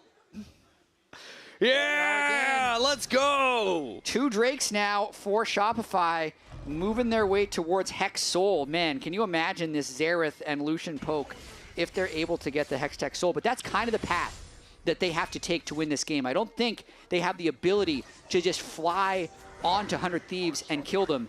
It has to be around objectives. It has to be around the things that force them to come together. Yeah. Because the split push from 100 Thieves is just better. So in between objectives, 100 Thieves is winning. The Azir is able to win 1v1, and even the 0-4-0 Aurelia, now with the Hullbreaker, is still a threat. 1v1 in side lanes. Yeah. It's just those team fights where Shopify have the team comp synergy. You just can never let Sniper get too much work done in that side lane. And yes, Fudge can kind of delay, but then you need somebody like Palphox to link up to actually threaten Sniper at that point. So Shopify Rebellion's job is not easy from this point forward, but they are in the game right now. Slight gold lead.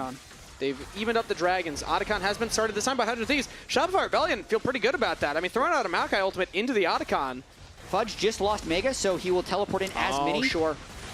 Mini Gnar not nearly as scary, but here's Contracts throwing out the ultimate now. Fudge on the flank. Lights go out. Paranoia used. Contracts has to get close enough to try and go for the Otacon steal, and he doesn't get it, but Fudge does! Fudge playing hero with 18 health, claims the objective for the team. Contracts trying to get out of there now. Big engage from Ayla. Sniper unleashed as he'll claim Contracts' life. Shopify only 4 members left, but they will get out, and they got the steal. They got the steal. Crazy, though, that even with the steal, the amount of remaining flowers, 100 Thieves still has more flowers. It'll be a little bit less adaptive force with the multiplier, and they won't get that explosion passive. Fudge, okay. But it goes to show me how much pressure 100 Thieves was playing with, collecting basically every flower that was available on the map. And also a weird start to me for 100 Thieves. Just starting this, not really having a way of pulling off of it, kind of letting Shopify slowly walk in. So I believe it gets down to 18 health. Both smites go down. It's got to be an auto from Fudge at that point. Not been River's smite day. No, Bramble Smash plus the smite. 18 with the auto. Oh! So it was pretty much a full burst from Shopify. Contracts missed it by 18, but the Fudge auto was on the way. Freak. Nordsters. No flash now. I love how relaxed they are. Oh, that was good. Okay. They have the best vibes. That could be an absolutely devastating movement, no! But maybe they it's another steal. Is this the curse? All right, if Shopify Rebellion lose this, it is official that you do not want to steal the Otacon. Oh, all right. Well, let's see what happens for the rest of this one. Shopify Rebellion, again, holding about the same lead, which is very little. It's not even 1,000 gold right now. But they're still in this game. And a big thing is Palphox has been getting some kills. He's still behind 70 CS. Quid is on a tear in the farm department. But Palphox is at least kind of keeping it close because of picking up gold from kills and assists. And also just the actual function of team fights. Like, if Quid doesn't have a way to hit, it doesn't matter how fed he becomes, because Shopify is just absorbing all of these fights and playing backwards, so Quid has to fly all the way in. And until he does that, Palphox is still able to do more damage than him, depending on the setup of the fight. Yeah, if he's got the range to play with, and especially if he's able to get that poke down first. That's one of the great things about Xerath. You have such long range. If they're on the objective, you just poke them down before they can engage on top of you. Shopify Rebellion, though, just making sure that they can keep vision around the Baron Pit. Maokai fantastic at that. You don't even need to commit wards. You can just drop the saplings down. And also control priority over this mid-wave. They don't have a turret to fall back on, so they got to play very carefully, as 100 Thieves currently have more members here. Okay, let's see if 100 Thieves can get enough side lane pressure that they make the approach difficult for Shopify. The last time this happened, 100 Thieves started the Drake, tried to engage, ended up losing the fight because Fudge was able to stop Sniper's approach. This time, Fudge is set up in mid lane, Sniper is on bot wave, so the Gnar cannot mark the Aurelia. Ayla's in some trouble here. Oh yeah, it just gets chunked out again. I mean, it's late game now, but the electrocute damage still felt. As Ayla about half health, used the crash down, have to remount. And it looks like they're just gonna threaten the Baron. I mean, you can give over the Dragon, you force Shopify Rebellion to walk back up and make sure that you're not on the purple worm. Yeah, and you have Sniper pushing bot. This is mostly buying time for Sniper to push that wave. Now Shopify have to move in to make sure the Baron isn't taken, and it's just going to allow the mid wave to bounce again. And now Shopify Rebellion are realizing, so they want to actually go up here. Ayla is on the flank. He's spotted, though. He does not realize, as that was a far side alteration in the brush. Oh, tense moment right now. Sniper had teleport, but he's going to have time to walk back onto the Rift and save the TP. I mean, 100 Thieves' Baron damage is very high with the Azir, Aurelion, Nocturne. So Shopify have to be very careful that they keep at least a little bit of control on that. But the long war of attrition looks like it's been won, and they're going to be able to take this third Drake. Yep. Fudge starts it up. Palafox there as well. Keeping Contracts in the mid lane in case the Baron was contested, but now Contracts can walk down, guarantee the take. As the Baron will smash plus smite. No steal that time from anybody. Shopify Rebellion with 3 Hex Dragons. Soul Point picked up. It's a banger. This game is an absolute banger. 100 Thieves are saying enough of this song and dance. They're starting this Baron. I think they're looking to peel for a fight, Let's scrap. Why not? Okay, never mind. You know what? That's why not. You just get the teleport out of Fudge. That's good enough. Well, if this game continues on its current trends, like 100 Thieves has not been able to land enough engages on Shopify, and Shopify's defensive shell in between objectives has been strong enough to get them through to the next one. And I feel like if they do get the soul point, that's when the poke might become just too much for 100 Thieves to deal with. Definitely agree there as, oh man, again, it just feels like we're waiting with bated breath. One mistake. Calm before the storm right here. Because, yeah, one mistake could mean the end of this game, the end of the series. We already gave you all like the stakes of what's at stake here for playoffs implications. Going into next weekend, elimination matches potentially for Shopify Rebellion, but if they can win, they could even avoid that lower bracket of playoffs. Yeah, will depend on what happens tomorrow in the FlyQuest series against Dig as well. All Shopify can control here is whether or not they win this game. Just trying to get as much poke down on 100 Thieves. That Arcano pulse does damage right now. River's at half health. I mean, it's such a good spot for Palafox to camp in right there because they have the good control ward in the back of the pit, and anytime he pokes the guy coming in, he can poke the Baron as well to basically just give him an extra bit of damage. It won't officially count as a Xerath damage, but the Baron hitting River almost forced him back to base. So it's just delaying until this next Drake. That's kind of all Shopify is hoping to do here. Yeah, both teams need to keep vision around the Baron. So that's why we see members always hovering around there, because you don't want to ever leave a moment that the enemy team could sneak it from you.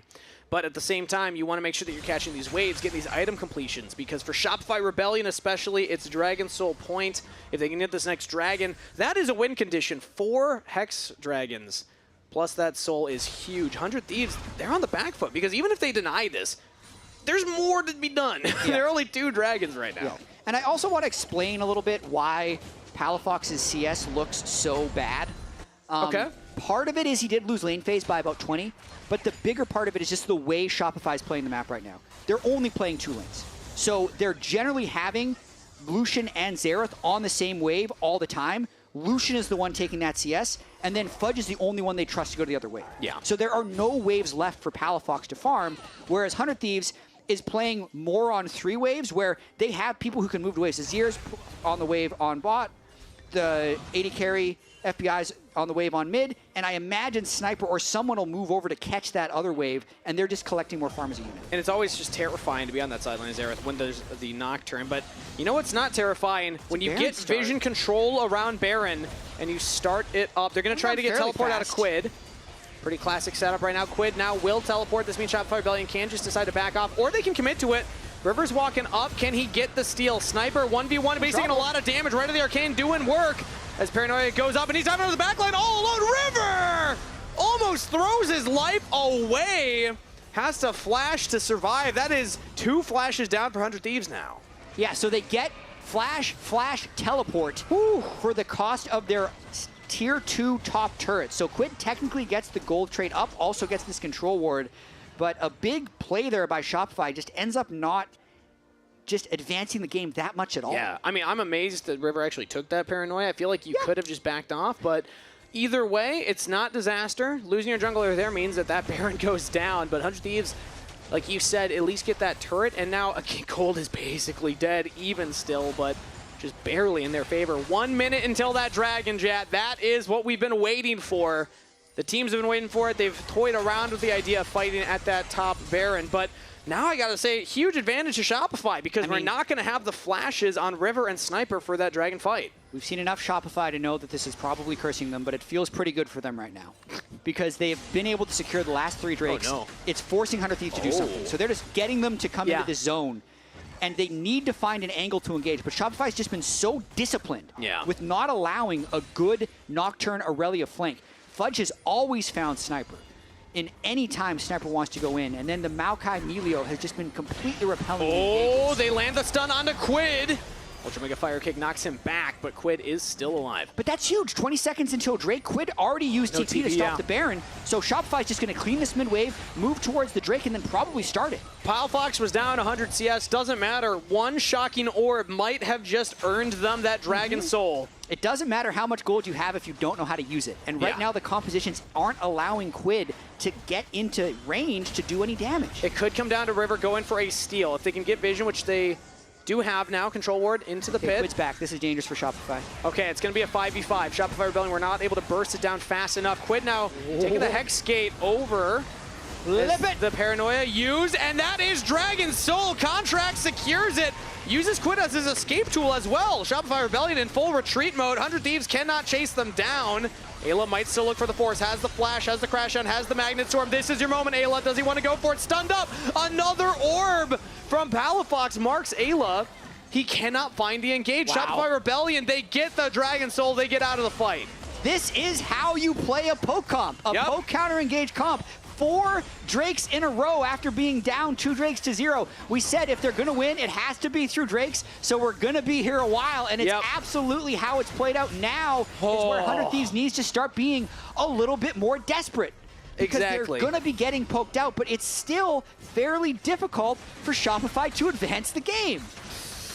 Oh, on a knife's edge right now, everybody. Shopify Rebellion got the Dragon Soul. That is a bit of a win condition in itself. It gives them a huge buff around the next fight, but they still have to execute that fight, and you're going into Quid. 4-item Azir just picked up the Zonias. We're in a pressure cooker right now, ready to explode at any moment.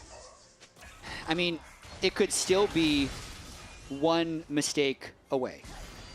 Because if Palafox steps out of position with no flash, they kill him. If they can engage on B-Boy, kill him, they can still win the game. But now, they have a lot of damage. Yeah, has to flash away, and one more. Oh, the shield, and it's not enough! Fudge and Palafox again find the pick. They're going to turn it into another one. River's going down. B-Boy with the kill. Shopify Rebellion with 2 picks. We'll look to the Baron. 5v3, Sniper, Quid, FBI would be the only ones who could defend this Baron. I think they're just going to try and maximize gold and keep the waves pushed. This is Shopify turning the corner. This is an earned Baron from Shopify Rebellion. This was none of that, hey, let's dance around it, let's start it up and force them to walk into it. This was a pick, into an objective. They have the Dragon Soul. They have the Red Bull Baron play. Can Shopify Rebellion close this one out? I mean, this is just a very fed Gnar at this point with Hextech Soul, just doing whatever he pleases. He gets the Mega Gnar, the Xerath flies in. Who needs CS when you're still able to just be involved in absolutely any fight? If we check the damage at the end of this game, I would not be shocked if Palafox has done much more than Quid's Azir, who has 113 more CS. Let's go! Let's go! Revan popping off right there. I mean, listen, if you're a theory crafting type of coach, this game is what gets you going, because it is absolutely, you need so much patience. You have so much range advantage. You can't make any mistakes. Like, you have to play so disciplined. And for 38 minutes, they've been doing it. They needed to stop Sniper from getting ahead. They did that. They needed to mark him on every fight. They did that. Now Quid with the shuffle of a lifetime on the B-Boy right there, but he's about to go down right afterwards. Flank on from River. Gets on to Palafox, has to go into the stasis. Contracts and Fudge are just playing their own game right now. They got an FBI. Flash into the wall up. He's stunned up, taking down Fudge with the kill. River just can't kill Palafox through Seos' heels. River's gonna fall. Shopify Rebellion absorbed the play, turn it right back on the Thieves. Rebellions are built on hope, and the Thieves will fall in this best of 3. Shopify Rebellion have done it. They got on the board, and they will win this series. Shopify play all 9 games, win the last one, and they're still alive for top 2.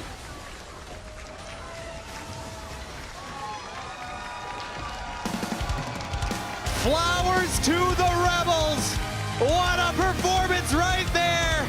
They had the reverse sweep, the best of 3, but they did it in a tight game 3. That could have gone either way. We've seen Shopify in that position before, and they have faltered, but not today.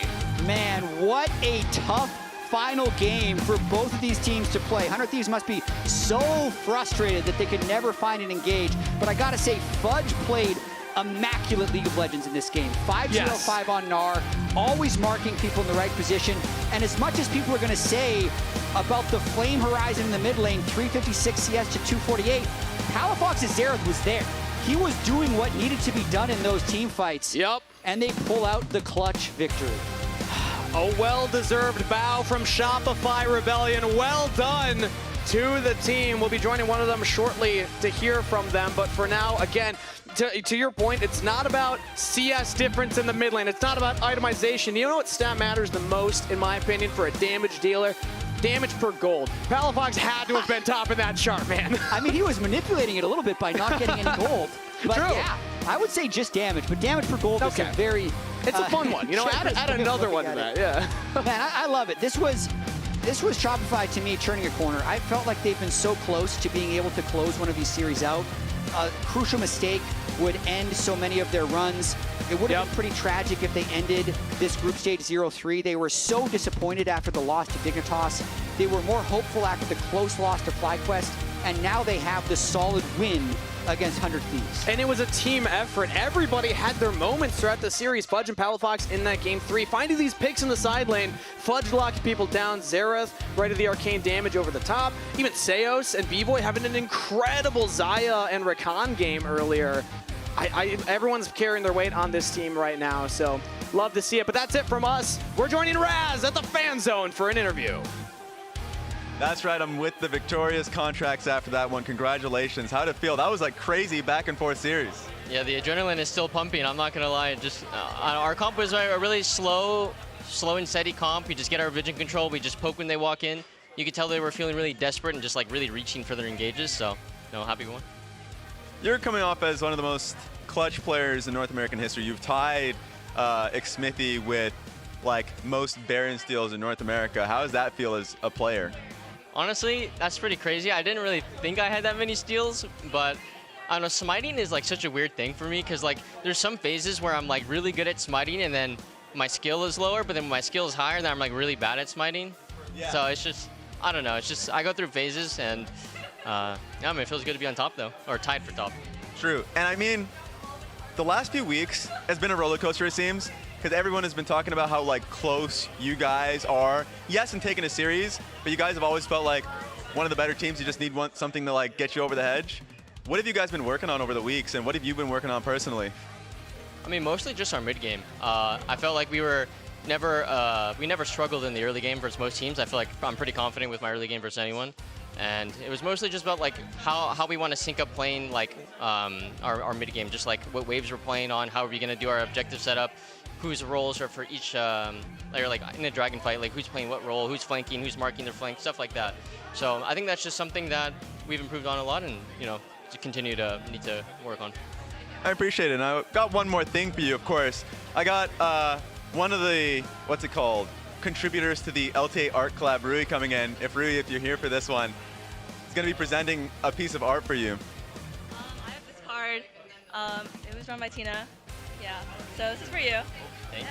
Yeah, my girlfriend drew this for me. Oh, there we go. That's a dub. Any message or something, like a shout out that you want to make out there? First, shout out to all the artists that helped me work on this collab, everybody who participated. And then also shout out to Made by Parfait on Twitter, because he did the graphics for the front and the back for all the cards. Yeah. And of course, you just said that it was your girlfriend that actually made that. Any shout outs you got there too? Shout out Lil Tinami. There we go. That was amazing. And I'm going to even send this one straight to the lounge to end the day. Ult. Yeah, ulting. Tipping. Q was here, we Q was here, we win. We Q was here, Q was here. I'm helping you. I'm on map. Play with Gnar here. I was on you. Yeah, I can help you. Okay. We kite down. Oh, map, don't flash. Yeah, killing a map. Stun. I can kill soon. Can you get... Doctor? Okay. Doctor, nice flash. Yo, can anyone help? I'm coming. I'll die. I'm killing them. Yeah. Go, Nice, Go! Okay, end the game. Good job, guys. Good job, guys. Good job. I didn't. This guy's griefing. There's no one to block the Maokai ult. Yeah? Yeah. Oh, that's crazy. Well, we got back. Look at this. We got Palafox. Woo! Let's go. We were just talking about the game. I did want to talk the Xerath angle. Yeah. Maybe not the best. I probably should have asked to pick on 5. Because we were looking at like, I mean, like Azir's kind of really strong in the meta for a lot of teams, and it kind of seemed like I needed to drop, and there was so many stuff out. Yeah, and I was kind of praying that they didn't pick Nocturne. They ended up picking Nocturne, so it was super hard to play, and all I was doing was like sitting back, collecting what I could, and then just like holding vision. So. Yeah, we were talking about that in the game actually. So I want to hear from you because there were multiple times that it felt like you just couldn't touch a wave. Yeah. So, like, what was your mentality in that game? Were you actually just like, all I can do is just like be in ult range if anything happens? Yeah, I mean, at some point, like as a pro player, you have to not look at CS number, and you have to think about like impact on game, right? So I don't know if you noticed, Aurelia stopped farming as well for like 6 or 7 minutes of the game. So it made it so like Azir's getting farm. Well, Azir was kind of double farming, and then Azir's getting farm, Nara's getting farm, Aurelia's like falling behind the curve a bit, and if nothing happens in that game, I think we just win, really. So. Sure. Yep. You say if nothing happens, but, and I don't know if you agree with me, but I think one of the things that I've called you, and I feel like now I can say it to your but like I've called you one of the most infuriating teams because you'll have really strong runs of play, right? Yeah. Like really, really good runs of play. And then you'll overstep.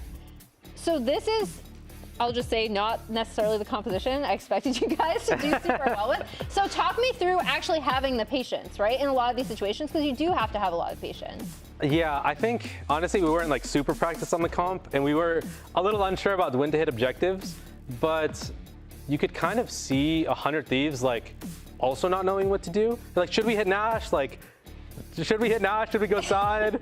After we started getting dragons and we were strong enough to actually fight them off, it felt like Rel must find an angle, but Nar was super, super strong at that point. And I was just telling Fudge, like, if you see anybody split, just hop on their head, I'll click R, we'll win the fight. Like, it's just, yeah, I mean, it's kind of that simple. And you saw, like, after a while, Fudge just actually started hopping on people's heads and just saying, like, look at me, they can't play, keep going. We really pulled off twice, I think. Well, one time on Sniper in the bot lane. Yeah. And then another time at the kind of towards the end, they got you the Baron, yeah.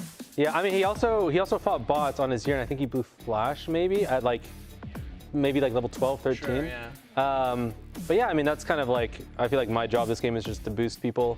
And it also felt like Maokai, Lucian, Xerath is so hard to play against because Maokai marks flanks, Nar can go chase down the flanks, and they can't like really get an easy engage. And the Melio, like if they get on top of you, like that last fight, you just couldn't die. Like, it was on you for like 20 seconds. But I gotta ask, from your perspective as a player, who do you think should get player of the series? Because we always give out a player of the series to every team. And players almost always disagree with us. Oh. Well, I think it's like 50-50. Okay, so who do you think, Palafox?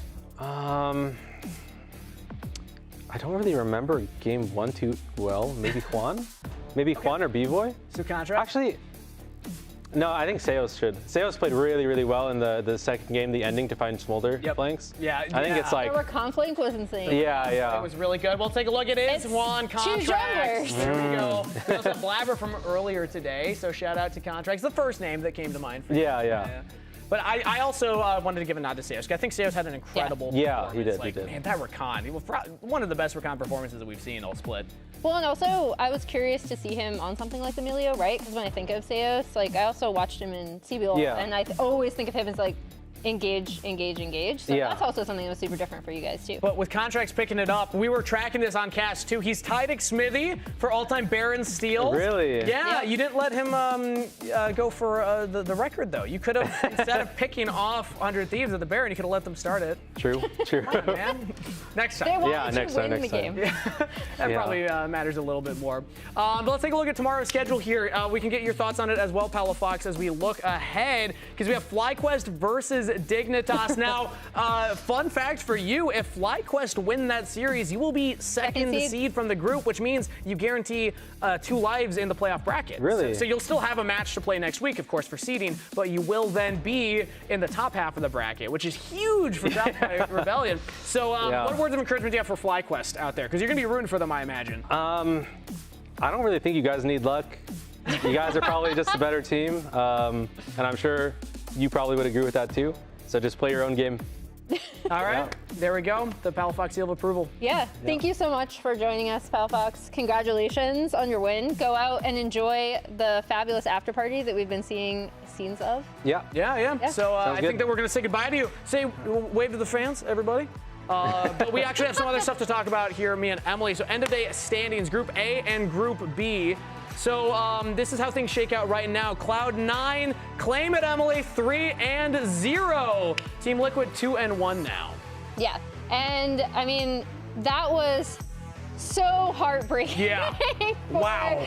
Team Liquid in that second game, talking to Blabber and Loki afterwards was definitely, they were like, we got away with it again. But now that does lock them absolutely in to that top seed, and then we will see who ends up 3-4 out of the bottom. But that are those cookies? Yeah, those look really good. Oh, those look delicious. I'm sad that we're not getting sound for this. Do you think foxes eat cookies? We had a whole conversation about what foxes eat. All day, I've seen everyone coming in with boba, and now I want some. So now I think it's time for us to leave and go to the after party. I think so. I want to go check out those cookies. That is it for us. We will be back tomorrow at 4 p.m. Eastern, 1 p.m. Pacific for Fly versus Dig. But now, in case you didn't know, TFT is running their Digi Duos event. It includes 16 creators, including favorite X-Pros like Skara and I'm a Cutie Pie. They'll be playing some team-based TFT, starring in some skits and side events both today and tomorrow.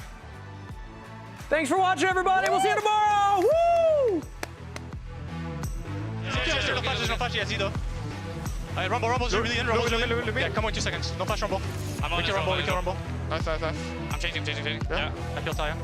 Yeah. I killed Puppy. I'll be fine. I killed Puppy. I'm coming, son. Look me, guys. Oh my god, man. Ah! Nice note. GG, guys. This is too good. Yeah. I'm not Corky side. Chill. I'm done with it. Okay. Lily,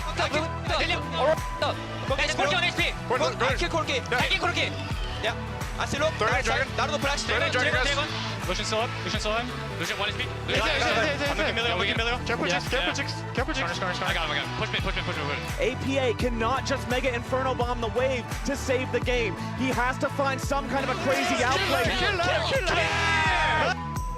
Nice. Doctor Strange on the way. APA's first death will be the death of Team Liquid, and C9 in a come-from-behind victory take this series 2-0.